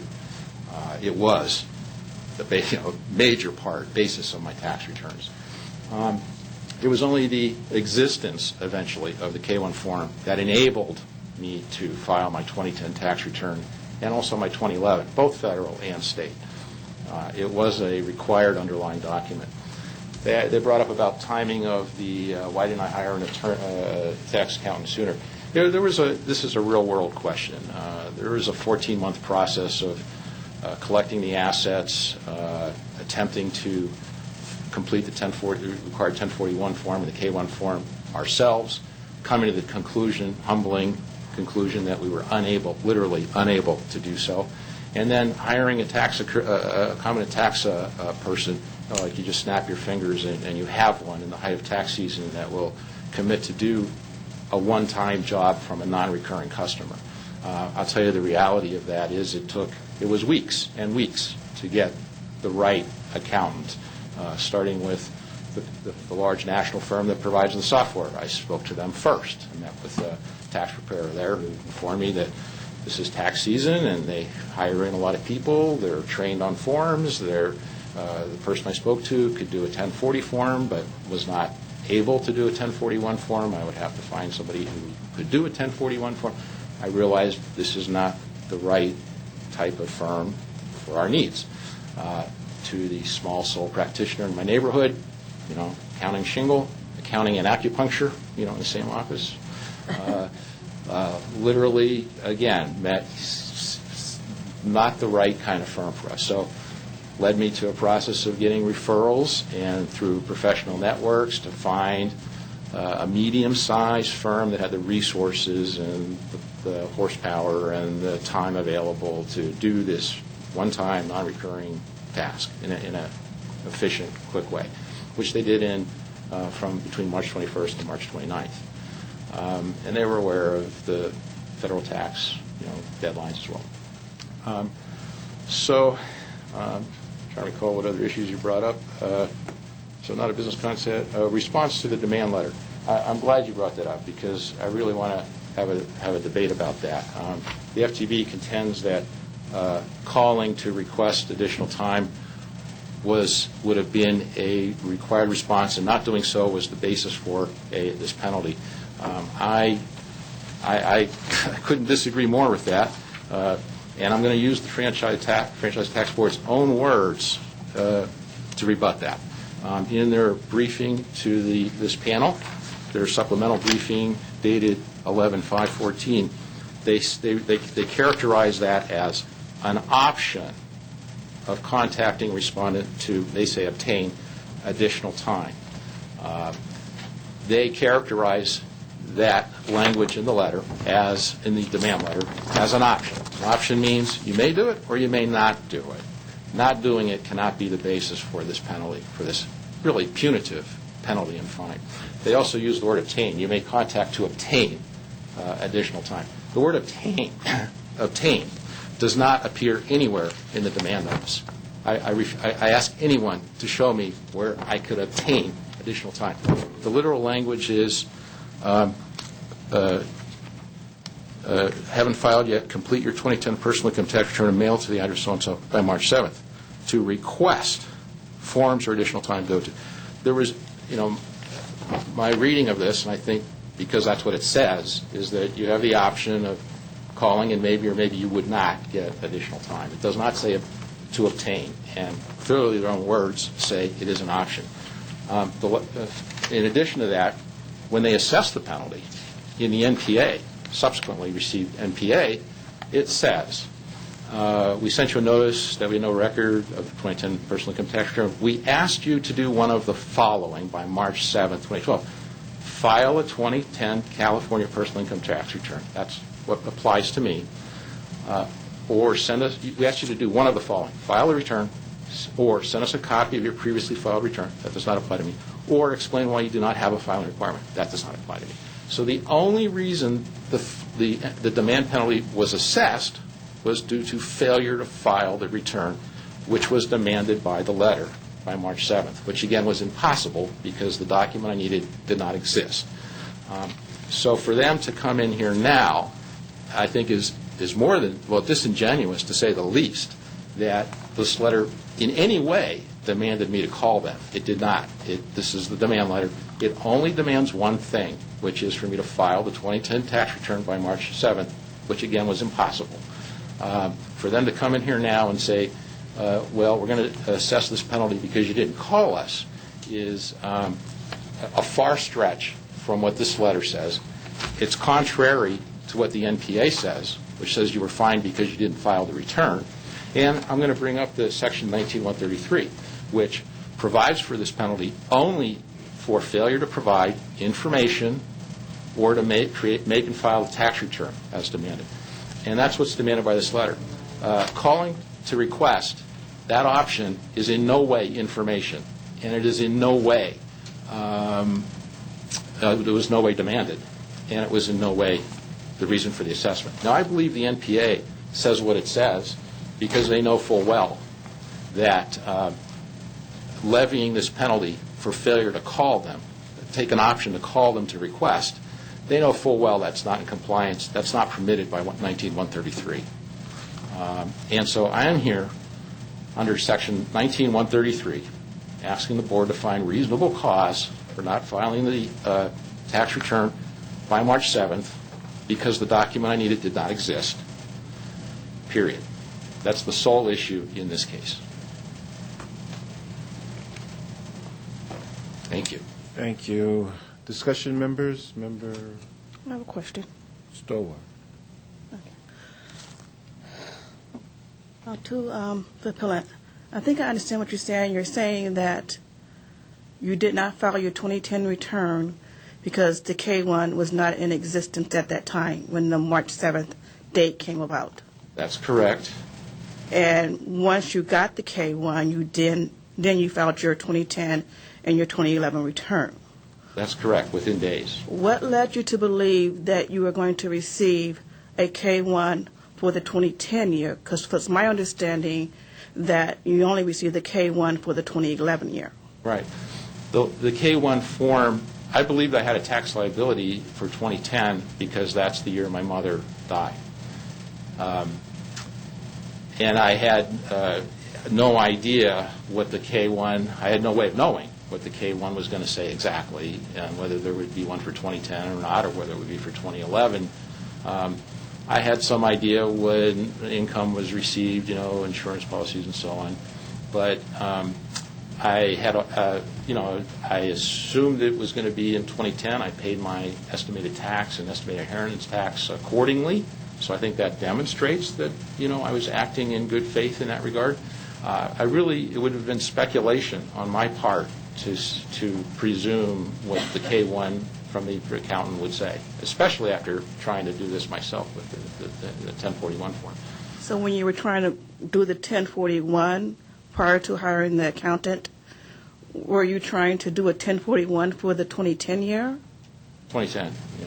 And at what point did you realize that it was a little more complicated than you thought it was going to be? Pretty much. You try, they ask for income, and you realize, well, insurance income's different than, IRA accounts are different than bank accounts. Some are taxable, some are not taxable. Pretty much everywhere I looked, it was complicated, different than 1040 forms that I was familiar Not with. easy, yeah.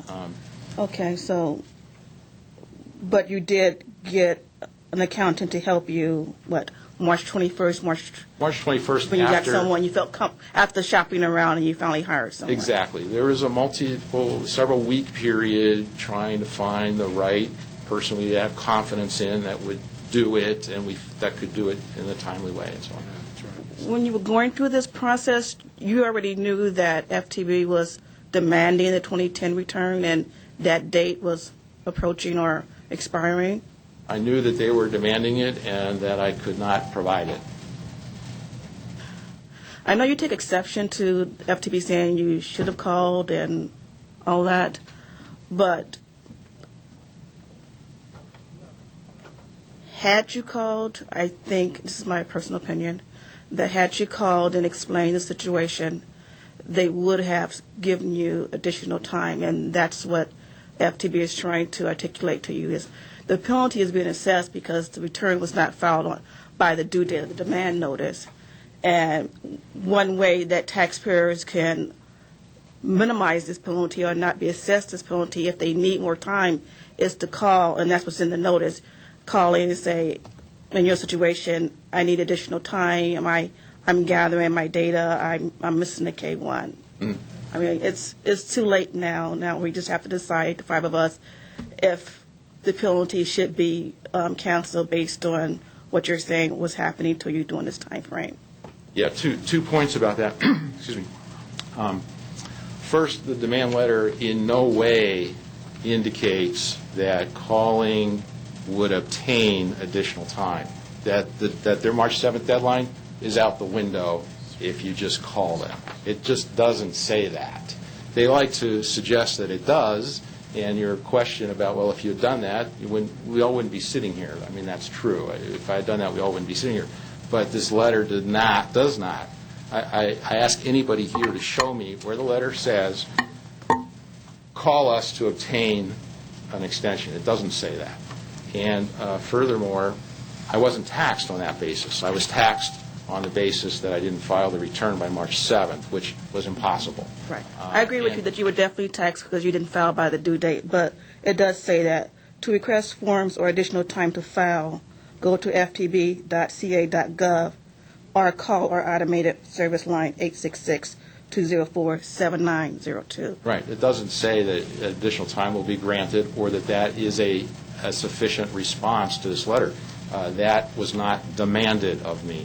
And I'm also relying on Section 19133, the express... I'm sorry, sir. I'm finished. Thank you. Oh, I just want to say about 19133, it doesn't... I'm sorry, go ahead. I believe she's concluded her inquiry. Member Harkey.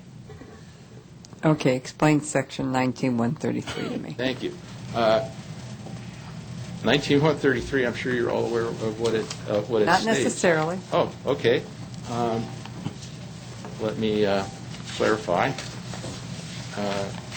Specifically, it says that 19133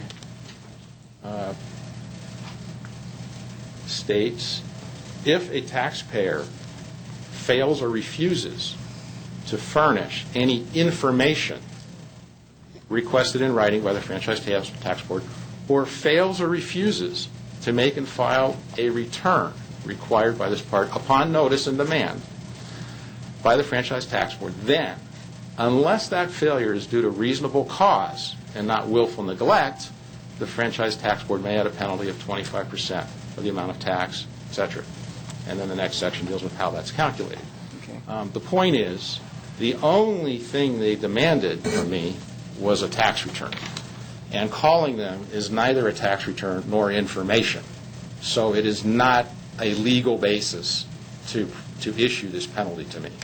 And indeed, that's why their NPA does not cite that as a basis for this penalty. The only basis for this penalty is failure to file the tax return or provide the demanded information by statute. That's the only basis. And that was impossible. So because it was impossible, because you didn't have your K-1, you feel that that is not willful neglect? Correct. It's reasonable cause. Correct. And then I think the standard is a reasonableness part of the standard, then there's an absolute part of the standard. The absolute part of the standard is that he must be prevented from filing the return. He was prevented because, just to clarify, he was prevented because he didn't have access to the estate tax information. The reasonableness maps to what happened in terms of the mom. His mother passed, and then also it maps to the fact that in dealing with the passing of his mother and trying to gather all the information, and then understanding that he had actually overpaid, he had actually paid up front, we're saying that that's reasonable. And that one thing that was suggested is that we should maybe go out in the business community and ask some people whether what he did was reasonable. And I would suggest that they would probably say yeah. Okay, because he overpaid, he paid taxes, he filed, he sent him money without a tax return. Correct. Because he assumed he was going to have, he overpaid. He was going to have taxes in 10.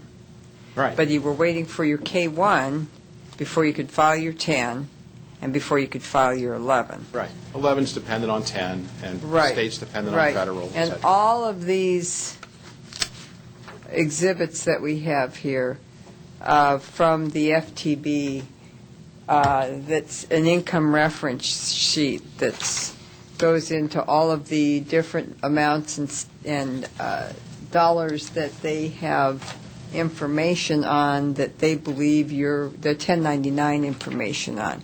Was this from your mother, or is this your stuff? Or?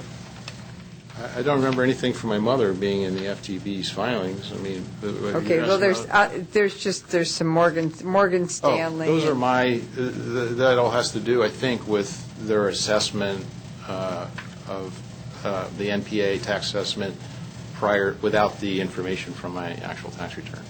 Okay. So those are my accounts, yeah. Okay, so yeah, stock sales and other things, and Right. they've got the dollar. Okay, thank you. Just one quick thing, too. There were some questions in the BOE's legal summary, a couple of footnotes. I want to make sure I addressed all those. Okay, just briefly, though, okay? Yeah, you wanted to, there was a question, footnote 11, asked about the mother's estate, my relationship to it. I hope I've clarified that there was not a estate.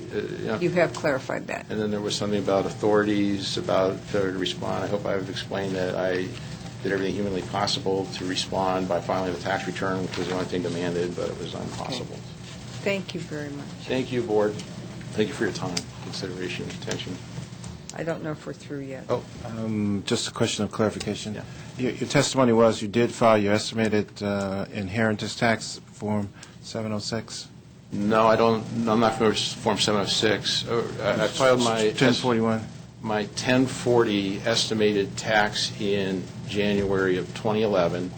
I paid an amount that included what I expected to pay from my business. You made an estimated payment? Yeah, I made an estimated tax payment. Just guess what it might be. Well, I'll tell you exactly. I paid $20,000. No. I mean, how did you come up with the number? Just, again, rough estimate, knowing approximately what my mother's estate was and how many siblings we had, and assuming, but it was speculative, but still. Thank you. Further discussion? Hearing none, is there a motion? Member Runner moves to take the matter on submission, second by Member Stowar. Without objection, members, such will be the order. Thank you very much for appearing before us today. The board will take your matter under consideration later on this evening and send your written report of our decision. Thank you. Thank you. Good job. Members, let's take a 10-minute break.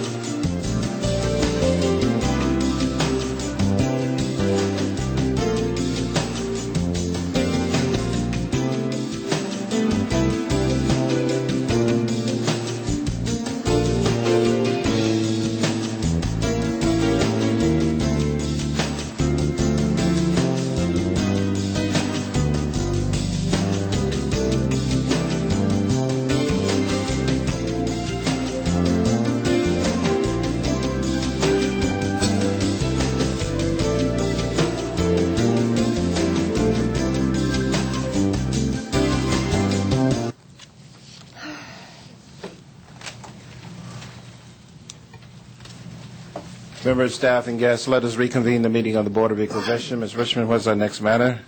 Our next matter is B5, Gary Mellinger and Christa Mellinger. And I see they're already seated. Thank you. We presume we were last, so we already sat down. Oh, okay. Mr. Johnson, would you please introduce the issues in this case? Good afternoon, Chairman Horton, members of the Board. John Johnson with Appeals. The only issue in this appeal is whether appellants have shown that the Franchise Tax Board erred by not allowing damages awarded in a settlement agreement to be excluded from taxable income. Thank you. Welcome to the Board of Equalization, and thank you very much for your patience. We look forward to your presentation. As advised, you will have 10 minutes to do so, and we'd ask that you introduce yourself for the record. We will return and allow 5 minutes on rebuttal. Is this microphone working good? Yes. And you can pull yours closer if you like. Yes. Okay. My name is Philip Garrett Panitz. I'm a partner in the law office of Panitz and Kossoff, located in Ventura County, and I represent the appellant, Gary Mellinger. I'm co-counsel Barbara Lubin. Thank you. So I think a little history in this case is appropriate. My client is a firefighter. He worked for the city of Los Angeles as a firefighter. He recognized that one of his coworkers, female, black, was being discriminated against and being harassed. And Mr. Mellinger and also a fellow officer, Mr. Bresser, decided that they were going to document the harassment that was being imparted upon Miss Brenda Lee, who was a firefighter. And they documented it, and then they accompanied her to the EEOC where the harassment was reported. The assistance by Mr. Mellinger and Mr. Bresser resulted in discrimination then turning against them. They began to be harassed once they returned to the fire department, and that included punitive exercises that were invoked upon them, and also Miss Lee, the three of them, not the rest of the fire department, just the three of them. They were required to, for example, as part of the harassment, go to downtown Los Angeles on a fire truck and take out a 180-pound ladder, just the three of them, and cross the street with the ladder, attach it to fire escapes, scale up the fire escapes, just the three of them, and then return down the fire escape, take the ladder, cross the road again, attach it to the fire truck, and then detach the ladder, cross the road again, and attach it to the fire escapes, and go up the fire escapes, and they were required to do that 10 times. During that process, my client at one point tripped off the curb while he was carrying the brunt of the ladder and injured his knee. The harassment didn't stop there. They were also required to basically walk across the ground on their hands and knees, trailing a fire hose in the dark or with blinders on, so that they wouldn't be able. And this was a drill that, under normal circumstances, if you're in a building and it's in fire, you could be on your hands and knees because the smoke could be rising. But they were required to do it without the benefit of protection such as knee pads. And the fire hose was over 100 to 150 yards long. So Mr. Mellinger's knees, and the other parties too, were bloodied because their knees were being scraped against hard cement as they were proceeding with the hose. There were other incidents besides this. Anyway, ultimately, the parties sued. Originally, they sued collectively. Ms. Brenda Lee sued for harassment and various other causes of action. Mr. Mellinger was part of that lawsuit originally. The case was trifurcated, meaning that all three of them ended up trying their own cases. And at one point, the city came to Mr. Mellinger, this is after a verdict had been reached, but to avoid an appeal, and gave him the possibility of a settlement offer. The settlement offer was accepted, and Mr. Mellinger accepted and signed the settlement and received distribution of funds. The settlement was drafted by the attorneys for the City of Los Angeles. I make reference to that because in the Franchise Tax Board's brief, they mention the fact that somehow that might have been done through some cooperation with regard to the tax situation, which I find to be ludicrous. If you ever litigated with the City of Los Angeles, they're not going to cooperate in anything. And it was drafted by their attorneys, not by Mr. Mellinger's attorney. It was a proposal based on hazards of litigation, which Mr. Mellinger agreed and the city agreed and negotiated. The specific language that was in the settlement agreement, which I will read to you,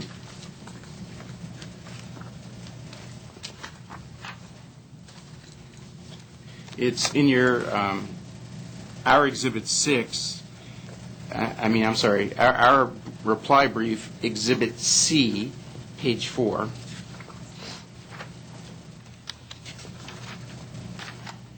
Such payments shall be paid to discharge all claims made by Mellinger, with the exception of his workers' comp claim. However, such payments shall not be construed in any way to represent exemplary and/or punitive damages, nor are these payments intended for the purpose of compensation for lost income, lost wages, or taxable earnings of any kind, but to make Mellinger whole, and specifically for all claims made and/or alleged by him for physical injuries, emotional distress, personal injuries, and pain and suffering pursuant to the decision in Murphy versus IRS. The city makes no warranty as to any tax consequences of such payments, and a determination of the tax consequences of such payments are the sole responsibility of Mellinger and his tax advisors. And again, this is the city basically saying that if you're going to accept this settlement, it's only going to be for physical injuries.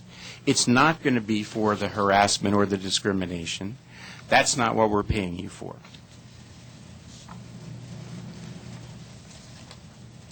The Franchise Tax Board also, really the only thing that the city cared about was minimizing their exposure.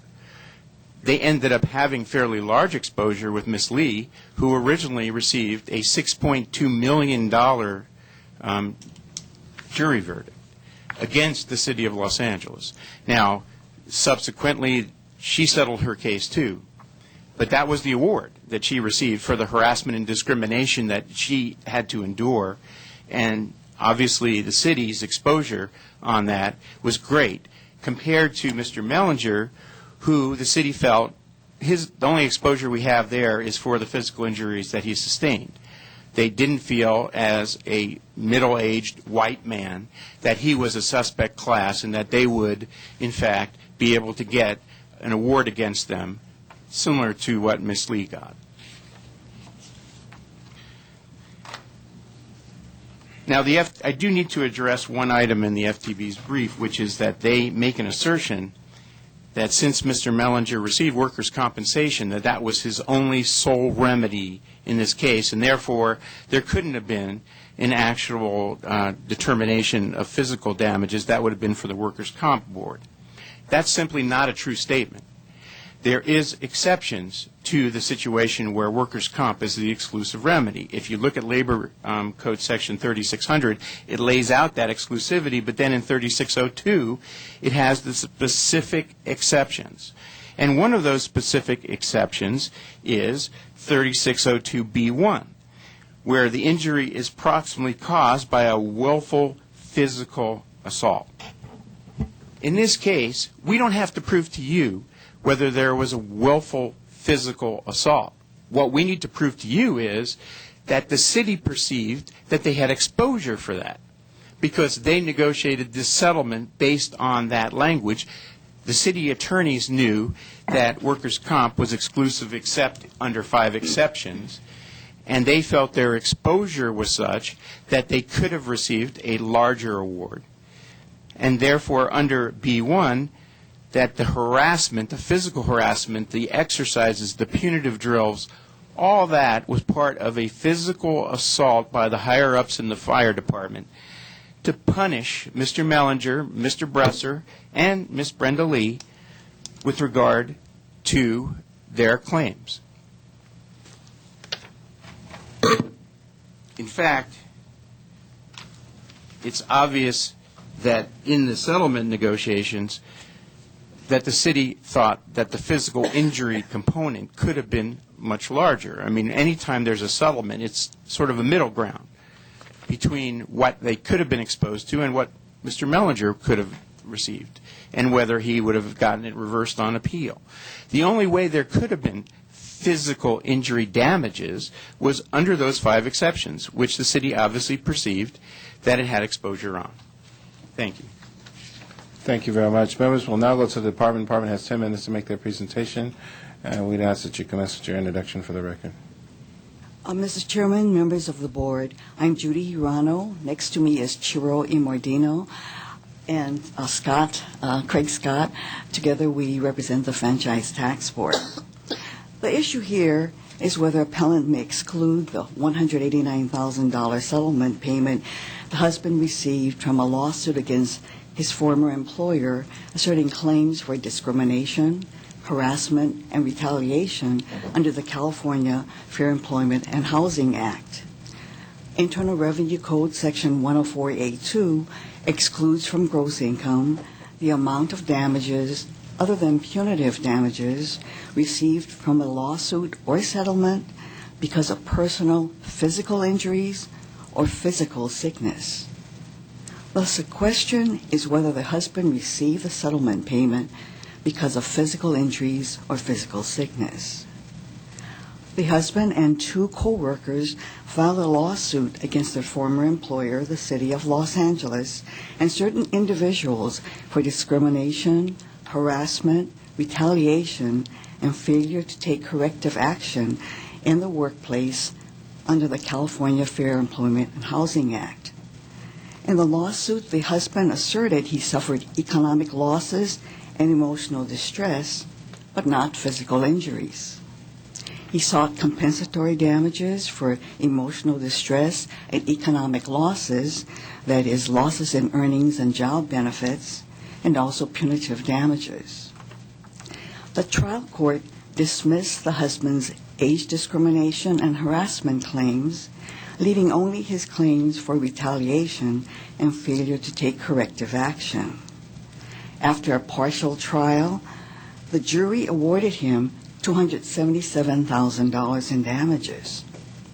The jury also found an individual defendant acted with malice, oppression, or fraud, and thus was potentially liable for punitive damages. A separate court hearing for the jury to determine the amount of any punitive damages for the individual for which the individual defendant was liable was not held because the parties settled the lawsuit. Before the hearing on the amount of punitive damages was held, the husband settled his lawsuit for $350,000, which included any punitive damages, attorney fees, and costs. After attorney fees and costs, his net settlement amount was $189,000. The husband had also filed workers' compensation claims for job-related injuries, including injuries to his back and knee, which occurred during the same time period at issue in the lawsuit. The settlement agreement that settled the husband's lawsuit against his former employer expressly excluded from the settlement his workers' compensation claims. The husband received tax-exempt workers' compensation payments for his job-related physical injuries. Under state law, workers' compensation is the exclusive remedy for work-related injuries. Thus, the husband could not have received both workers' compensation for certain work-related injuries and also maintain a lawsuit for damages against his employer for the same injuries. The husband has asserted the settlement payment he received from his lawsuit against his employer was for work-related back and knee injuries and thus is excludable. However, he received tax-exempt workers' compensation for these job-related injuries. Thus, he could not have maintained a lawsuit for damages for these same injuries. Moreover, in determining the nature of the claim that was the actual basis for the settlement payment, the settlement agreement is viewed in light of the surrounding facts. Key is the payer's intent. Here, since the city was already paying the husband workers' compensation for his back and knee injuries, it is unlikely the city intended to pay for these injuries a second time in making the settlement payment. This is particularly so since a settlement agreement in several places expressly excluded the husband's workers' compensation claims from the settlement. Because workers' compensation is the exclusive remedy for job-related injuries, the husband could not have maintained a lawsuit for damages for job-related physical injuries for which he received workers' compensation. The settlement payment he received represented the two remaining claims in his lawsuit for retaliation and failure to take corrective action, for which the jury awarded him $277,000. The settlement payment was for damages for emotional distress, lost wages, and any punitive damages. It was not for physical injuries already compensated in the workers' compensation proceeding. In his lawsuit, the husband specifically sought damages for emotional distress, lost wages, and punitive damages. However, such damages constitute taxable income and are not excludable. Since the husband's settlement payment was not for physical injuries or physical sickness, it is includable in income. A respondent requests that your board sustain its action in this matter. On rebuttal, please. Sure. Well, in order, and I'm sorry, what's your name again? Judy. Judy what? Hirano. Hirano. Ms. Hirano, in her oral argument, is specifically stating that the settlement agreement was not for the physical injuries when the actual settlement agreement specifically states that it is. So she has to ignore the language, the plain, clear language of the settlement agreement to reach her conclusion. One of the rationales that she's using is to say, well, under workers' comp, it can't be for physical injury or physical sickness. But as I pointed out in my opening, that there are exceptions. There are exceptions where he, in fact, absolutely could have sued the city for physical injuries on top of his workers' comp, and those are outlined in 3602 of the Labor Code.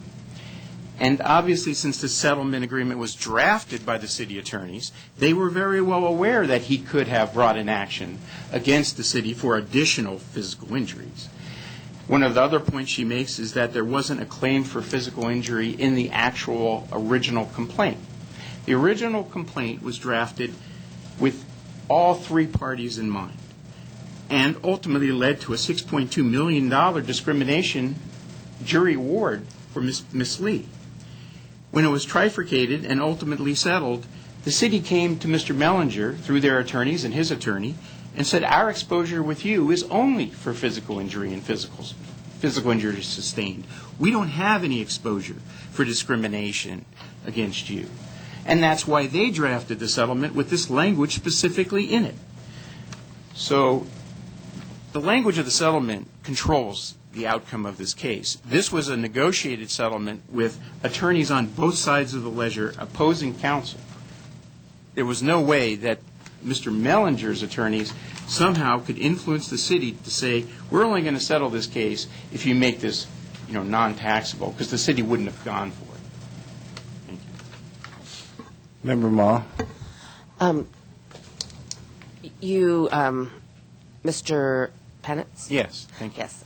You just said that the city came to the taxpayers saying that they don't believe they have an exposure to discrimination and that this was to settle the injury. Where do you get that? I don't see that in any of my documents. In the discussions with my client, he said that in their settlement negotiations, they said they had no exposure for discrimination. Because, and in fact, in the mediation briefs, which are part of the record in this case, his attorneys and other side argued that he was not in the suspect class that could get discrimination.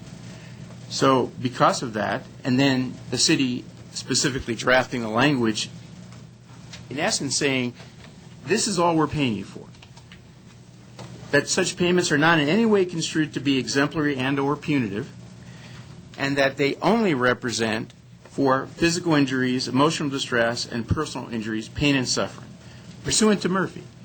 That was their language inserted into the settlement agreement, the city's. So it's obvious from the language that was inserted by the city into it that that was their exposure.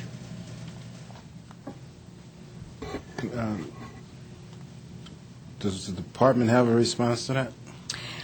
Well, this is the first time that the department has heard appellants claim that the the settlement agreement was drafted solely by the city.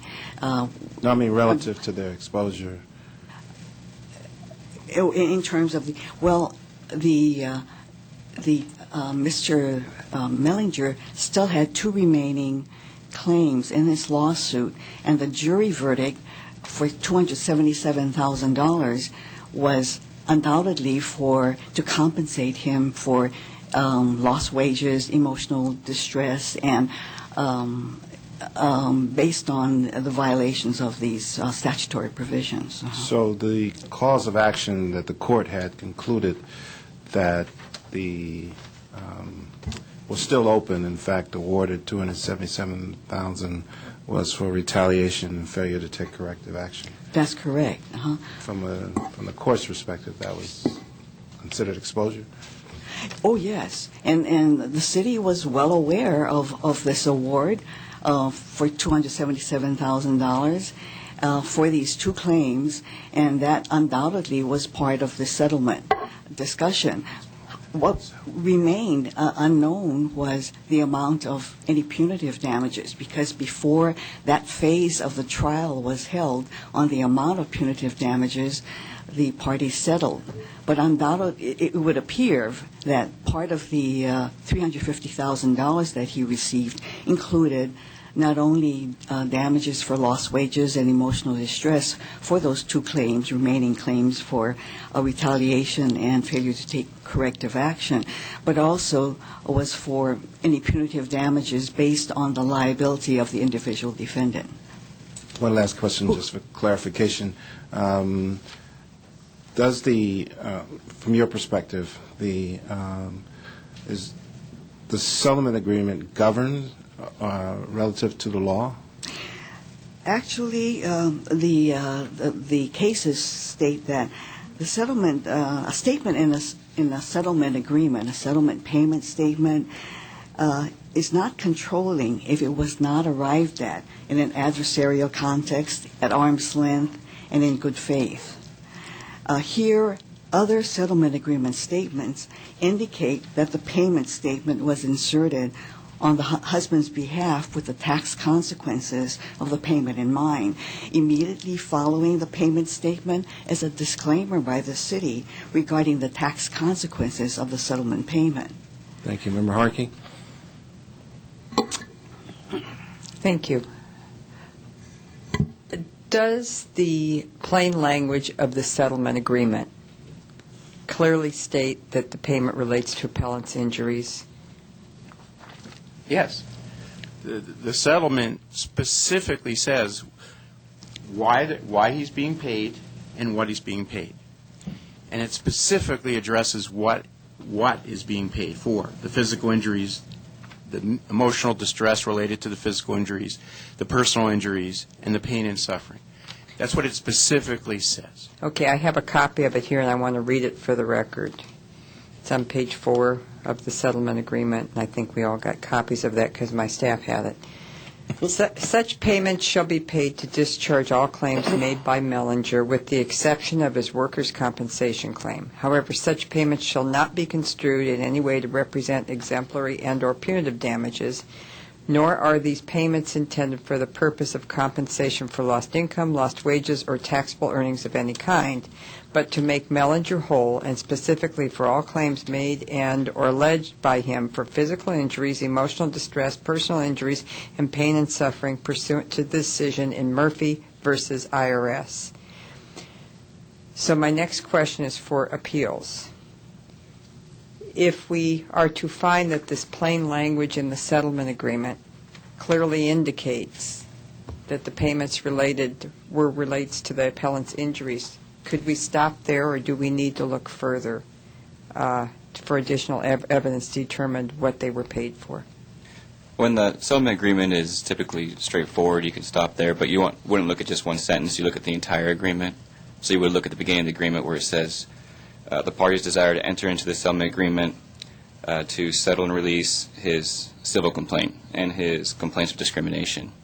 And you look at whether that works with the sentence that says it's for physical injuries. We look at the civil complaint and notice that there's no claims for physical injuries in that complaint. And if you see that there is some disconnect there, you'd go to what the settlement agreement is actually paying for, go back to the civil complaint, and look at what the cause of action are there. Okay. Thank you. I may come back to this. Member Runner.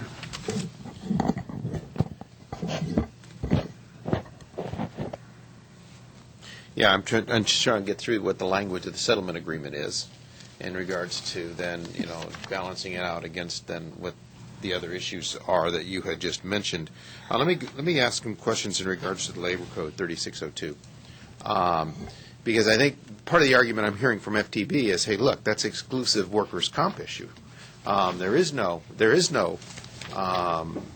part of a settlement that can go toward those injuries. If they were work-related injuries, it had to go through the workers. It would have to be done through workers' comp. Do I get that right? That's correct. Okay, so let me go back then to, because again in the Labor Code, let me go back. Let me ask Appeals. In that Labor Code, at least as I'm seeing it here, it seems to open the door for other kinds of potential issues for damages that could be that an individual could go after if certain criteria were met in outside of a workers' comp claim. Correct. The general assumption is that workers' comp is the exclusive remedy for work-related injuries. However, it does have specific exceptions. And those exceptions are the willful assault, physical assault by the employer, injury aggravated by the employer's fraudulent concealment of the existence of an injury, connection to the employment, or an injury as caused by defective product manufacturing and whatnot. Those are the ones, that section? Right. There's also two more in Section A where it mentions that revolve a power press operation guard, and if an employer refuses to pay workers' compensation, then you could go after. Then you could go that way. Okay, so under that particular issue, how are you defining then what took place to this taxpayer in regards to that opened the door for the ability to go beyond the workers' comp claim? We're saying, and again, as I mentioned in my opening argument, that this isn't something we have to prove. We just have to show that the city of Los Angeles perceived the exposure. The city of Los Angeles perceived their exposure under B1, which is that all those punishment drills, I'll call it the baton march, where the employee's injury is approximately caused by willful physical assault by the employer. And forcing these three workers to take a 180-pound ladder, just the three of them. Yeah, I get what you explained. So, Okay. So you would believe that meets the definition of willful physical assault by the employer. Yes, I do. Therefore, that allowed then for there to be exposure on the city's part. Correct. In regards to the lawsuit, and therefore that is why the language is in the settlement. That's correct. And what's wrong with that argument? Well, there are statutory exceptions to the exclusive remedy rule, which have been articulated by staff. However, the California Supreme Court in the LaFille Manufacturing Company case explained that when one of the statutory exceptions applies, then and a injured employee is able to file a suit for damages and receives damages for his injuries in a court, then he is, in addition, still entitled to workers' compensation for his injury, because in the court, what the injured employee needs to do is to demonstrate that he meets the statutory exception. And therefore, in this case, Mr. Mellinger was a settlement. And so it seems to me it didn't go to court because there was a settlement. So isn't the issue here whether or not the city believed that they had exposure and therefore could be found in regards to that exposure in the court? Right. This has not been raised previously. However, I think there is a serious question as to whether the facts of this case would meet the statutory exception. And may I go further? Well, could it? Do you believe it could? I'm not certain that Okay. it meets the statutory exception, but the California Supreme Court said that in a case where a statutory exception does apply and the the injured employee receives damages, he's also entitled to workers' comp for his same injuries, but because the damages really is for demonstrating that the statutory exception applies, but he still can obtain workers' compensation for his work-related injury. I don't think that's the argument, though, here, is it? No, but if I may finish, may I just finish? Yes. The California Supreme Court said that in that kind of situation where the statutory exception does apply, the California Labor Code does expressly provide that in that situation, the employer is entitled to an offset of the workers' compensation amount against the award of damage or settlement. But that's and there's no indication that occurred in this case. But that's because it went to settlement. Yes, but would the city pay twice? And again, you could almost argue that it was compensated. It was part of the settlement, right? I mean, since there wasn't a court action that delineated how the money would be divided, you could assume that within the settlement that was under the consideration of why the settlement number was the way it was, because there was some workers' comp paid out. The settlement agreement in several places expressly excluded the workers' compensation claims from the settlement. Right. This was a recognition Yeah, it does. that he was The release entitled does not impact the workers' compensation claim. Yes. And again, I get the thing that I'm struggling with is, but this is a settlement, not a court. Let me go ask appeals again. Would it be? I mean, I'll ask you this. I'm not sure you can answer it or want to answer it. The definition of willful physical assault by an employer. I mean, I'm thinking that at least what was described here in regards to that seems like a pretty willful assault. That's for an opinion. Yeah, I've been trying. Yeah, that's okay. I won't ask you that. I'll assume. I mean, it seems to me I won't ask appeals. I mean, clearly it seems to me that is a pretty aggressive assault, which then led to other actions, obviously, as a result of those actions. May I interject? Yes, go on ahead. that? I was reading an article that was recently published on this issue, Mm-hmm. and it explained it that once an injured worker establishes his or her employer's negligence by a preponderance of the evidence, the worker may recover items of damages not specifically provided for or compensated in the workers' compensation system. And so it sounds like it's if you can show that it was a tort. That is contrary to the law and the case law, construing the exclusive remedy rule. Yep. Okay, I'm through.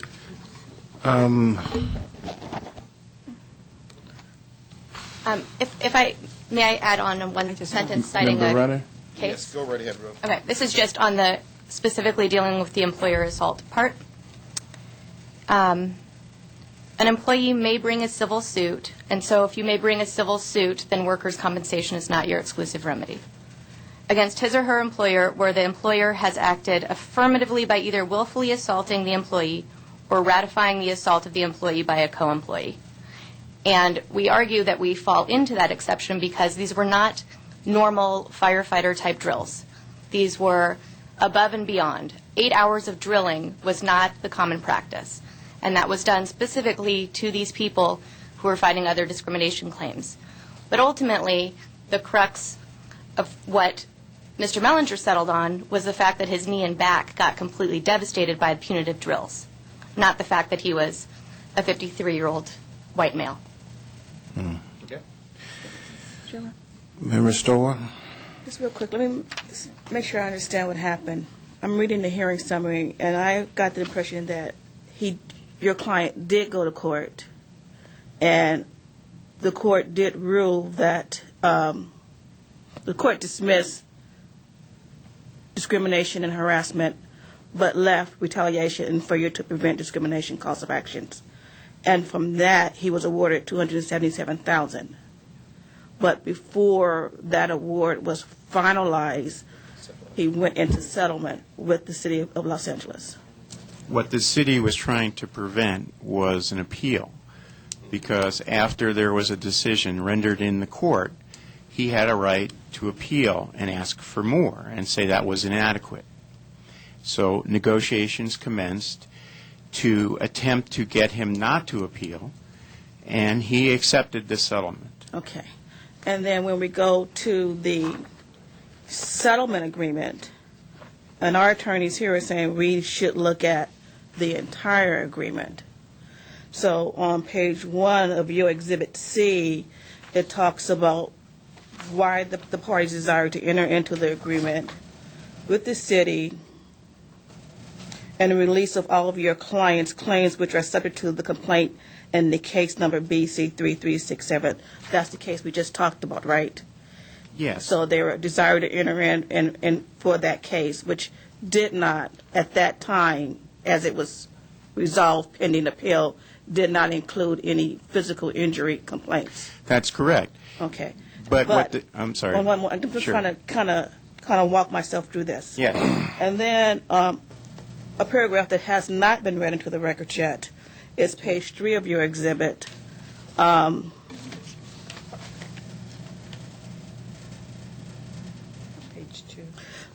Page 3, Exhibit C. Your client understands and agrees that the sum paid in consideration for this agreement is intended to and does release and discharge any of all claims or damages under the Discrimination Act, but it's not workman's comp, but not the workman's comp claim. That seems to me that relates back to his initial cause of actions, claims against the city. Am I misunderstanding that? Well, here's what happens in the reality of any settlement. If you leave any causes of action on the table, then you have the right to appeal on those causes of action.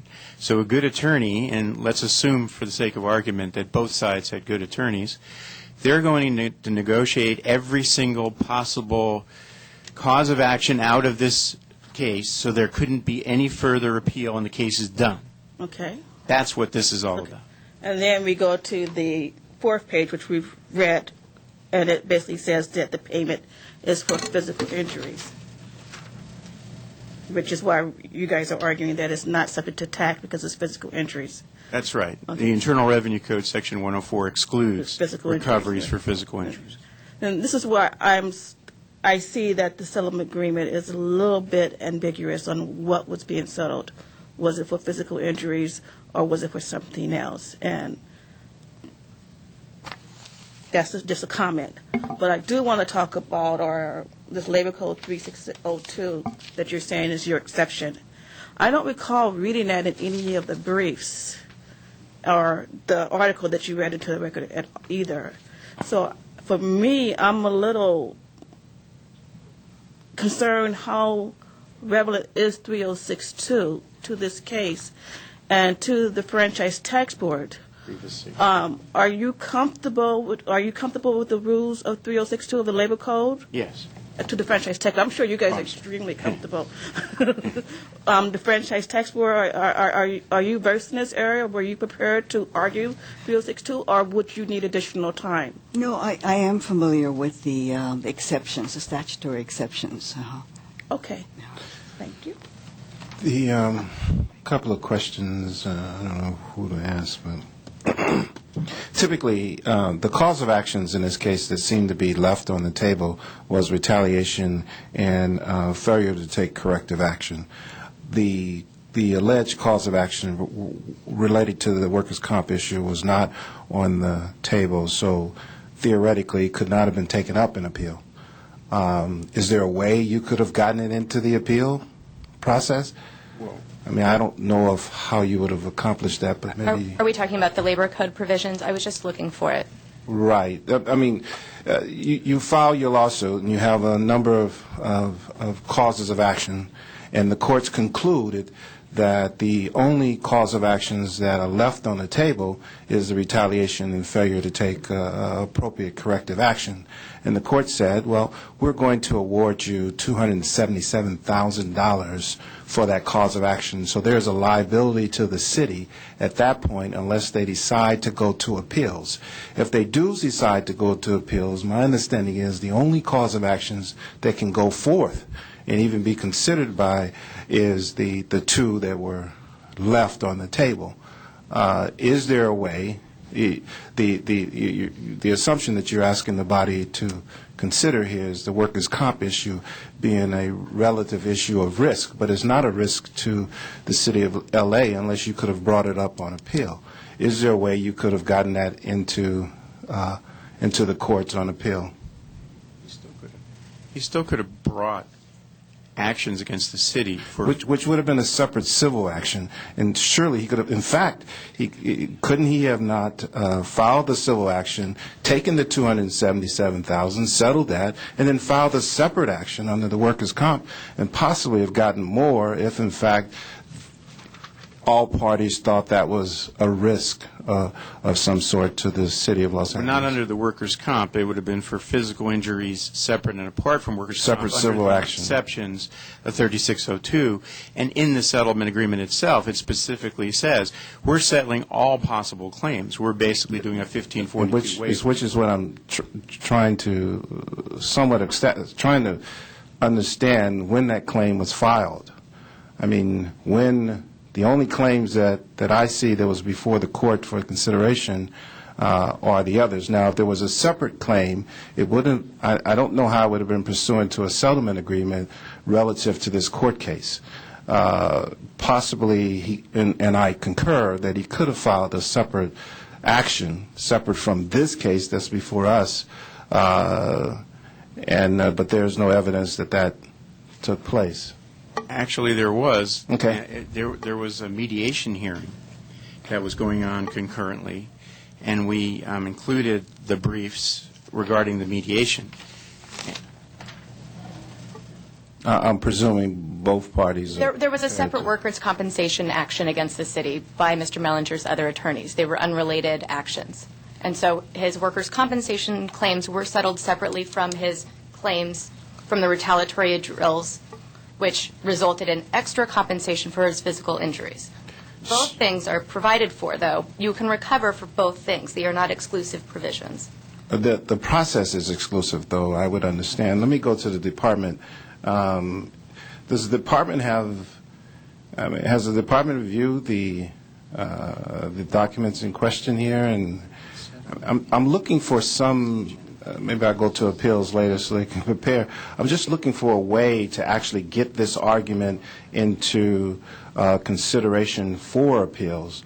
My understanding of the process is that once you've filed the cause of action, the appeals process, which is we're settling, is only to those cause of actions. And so if, in fact, in the mitigation you bring up this separate issue, what's the process of resolving that separate issue? Can you consolidate the two somehow and then settle all of those issues?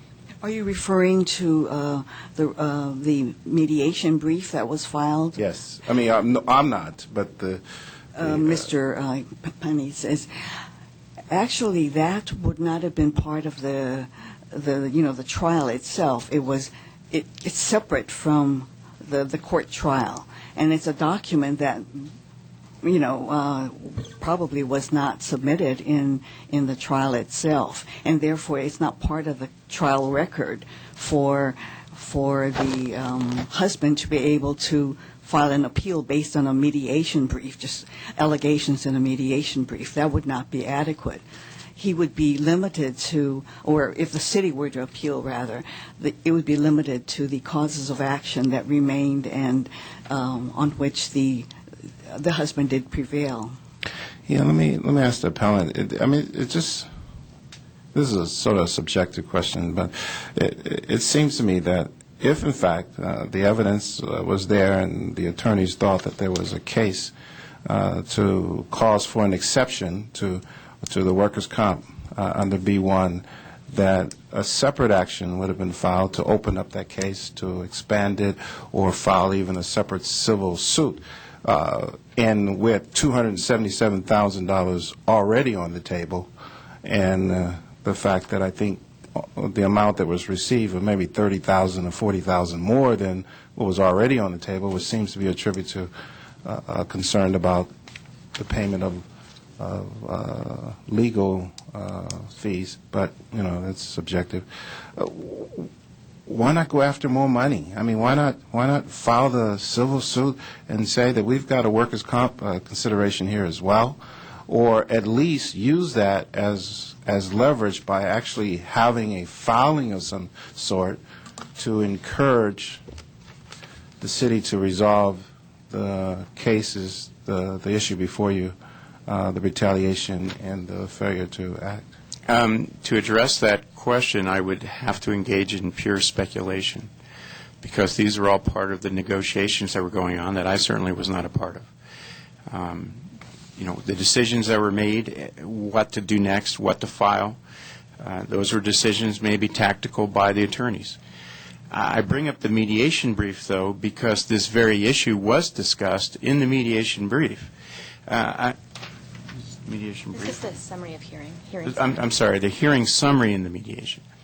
And if you were to look actually at page 9 of the mediation, there is citations to when a settlement agreement exists, determining the exclusion from gross income depends on the nature of the claim and the actual basis for settlement.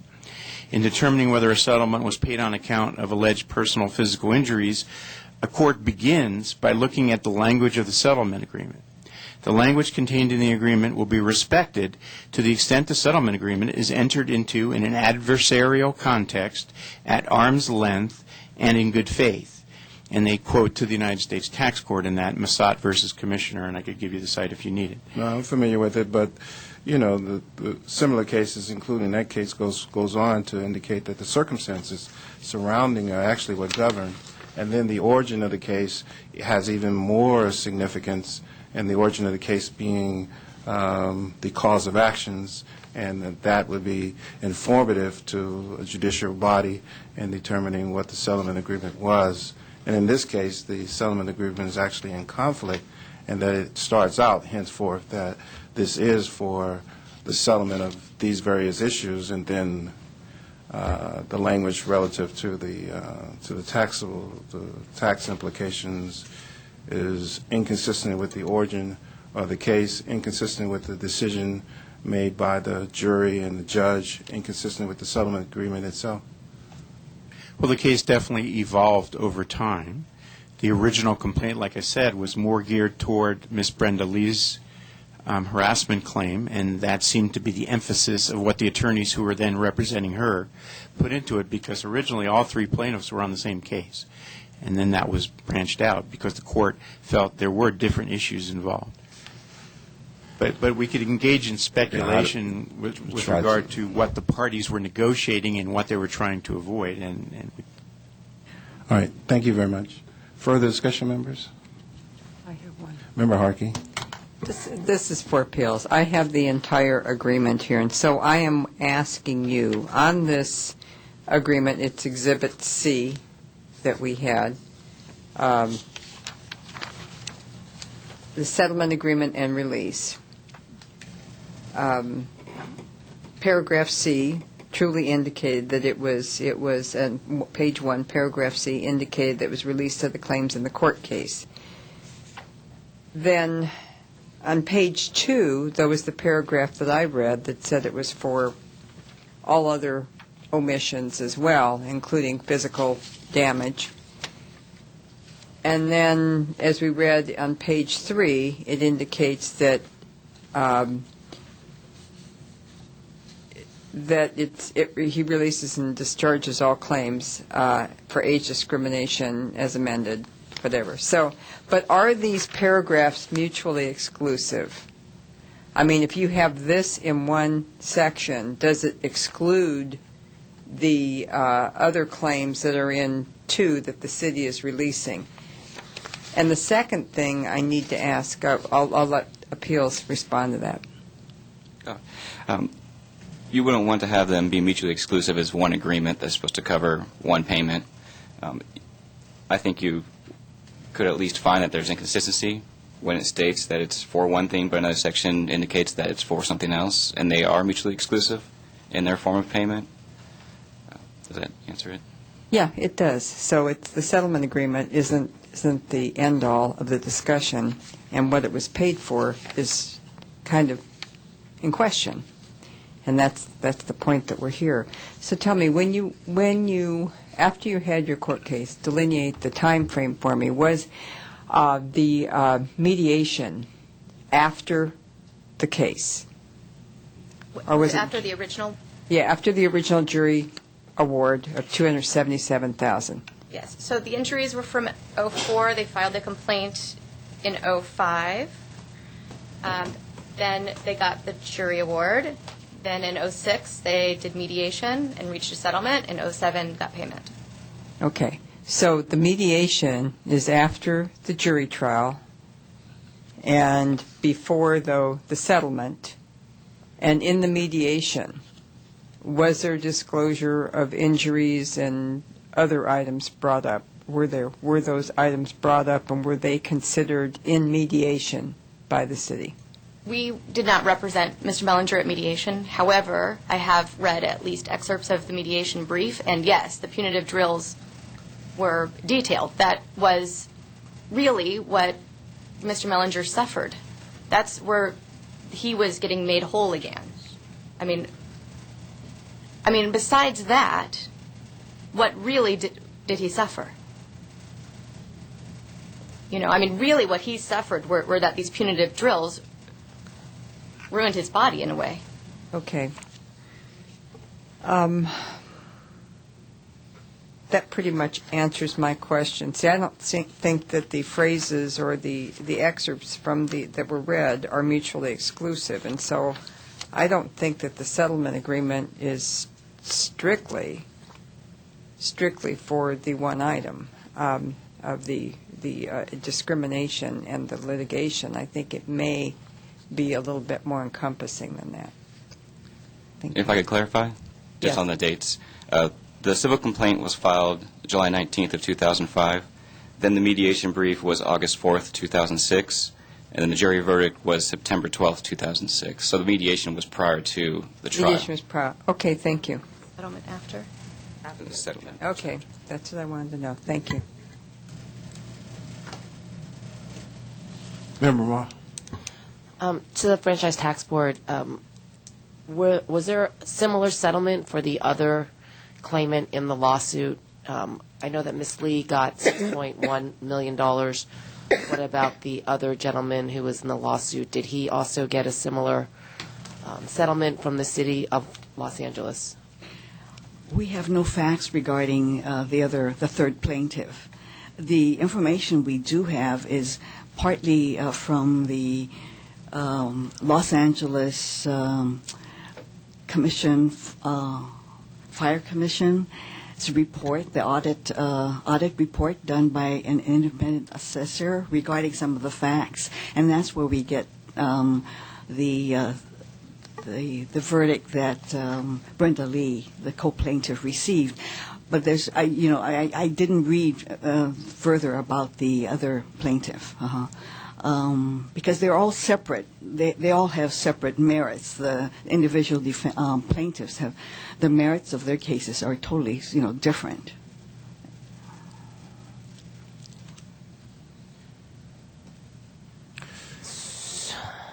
Question of may I? Okay. Question of appeals.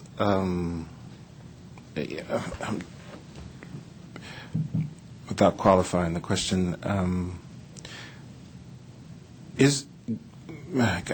my apologies, but I've got to kind of make it kind of a long question. But given that the court had awarded $277,000 for the retaliation and the failure to take corrective action, the remaining $73,000 seems to be what's open-ended as relative to the risk to the City of Los Angeles. Is there a way that the city could have had exposure for something other than what the claims of actions in the court case? I mean, the franchise tax board? May I respond? Yes. Besides the two remaining claims for retaliation and failure to take corrective action. And the punitive. Remember, yes. Yeah. The jury has found that an individual defendant had acted with malice, oppression, or fraud, and therefore was potentially liable for punitive damages. And very likely the additional amount is for punitive damages. The amount of punitive damages was not determined because the parties settled prior to that phase of the trial.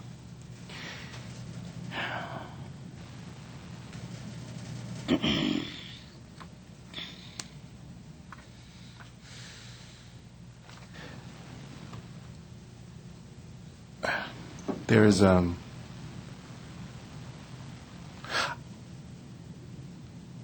I have seen situations where, relative to the punitive damages, in the settlement process, assertions can be made whether they're valid or not as to what those punitive damages could be attributed to some physical harm, even though the attorney for the city would have probably concluded that that has no merit and so forth. But you could have thrown it in there, I guess. It used to be that way, but I know, and they may not have. Quite honestly, if they were any good, they would have ignored it and said, well, that's not germane to this case. But that issue was decided by the United States Supreme Court subsequently, which basically held that punitive damages are always taxable, so that couldn't piggyback on. You still would be in the taxable category, even if they did that. Okay, I can't figure out a way to get there. Further discussion? Member? Regular submission.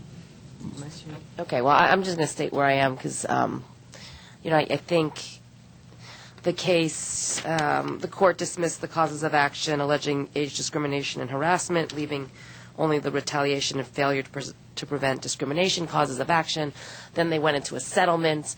Since they maxed out on workers' comp, I'm sure part of this is, due to additional injuries. Part of this is to settle, all other claims. I appreciate the words in the settlement saying, if you're a good attorney, you throw everything in there to alleviate everything and close all, openings for any potential lawsuit. And they threw in physical injuries, emotional distress, personal injuries, pain and suffering.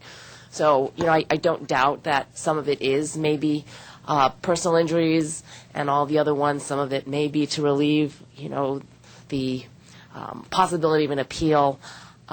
That's where I kind of am. I can't really decipher how much is what, but Can I address just what you indicated? There's specific language and there's general language. The specific language deals with what the payment was for, the physical injury, and they articulate what it's for. I think it's Code of Civil Procedure, California Code of Civil Procedure 1542, specifically states the language for general waivers of all claims, and that language is in the settlement agreement to basically say, we're making sure that this is the end of it. No more litigation. Every single possible cause of action you could bring is done. And that was put in there. That's the general language. So is that inconsistent? Well, then every settlement probably negotiated is inconsistent because you're going to always have that 1542 language, and then you're going to have the specific language of what we're really paying for. Yeah. That's always there. Yeah. Right, so some of it's taxable, some of it's not taxable, right? I mean, when you throw everything in there, and I guess that's why we're here.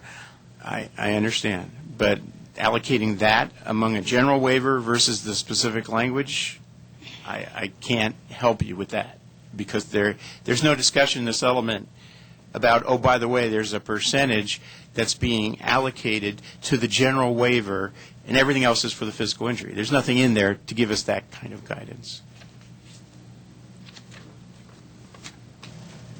I have yet to see a settlement agreement that general waiver is in there. And most good attorneys are going to put it in there. Good point, Member Mo. Further discussion, members? Hearing none. Member Harkey moves to take the matter in submission, second by Member Ma. Without objection, members, such will be the order. Thank you so very much for appearing before us today. The board will take your matter into consideration. It's a shame that your client didn't get $6.2 million as well, irrespective of the color of his skin. Discrimination is discrimination. Thank you. Thank you.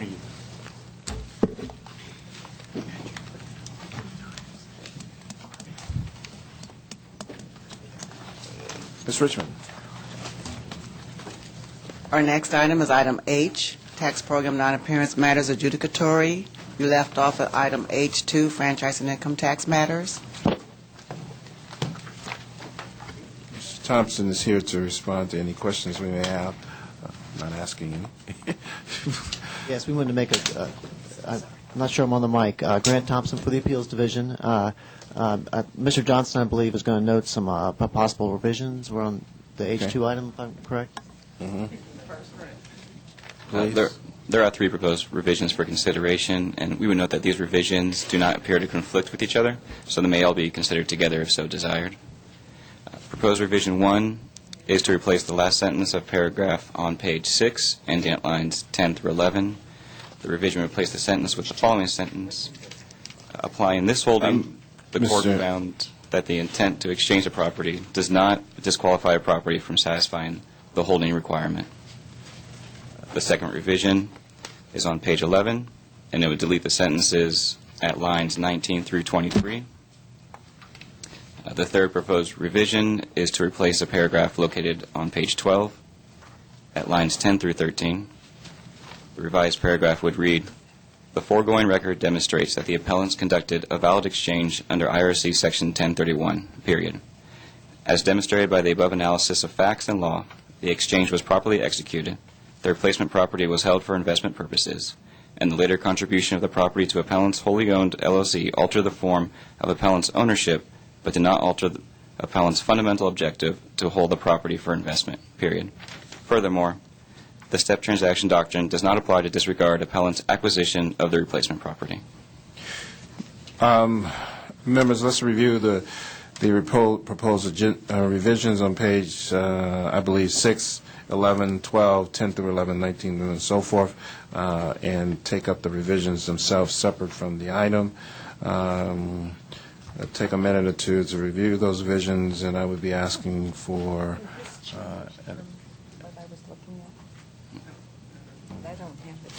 okay. Where is it? Is there a motion to adopt the revisions as so stated? Chairman, move to adopt the revisions by Member Harkey and Chairman Horton, as so stated. I would like to adopt the draft opinion as a precedential opinion.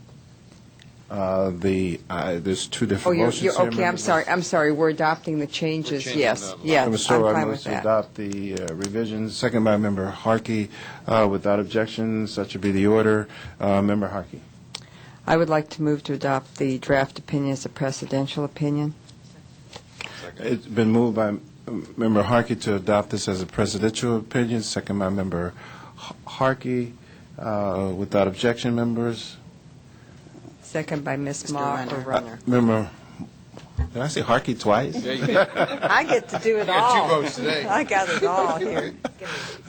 Okay. My apologies. Let's retract that. Move to adopt the presidential by Member Harkey, second by Member Ma. I do object. My concern, members, only is that the facts in this case are just so different, and the point of reference in the law, I got somewhat of an issue of presidential, but not a major objection. But anyway, Ms. Richmond, call the roll. Mr. Horton? No. Ms. Harkey? Yes. Mr. Renner? Aye. Ms. Mah? Aye. Ms. Stowers? No. Motion carries. On the items before us, members, is there a motion to adopt the summary decisions? What did we just do? We just adopted the revisions, adopted the summary decisions, adopted presidential. Okay, we're good to go. All right. So that was for item H2 1A through 1H. Yes. So now we're on H2 2. Members? H22, where is it? Hang on. Looking for H22. Hang on. H21.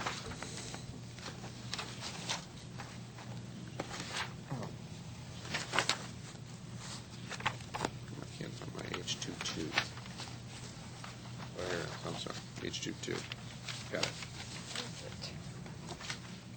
I'm having trouble finding H22. It was this Oh, other. okay. It's right here. I move the approval of the summary decision.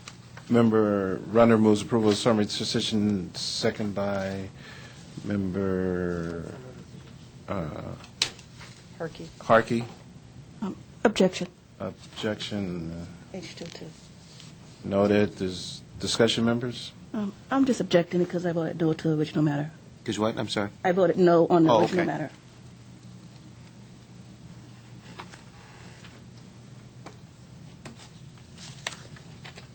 Issue 2, Mr. Peter St. James. This is the case of the statute of limitation. Yeah, I know. Mr. Peter St. James, a couple months back, statute of limitation issue. Yeah. Okay. Are you Got it. okay with that? Yeah. Okay. Okay. Mr. Call for the Harton? question? No. Ms. Harkey? Yes. Oh, yeah, aye. Mr. Renner? Aye. Ms. Mah? Aye. Ms. Stowers? No. Motion carries. Got you twice again. Our next item is Which H5, Sales and Use Taxes Matters, Credits, Cancellations, and Refunds. There's only one item. H51, Northrop Grumman Space and Mission Systems Corporation. Is there discussion? Hearing none. Is there a motion? Move adoption. Member Runner moves to adopt staff recommendation, approve the refund. Second by Member Maw. Without objection, members, such will be the order. Ms. Richmond? Our next item is I, Tax Program Non-Appearance Matters. Item I2, Offer and Compromise Recommendations. Offering compromise 1A, 1B, 5A, 5B, 7A, 7B, blah, blah, blah, through 14 members. Is there a motion? Move adoption. Member Stowart moves to, Second. Member Stowart moves to authorize staff to accept offers and compromise. Second by Member Harkey. Without objection, members. Such will be the order. Ms. Richmond? Our next matter is the administrative session. Item N is the consent agenda. We have item N1, a retirement resolution for Maria Delgado. The members of the board wish to extend their sincere and grateful appreciation to the retiree for her dedicated service to the State Board of Equalization and to the State of California. Their congratulations on her well-earned retirement and best wishes to her and her family for continued success, happiness, and good health in the years to come. Member Stowart and Yes, comment, please. To Ms. Delgado, yes, I do agree. Congratulations on your retirement. I've worked with you for the past 8 years with Ms. Yee. You impressed me with your knowledge of the Board of Equalization and your dedication to Ms. Yee's constituents when you were our outreach manager. And so again, I'd like to say thank you and enjoy your retirement. Enjoy your long walks with your dogs. Should you miss us and want to see us, have some popcorn, a nice refreshing beverage, and watch us on the webcam. There you go.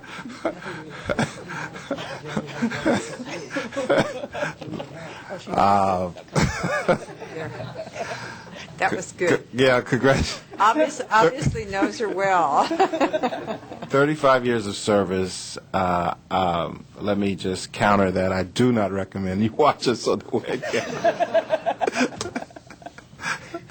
Take a nice little walk on the beach instead. Anyway, thank you so very much, Ms. Delgado. Then our next item on the consent agenda is N2, approval of board meeting minutes for May 27, 28, 2015. All right, members, let's take up N1, N2 together. Member So moved. Stowar moves to approve minutes, the minutes, and acknowledge the retirement. Second by Member Harkey. Without objection, members, such will be the order. Our next item is item O, adoption of board committee reports and approval of committee actions. Item O2 is the Customer Service and Administrative Efficiency Committee minutes. Member Ma moves adoption, second by Member Harkey. Without objection, members, such will be the order. Woo. Yeah, we're good. What? Nothing. I'm sorry. Woo. No. I just forgot to ask if you guys seated. I just rolled through it. Sorry. We're good. Mrs. Richmond? Our next item is item P of administrative matters. Item P1 is the Executive Director's report.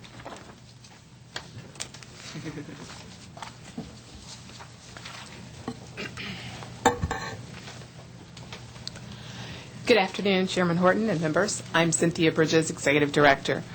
Revenue and Taxation Code Section 155 requires a report on extensions granted to county assessors for the submission of local assessment rolls. This is to inform you that a 30-day extension has been granted to 11 counties. They are Amador, Colusa, Humboldt, Inyo, Lassen, Los Angeles, Mendocino, Modoc, Nevada, Placer, and Santa Cruz counties. This information is also available on the website. And concludes my presentation. Do you have any questions? Discussion, members? Humboldt County? They were ever present today. I tell you. Culver City In Culver City, Humboldt versus County. Sacramento. I know, can you imagine? We got to admire him, guys. Thank you very much. We will receive and file. Ms. Richmond? Our next item is item P12, cross-project update and actions. Welcome to the board, Mr. Steen. Thank you. Good afternoon, Glad members. you made the trip, man. Thank You're you. okay. Good afternoon, members. Eric Steen, Cross Project Director. Last month, I reported that the Department of Technology, Caltech, postponed the receipt of proposals from mid-June to mid-July until they had received an approved integrated master schedule from us that spans the next 6 to 7 years. Since then, we have furnished 2 separate integrated master schedules to the Department of Technology. However, as of June 18th, the Department of Technology has postponed receipt of final proposals until mid-October, and their rationale is that they believe that BOE will benefit from having this detailed schedule, that we will use it for the implementation. They're concerned that the 34 pages of our integrated master schedule is not as long as Franchise Tax Board's schedule for EDR, and they believe that the evaluators could use it for the evaluation, but the evaluators cannot use it for the evaluation. They say it's for us, but realistically it's for them. We are going to replace it once we get proposals and schedules from the bidders. This 4-month delay increases the procurement by approximately $2.8 million, and it also delays the solution development and delays further revenue that the solution would bring into the state of California. Now, I want to say that we fully agree with the need for an integrated schedule. We just feel that putting one together now is premature. It's just not, now is not the time, and we've always agreed that we would give one to them. And we've made every effort to diligently comply with Caltech's request. In fact, we gave them an integrated master schedule in September of 2014, another one in October of 2014. We gave them one in November of 2014, to which they responded in email saying, this is very helpful information, good stuff. We didn't hear anything on the schedule until the February steering committee, executive steering committee, at which point they said, you can wait, we can wait until after the intent to award before we put together a finalized integrated master schedule. However, the very next month at the March Executive Steering Committee, they said we're going to put the procurement on hold until you give us the schedule and we approve it. So we immediately took what we had done in the past, updated it, furnished it to them in March. I requested a meeting with the director of the Department of Technology at that point. It took a month to get that meeting together. At that point, they essentially doubled down and said, we want this schedule and it needs to be approved by us, otherwise we're going to put the whole procurement on hold. We gave them another one in May, and as I already stated, we gave them 2 more revisions in June. And quite frankly, the evolving requirements, the delayed responses, and the lack of meaningful feedback on the schedules that we furnished really make it very difficult for us to provide something that's useful, that is something that they're going to approve. And I will say, I'll go on the record for saying that neither this delay nor this schedule are going to ensure a successful outcome. In fact, we are going to replace this. We're going to spend millions of dollars on a calendar, on a schedule that we're never going to use. The reality is that the imposition of unwarranted and costly delays, if this is a harbinger of what will come during the implementation, then likely CROS is going to cost a lot more and take a lot more time than it ought to, and it may not yield the best-in-class solution that we desire. At best, this is a distraction. At worst, we go down the road of yet another failed state IT project. Now, that's the bad news. I know it's not a very rosy picture. The good news is that I would say that the CROS team and the BOE has tremendous resolve. I've been very impressed with their work ethic, their positivity. They continue to work very hard on the pre-implementation, on the procurement, and on this integrated master schedule. Gentlemen like Chris and Mir are doing a tremendous job attempting to meet the requirements of the Department of Technology, and so that's very positive. And I would say the 4 months that we've been given, we'll utilize that to get in front of issues that could occur during the implementation, so we'll use that time to the best of our abilities. I don't have anything else to give you, unfortunately, this afternoon, so if you have any questions, I'd be happy to answer them. Member Harkey.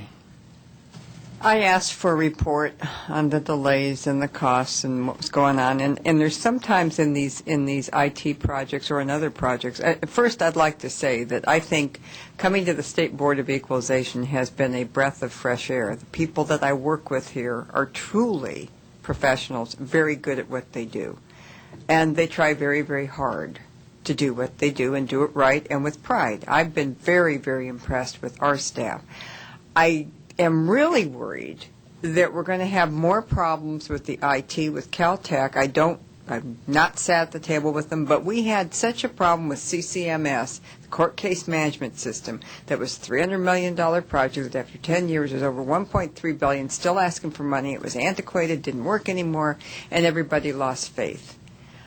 Except for a few counties that actually were on the CCMS because they were too small to have their own systems. All the large counties built their own and integrated themselves on the court case issue.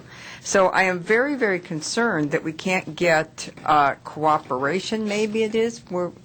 It almost seems to me like that there becomes a butting of the heads when you say you'd like to have something and you say, well, it's not really, and they just want to have it.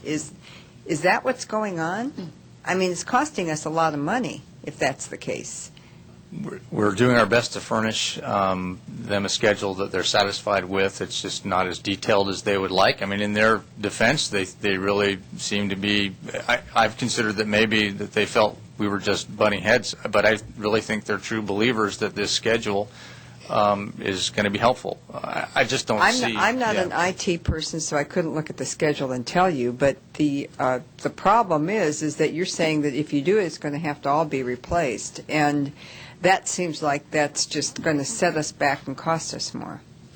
Yes, we'll spend millions of dollars on this. I mean, it delays the procurement another 4 months. That's a big cost, and in my opinion, this schedule that we'll put together will be completely revised, if not replaced, based on the information that the vendor is furnishing us. I mean, it's as if, if you were going to replace a two-bedroom, one-bath with a two-story, four-bedroom, three-bath, would you sit down and put together a detailed schedule of all the activities before you hired a prime contractor or before you even hired an architect to design the system, design your house. You wouldn't do that, and we shouldn't be required to do that level of detailed planning for the next 6 to 7 years. It just doesn't, quite frankly, it doesn't make sense. I've never seen this done.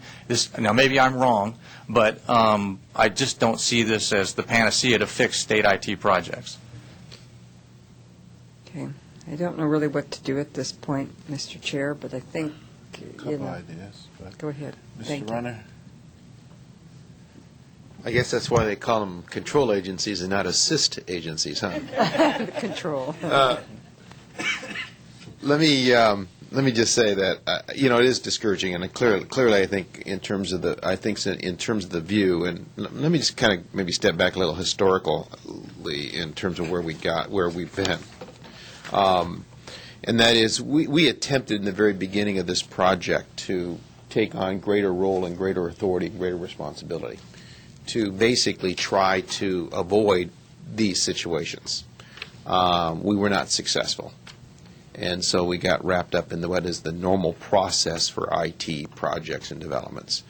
One of the issues that we did do in the very beginning, too, is that we chose to bring on a key individual who would have direct access with the ED and with the board in order for us to be fully informed what was going on and what the processes were. This was a significant issue for us in terms of the board. Plus, we know that indeed, if there's problems and failures, that these become interesting news fodder, and therefore we wanted to be engaged and aware. And I appreciate that, and we have been. It is discouraging. I've went to a meeting or so, or two, and I have other staff that went dealing with some of the issues with Caltech, and it is discouraging because I think we're just in the normal, hamster run of what it is and how it is that they do IT projects, and really without much really effective track record. But we're in it. I think we just have to figure out, and I appreciate you trying to do your best and try to figure out how to make this as effective as we can with this delay.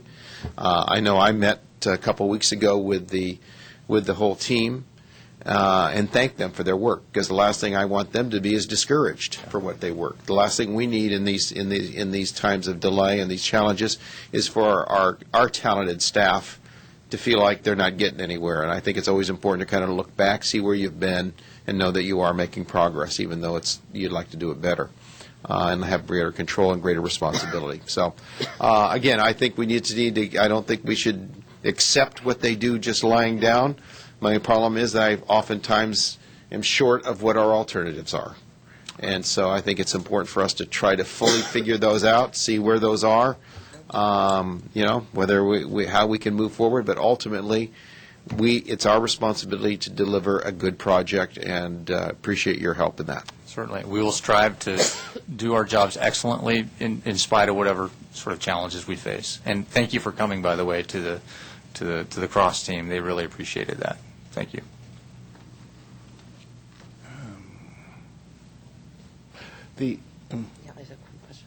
Member Ma. I just have some questions since you're here, not to talk about the other control agencies and, our frustrations. I feel your frustrations. I've had my share in my office with other control agencies. But I have been meeting with the assessors in my district, and some of them have been asking, due to technology and new developments, is there a way for them to put certain information online, submit it to the BOE, maybe so that we can, do some checks to see if anybody's out of line, versus the same old way we've been doing it for 100 years, sending auditors up to an assessor's office, camping out for a week, gathering all the papers and copying and bring it down. I mean, I don't know if that's part of your CROS system, but certainly I thought that would make sense and maybe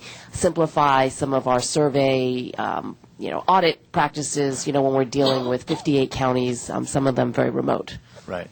Well, before I make commitments, write checks I can't If you cast here, I want to sit down and find out some of the details around what is being requested. It sounds very doable technologically, so I just need to find out in more detail what needs to be done. I'm happy to do that and bring staff in and engage TSD as well so that we can figure out what you want to accomplish. Okay, I'm just wondering whether that was discussed in the past when we're talking about technology and, bringing everybody online. I think the assessors are also an essential part, and, part of one of the onerous parts is actually going out to do these audits of these assessors, different assessors, every 5 years. And so if there's a way to kind of gather the data and figure out whether there is, a problem perhaps, and then sending out a team versus every single year, kind of doing the same audits. I understand the issue. David Gow. This issue is not a piece of the cross-procurement, but it is something that I will go back and work on with the Property Tax Department and to see if there's how better to maybe electronically transmit and share files so we don't have to be so invasive or burdensome on their office visits. So we'll take that issue and look into it. Okay, thank you. Well, part of the procurement process is the data warehouse and data matching. Yes, that's part of what we are procuring, yes.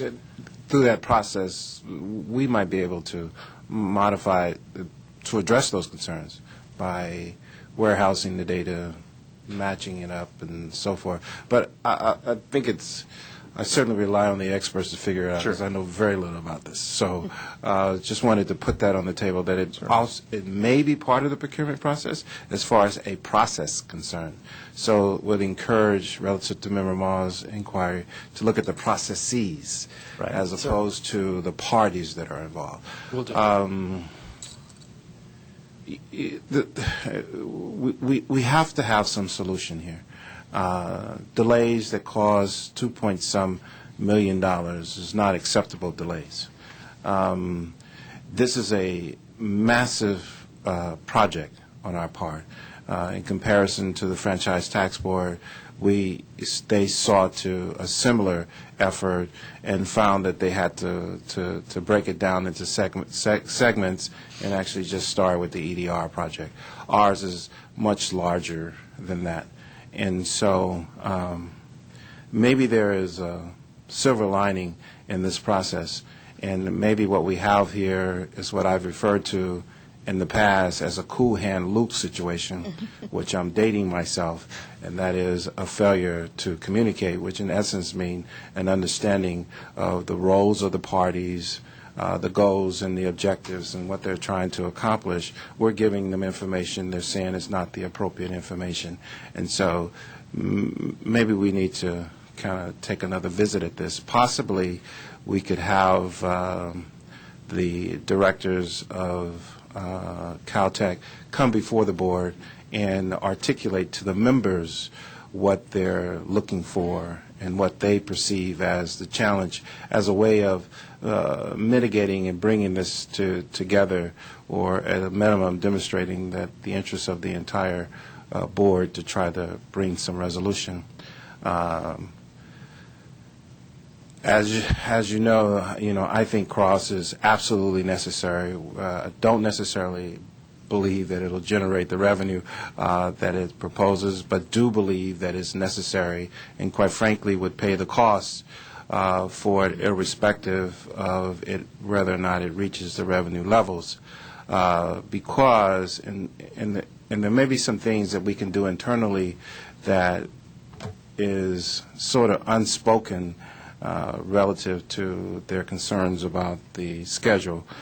Maybe they're not necessarily looking for something on paper to say what we're going to do, because as it relates to the, to our existing IT system, one of the issues that have been somewhat concerning me for a few years here is the fact that our IT system somewhat operates in silos, and that we have an IT system for sales and use tax, we have an IT system for property taxes, we have an IT system for collection, we have different management over that, we have the district administrator managing the IT people in the district.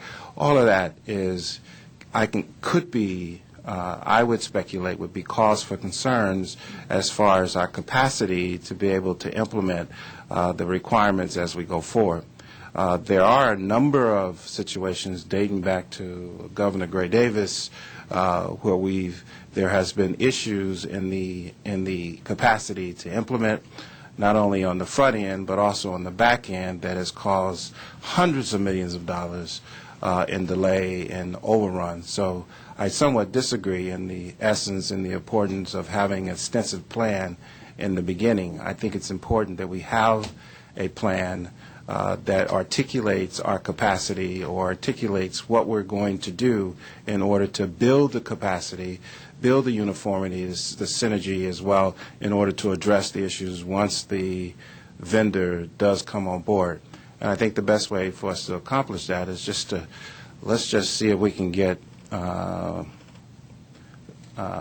Caltex in here before the board so that they can tell us point blank what they think their concern is.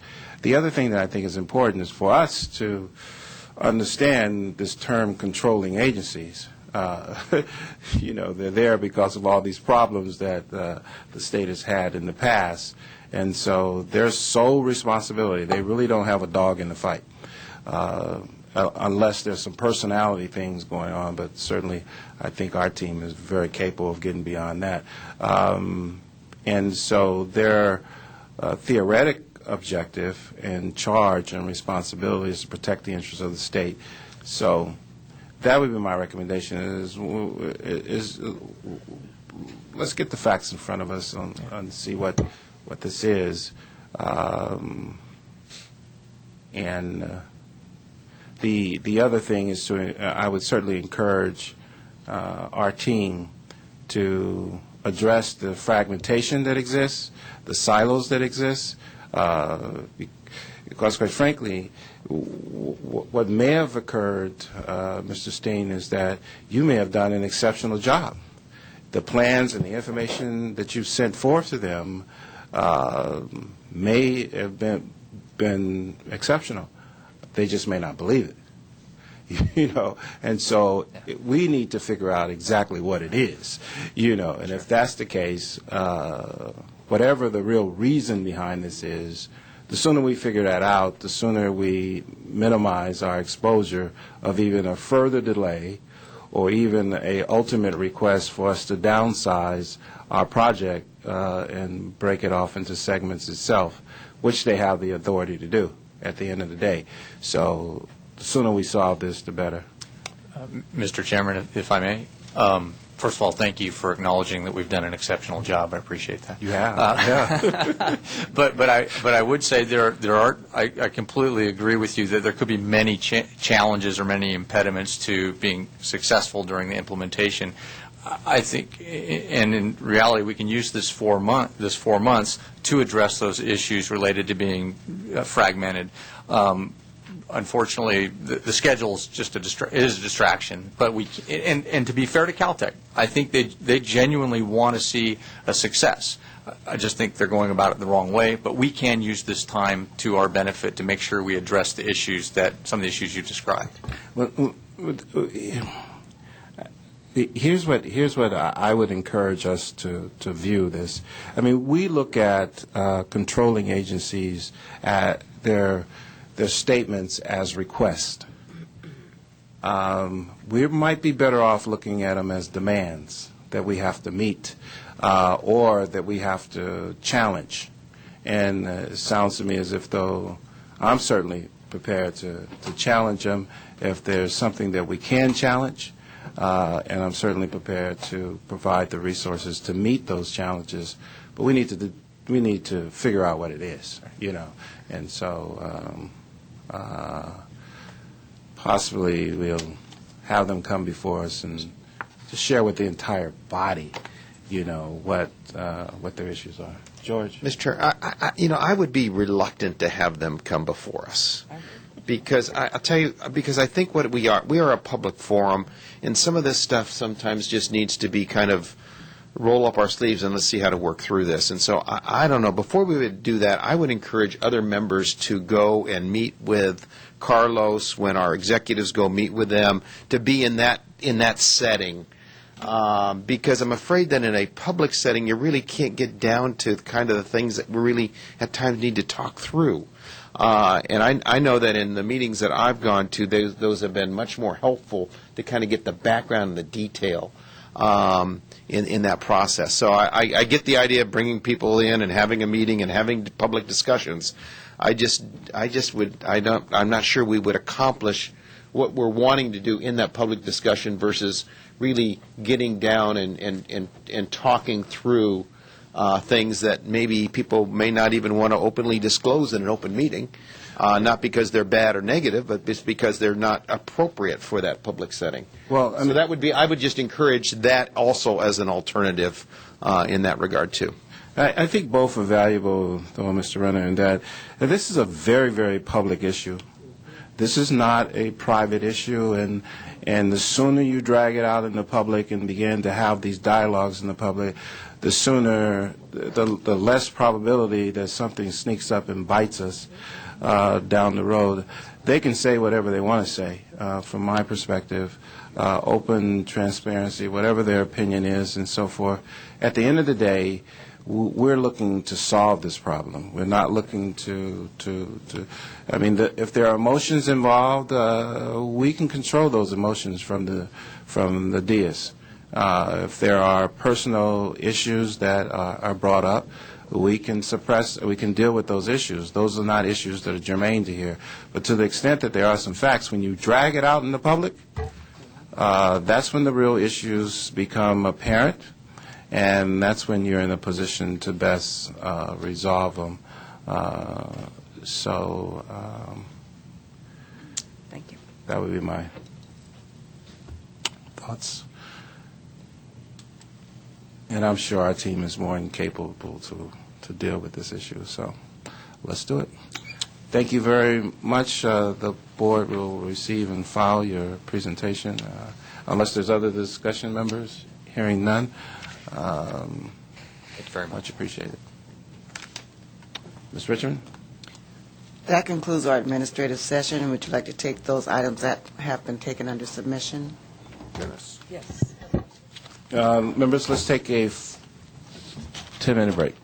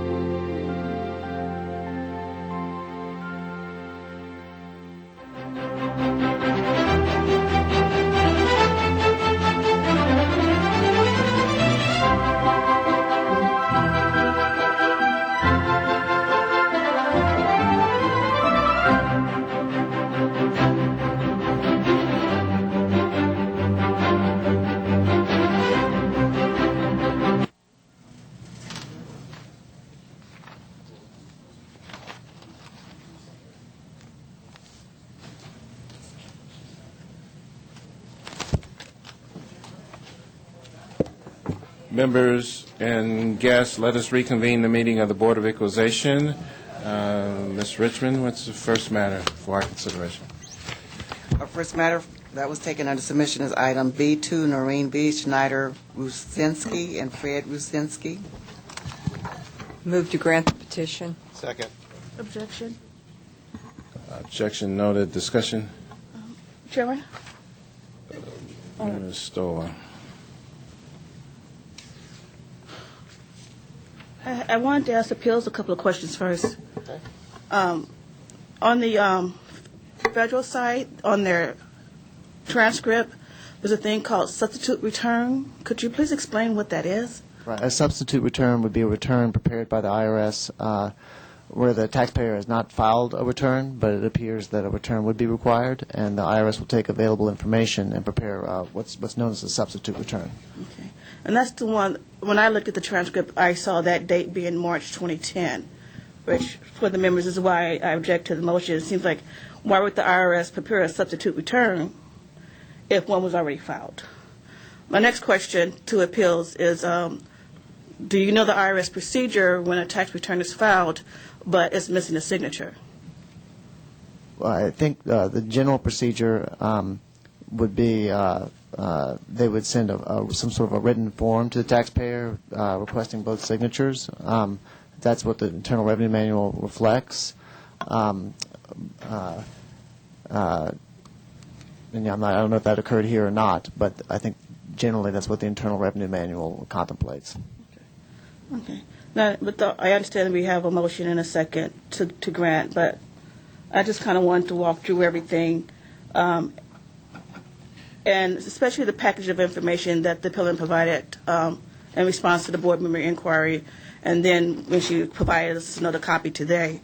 And looking at it, and although some of the documents was taken out of order, it's clear that the tax returns that she provided to us were copies that FTB either sent to her or sent to her attorney or the judge that was asking for the returns. And when I just put them in order and looking at the numbering at the bottom margin, you can see, starting with the 2005 return, that this return came from the Franchise Tax Board. It has a signed date of March 2010. And then you would think, well, maybe they did actually file because it's signed that date. However, when I continue to flip through the package and keeping them in order, I note that included in that package was a copy of the federal return, and taxpayers are required to attach the federal return when they have certain schedules. And she did attach the federal return, and that federal return has a signed date of April 27, 2010, which I question, if it was really sent to the Franchise Tax Board in March, the state and federal return sent in March, why do we have a copy of the federal return in the Franchise Tax Board's records showing that it was signed on April 27th? So there's a little confusion, at least for me, on when the returns were sent. However, when you go back and you look at both the Franchise Tax Board internal accounting, their IMF, and their return display, I find them to be valid, and I find that the California return was received on May 15, 2010, and the IRS federal return, based on the IRS records, was received on May 3rd, 2010, and those dates line up with when the federal return, copy return, was signed and most likely submitted. And for that reason, I do object to granting. I find that the return was sent to the state of California after the statute of limitation for requesting a claim for a refund. Member Vaughn. I disagree, but I don't want to go through it again, so. Yeah.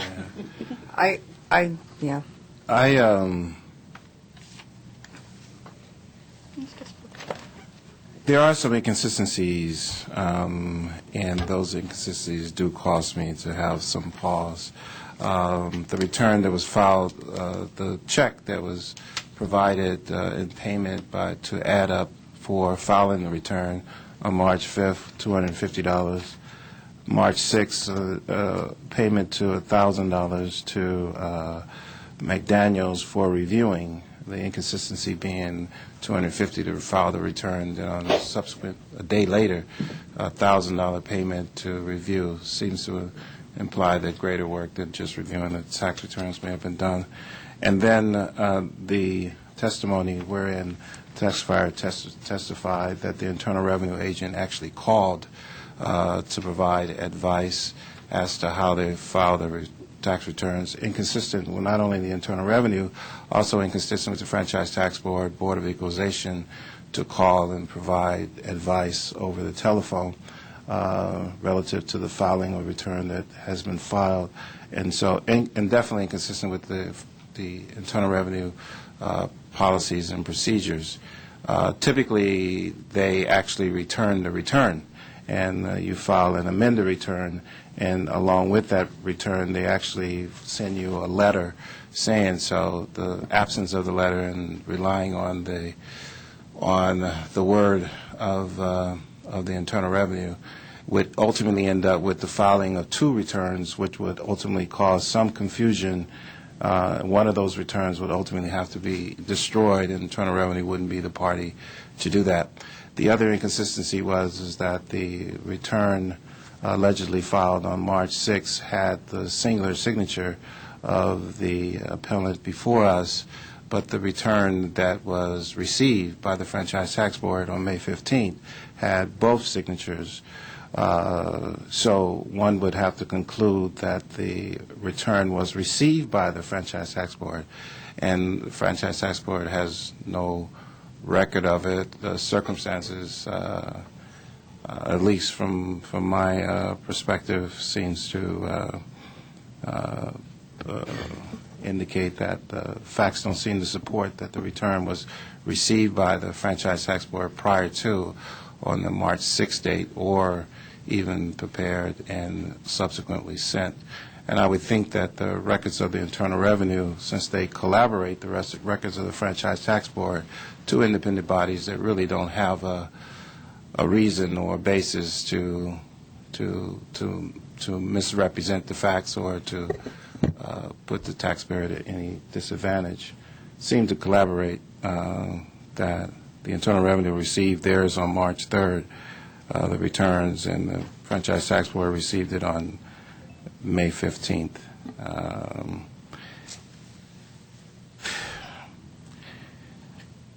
Mr. Chair? I would have, and I don't know, I would have liked to have seen, my apologies, Mr. Runner. Go ahead. I would have liked to have seen the checks to have been canceled checks, or even though the Internal Revenue did stipulate that they only received the tax returns on May 15th, I believe was their stipulation, that they did not receive which conversely means that they did not receive a return prior to May 5th, and what they did receive, they actually prepared themselves, which is a substitute return, which was prepared March 6th, which is even after the statute of limitations, even if that was concluded to be a return, would not have been one. The supplement return is just a document that the Internal Revenue files saying this is what we think you owe. Mr. Runner. I think I'm compelled by the affidavit by the preparer, and especially I think in terms of the detail, I was not persuaded at all by the FTB's view, and maybe the preparer got it wrong, especially when the preparer was so specific in regards to signing the envelope, recalling all those kinds of events that took place. And I was really not impressed by FTB's then interpretation of the taxpayers' sticky notes in regards to trying to use that as some kind of an interpretation as to when things were filed. So those were the issues in there. I think it's like in a lot of other cases. There's an interesting argument on all sides here, but that's what at least got me there. There's just one thing I'd like to enter for the record is that I think because the burden of proof is on the taxpayer and the FTB itself had destroyed records, that the fact that the taxpayer went back and exhumed so much really speaks highly in their favor. They dug around things from 2005 and 6 and 10, and and that's very, very difficult for most people to do if they're not assuming they're going to need this stuff forever. And so on that alone, I have to say that I thought, it was a Herculean job of trying to put things together for which the FTB really didn't have any documentation, and they were relying on a report that just merely stated a few lines from the IRS, but didn't, they were working it too. It's a hard deal, but I do think the taxpayer deserves the benefit of the doubt here for having put together so much.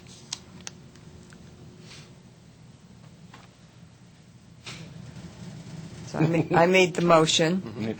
There's a motion to grant by Member Harkey, second by Member Runner. Objection noted. Ms. Richmond, please call the roll. Mr. Horton? No. Ms. Harkey? Aye. Mr. Runner? Aye. Ms. Ma? Aye. Ms. Dowers? No. Motion carries. Next item. Our next item is B3, Robert Carpio and Virginia Carpio. Move to sustain the franchise tax board. Second. Member Stowart moves to sustain the franchise tax board, second by Member Harkey. Without a Ma, God, I don't know why I keep that. Must be those blue shoes.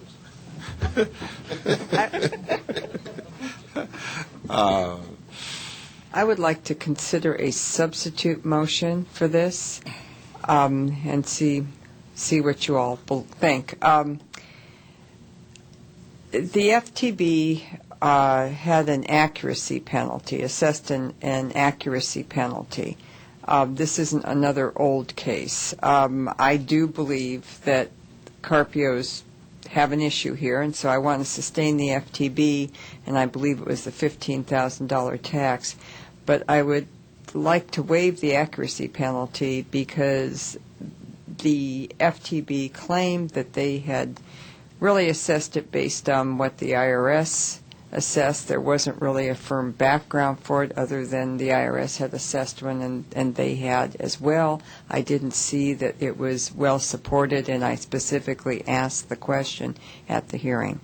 So that would be my substitute motion, is to waive the accuracy penalty and otherwise sustain the FTB. I'll second that, but I'd like a question. I have a question to appeals. Okay. Members, there's a motion on the floor with a second. The subsequent motion governs. Subsequent motion is now on the floor. Discussion, Member Runner. To appeals in regards to some guidance in regards to the accuracy penalty. What are our abilities at that point? It appears, based on the income adjustment, that there is a substantial understatement, which would establish an initial case for imposing the accuracy-related penalty. So the taxpayer would have the burden of showing that reasonable cause existed, reasonable cause in good faith to abate the accuracy-related penalty, or that another exception to the imposition of the penalty would apply. Chairman? Member Stowart. To show that reasonable cause should apply, and did they make an argument for reasonable cause? No, they did not. It was something we raised as a possibility in our staff comments, that they wish to raise one. No. They should do that, but I don't think we heard a reasonable cause argument. I'll withdraw my motion. I will. I'll withdraw my motion. I didn't hear one either, and I respect Ms. Stowers' motion. I was on the second. Okay, here's where we are. We're back to We've got the first one. back where we started. So, now what? Now the motion on the Did we floor second is to motion? sustain the FTB. Okay, sustain FTB, and Member Stowart moves to sustain FTV, second by Member Ma. Without objection, members. one comment. Yeah. Just real quick, just encourage all parties to see about offering compromise, considering their age and ability to pay. We would definitely do that. And I have to encourage the Department of the Franchise Tax Board, when a member makes an inquiry relative to any item, no defense is not a defense. There should have been some defense put forth as to the distinction between the negligence penalty and the accuracy penalty, despite the fact of the apparent evidence that may have been there and considered by the board. To that extent, I believe Member Harkey's motion had merit. Given that there's a motion on the table, second, without objection, members, such should be the order. Ms. Richmond? Our next item is B4, Michael I. Cohen. I move to grant the petition. My reasoning is that I don't believe that there was negligence on his part. I think that there was some undue stress. We heard a lot of testimony on this. In essence, he has a penalty for not requesting his refund on time, and he had paid the taxes. He had made every effort, and he was missing documentation. So I do believe that this is an unusual case, and that the petition should be granted.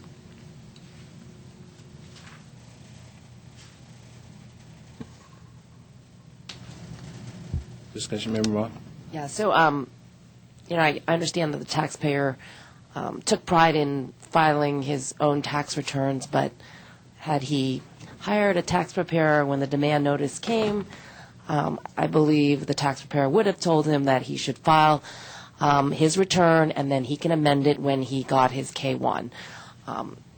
I don't think, ignoring the Franchise Tax Board and waiting for the K-1, which eventually, they did hire a CPA to do, is reasonable cause for not filing when the notice was received. So, I'd just like to clarify that this is for a demand penalty, that the FTB did waive the late filing penalty, and they did refund the overpaid tax.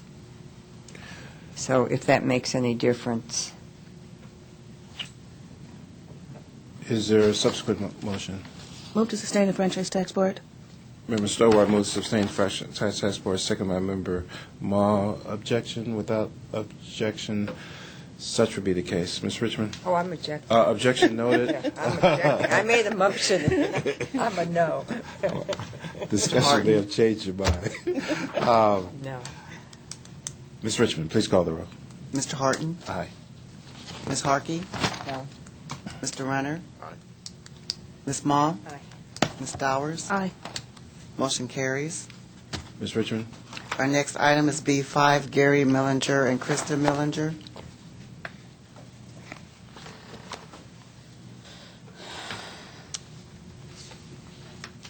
I move to support the FTB. Member Harkey moves to sustain FTB. Second by Member Stowart. Without objection, members, such would be the order. Okay. Yeah, right. That's the end. That's Our last item is closed session. Closed session. Well, besides The that. members will now go into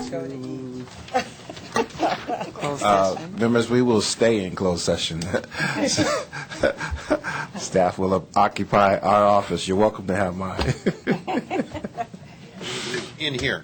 Yes. Okay.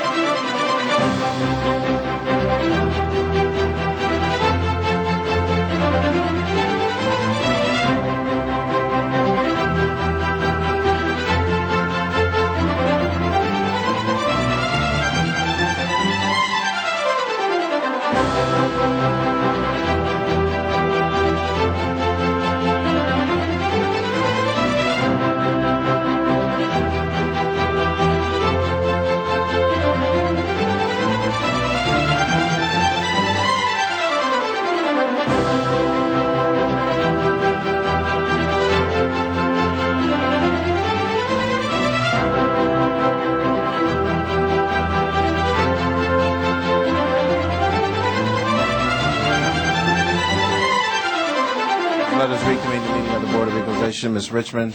The members met in closed session and discussed settlements and personnel matters. The meeting of the Board of Equalization today is recessed until tomorrow at 9:30.